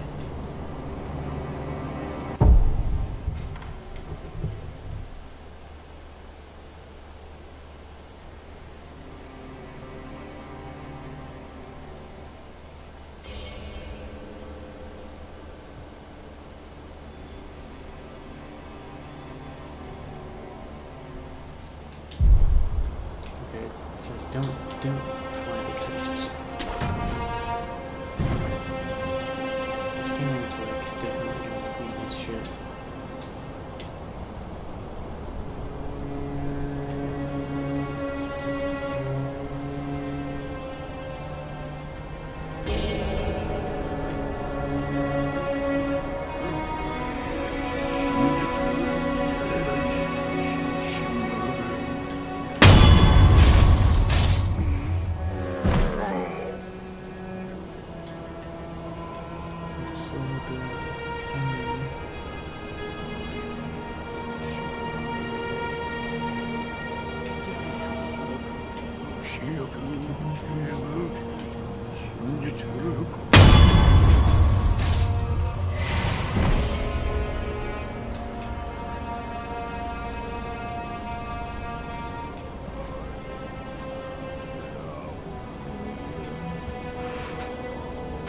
You have like a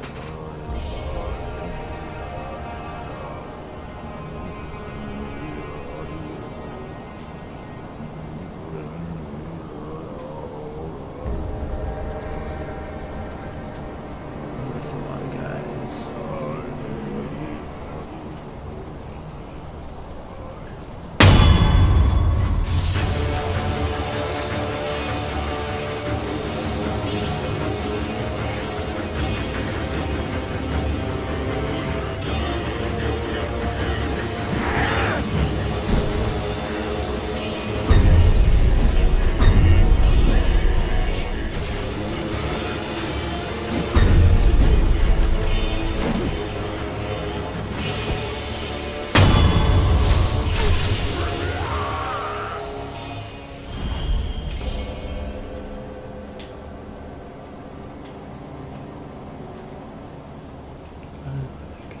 I assume that was one of the guys from.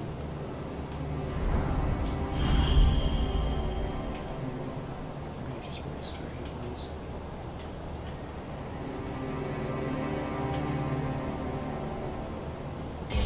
Oh, how can you see me?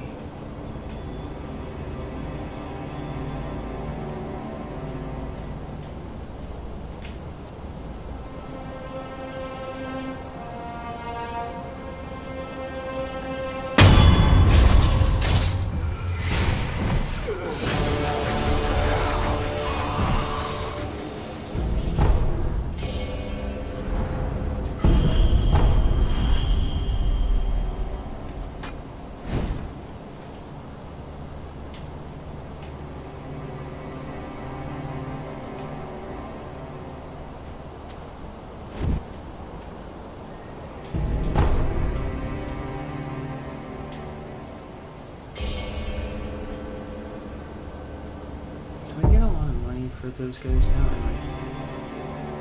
I'm trying to find a good place to. Hello. That's fucked up, y'all. Probably killed those people, didn't you?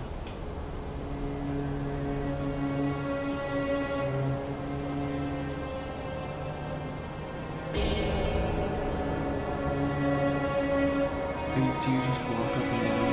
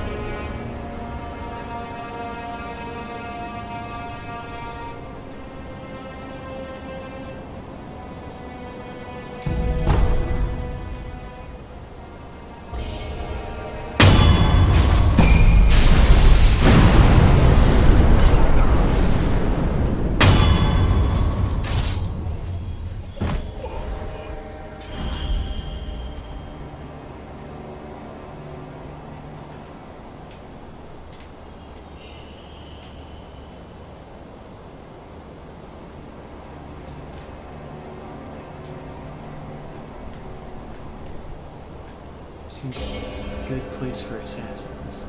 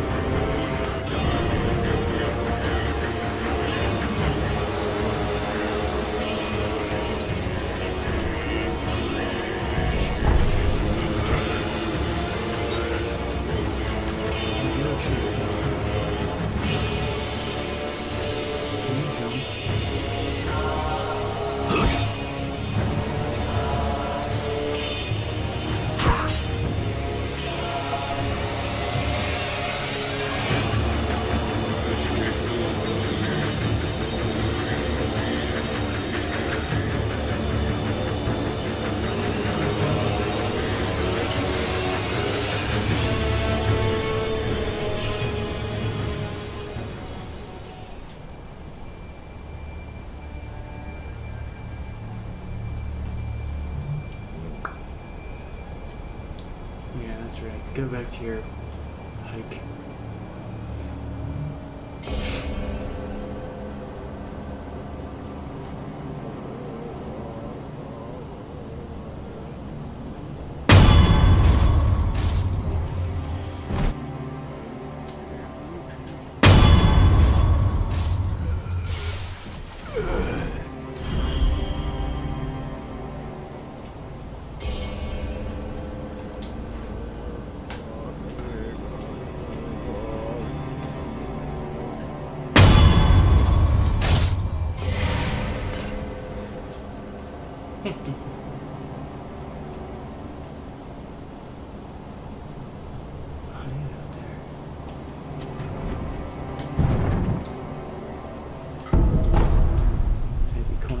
Don't mind if I do.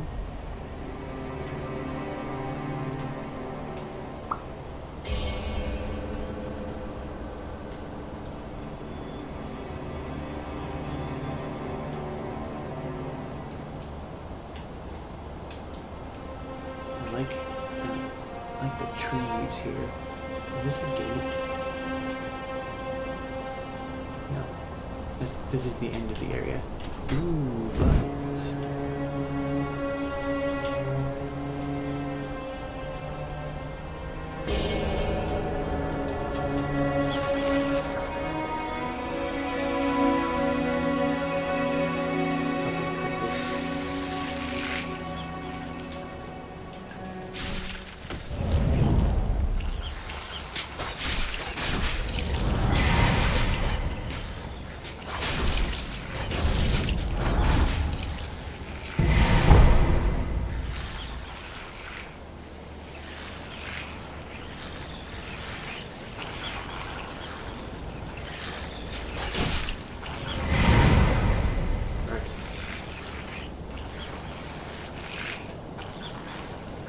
More than, oh yeah. It's like, surely.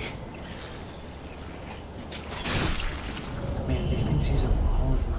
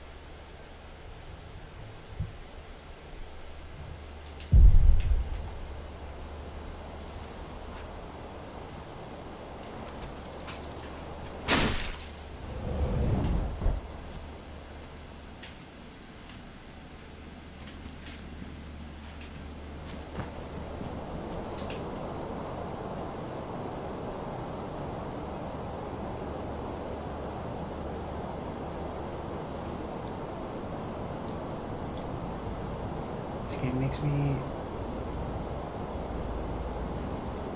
like a special kind of nervous. Where the fuck is he? Oh shit.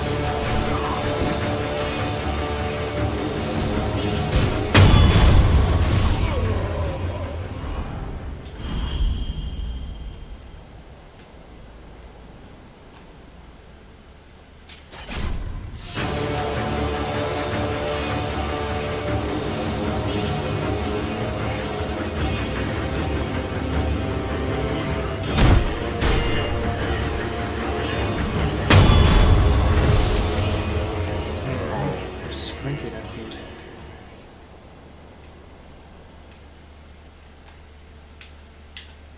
Don't see anyone else in here. Oh, but there's a big guy behind there.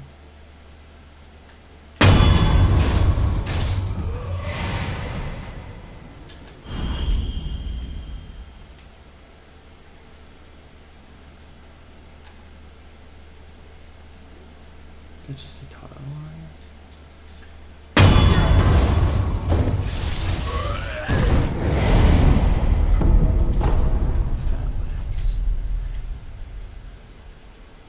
God, I love a lump of fat wax. What's he? Shit. Oh shit.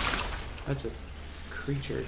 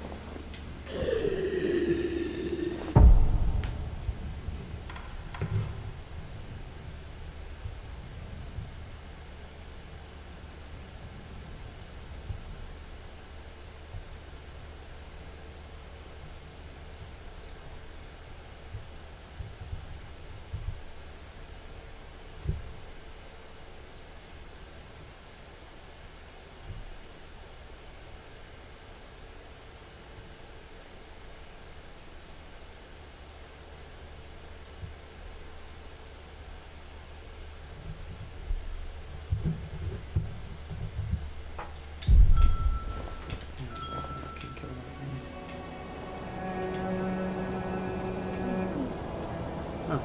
蛇ガキはの2つあるぞい。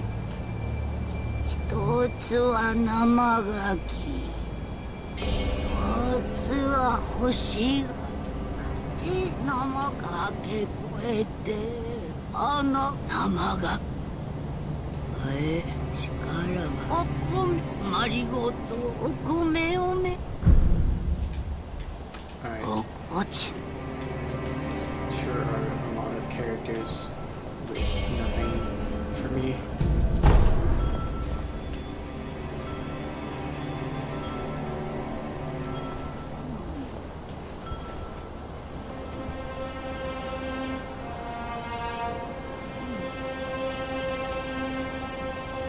Ooh, not one of those big shrine trees.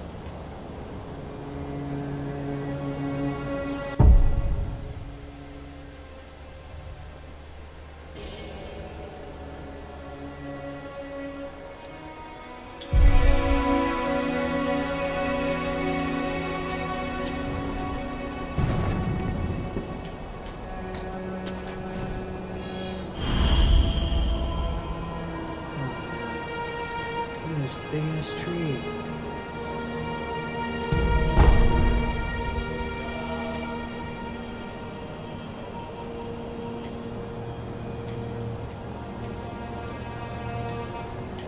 This is the like vibrant reds of the leaves and the like now the climbing on the tree is very much giving me Haley tree vibes.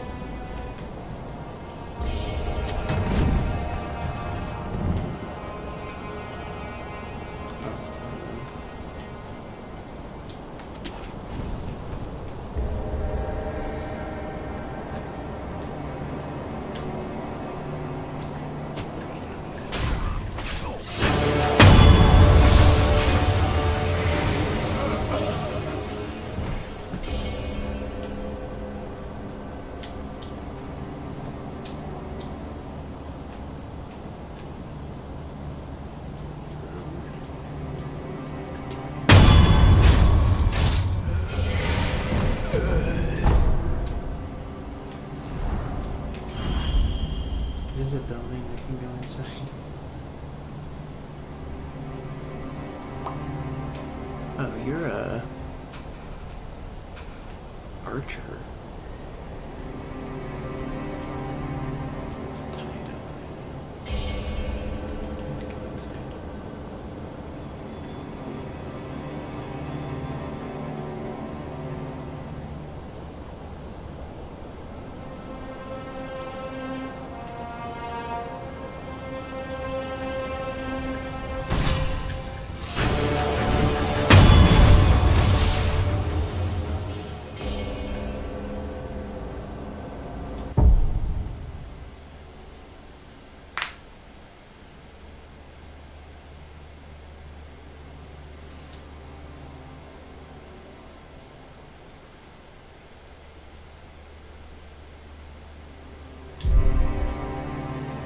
There are multiple ones?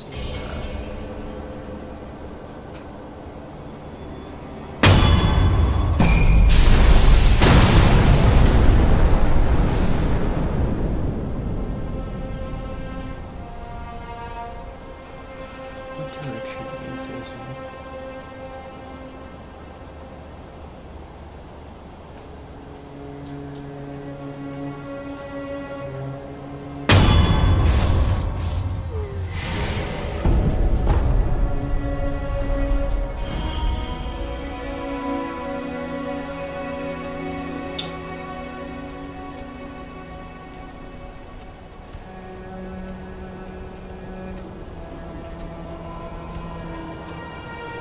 I will patrol too, that's true.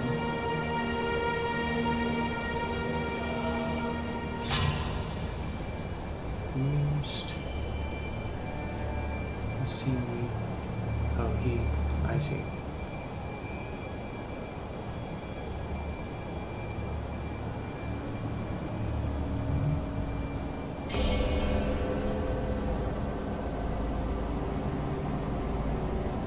Oh, he took the other guy's stance.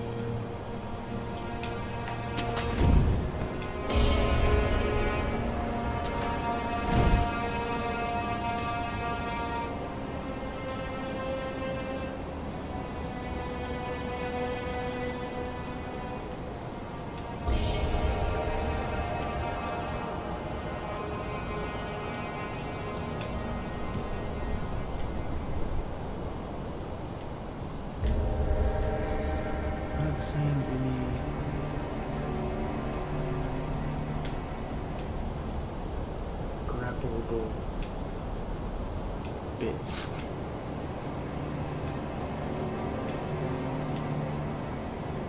I think I've at least killed him. Right? So that's something.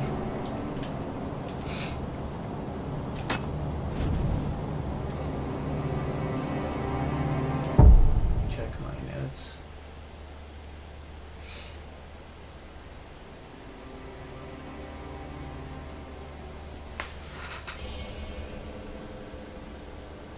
Branch of a cliff to the left of the stairs.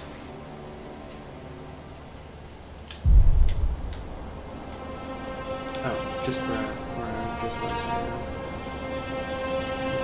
Ah, tree branch.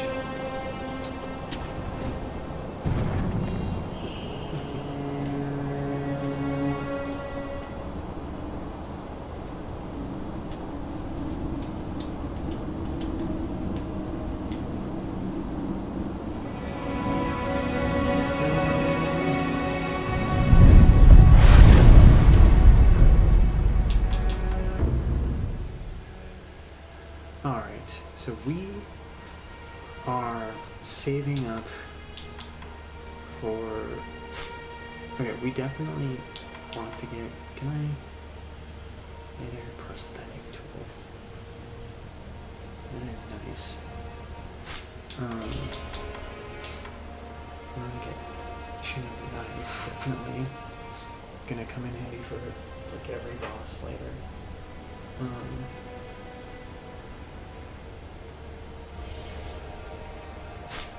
Is there anything I want with 2 Nitro Slash? I don't really want Nitro Slash.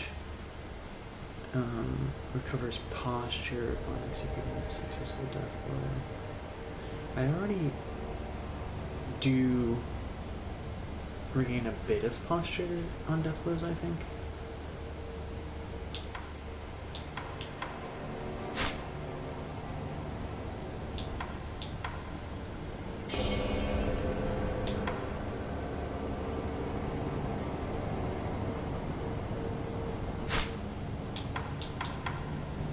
Yeah, we're gonna go for this. So we definitely need it.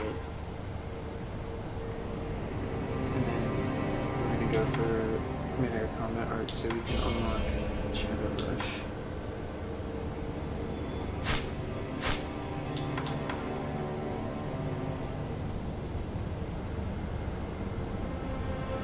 I'm curious what the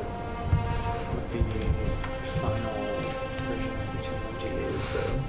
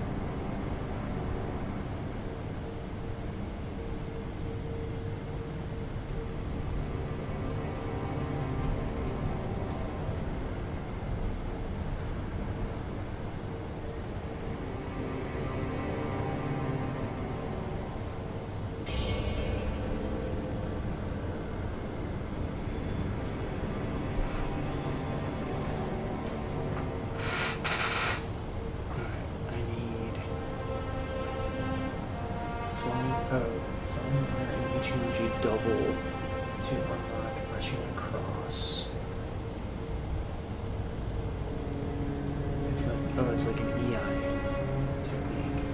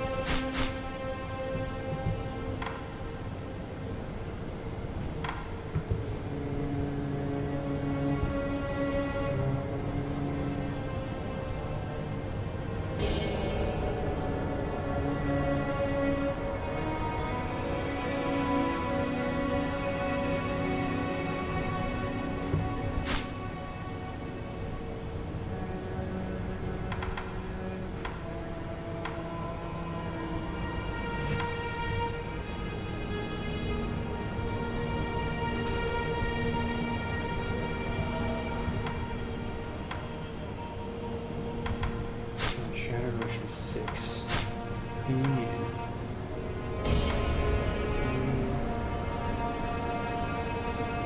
This is 5. Maybe I should learn the Holy Chumanji. I feel like...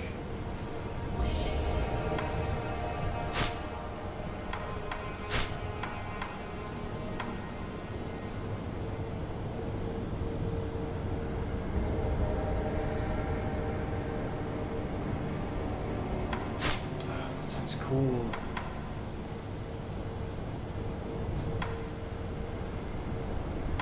I'll eventually need to learn jar slash.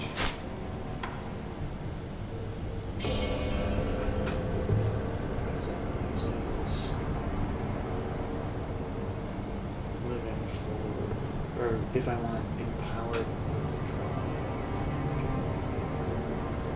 extended slash attack.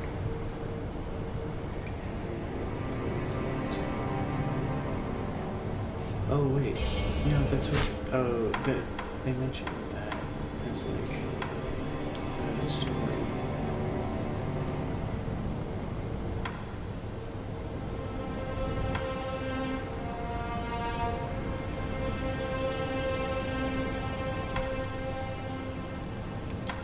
That's what we need to kill. Okay, so maybe we'll get the EI jutsu.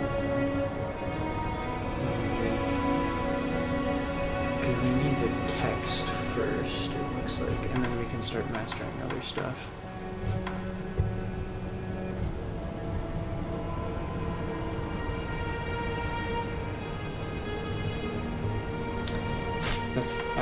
Man, this game is so cool.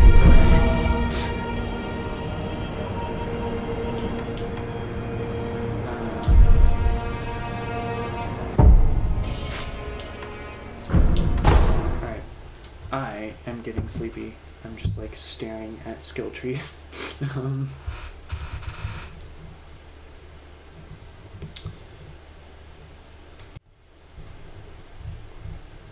Alright.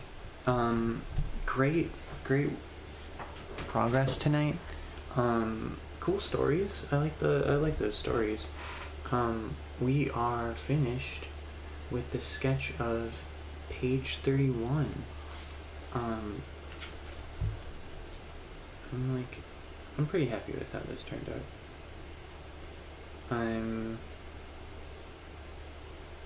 So this issue where Ripley looked weird in at this angle, I've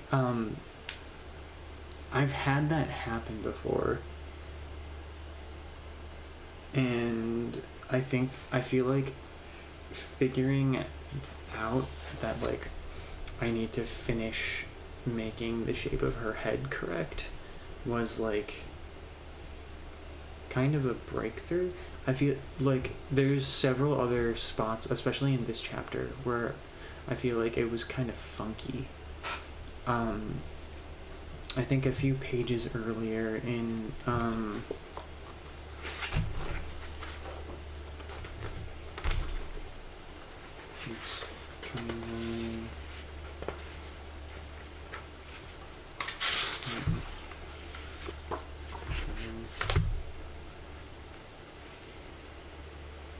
yeah, I think here this was 28, I think. Oh no, this was 27. Where like it's the same kind of thing. It's like her head is too small. I need to like make more. It's hard to tell with the locks that are sort of like going up the back and sort of like winding around everything. But let me see how I did that in the actual drawing, because I'm pretty sure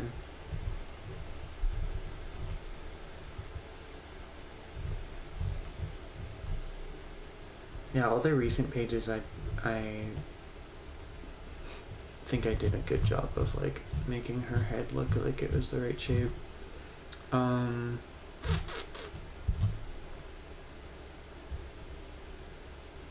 No. Okay, so 30, 29, 28. Oh, it was 28. I think I want one more, and I want it to be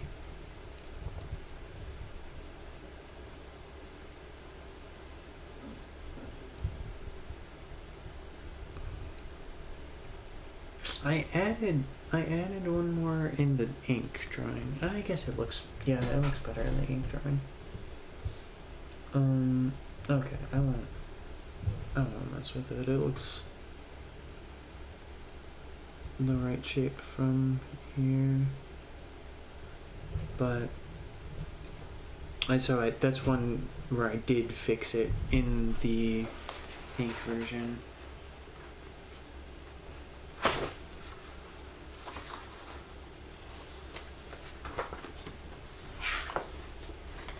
But yeah, very, very good progress.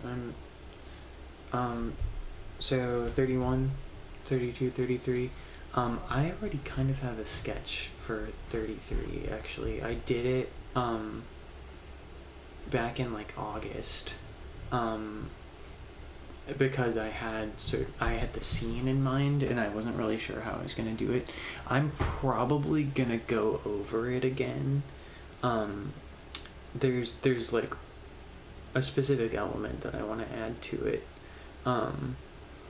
so we'll get a surprise of that. But I have a pretty good like base for the sketch already, so I think that's gonna go really fast. It's also going to be 33 is going to be a single panel page, so we can look forward to that.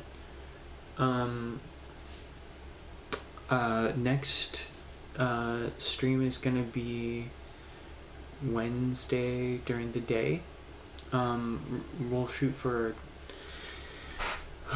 we've been going live at like 12, like noon, 1, stuff like that.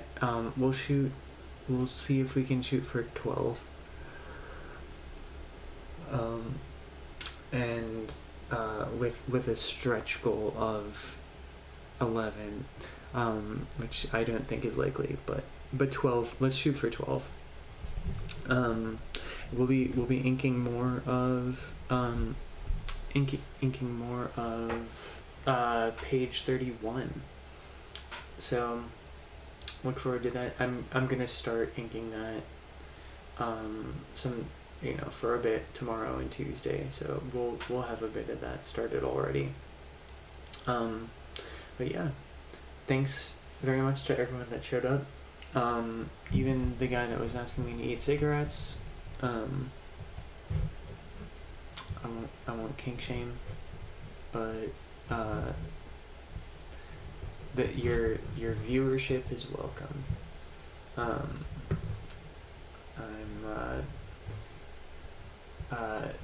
not sure how the breakdown of the multiple times that it looked like I went down will work, but I think it'll just split it. It's so far it looks like it was just 2 separate things, and that's just on Twitch. So YouTube, y'all are still just a solid, I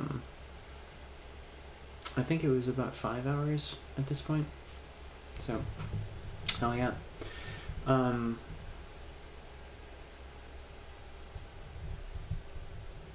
I think that is everything for now. So yeah, have a fantastic rest of your evening. Have a good Monday, and Tuesday, and I will see you Wednesday. Bye. Bye Twitch. Bye. Bye. Bye YouTube. Bye. Bye Ko-fi stream bot. Bye. Bye. Bye.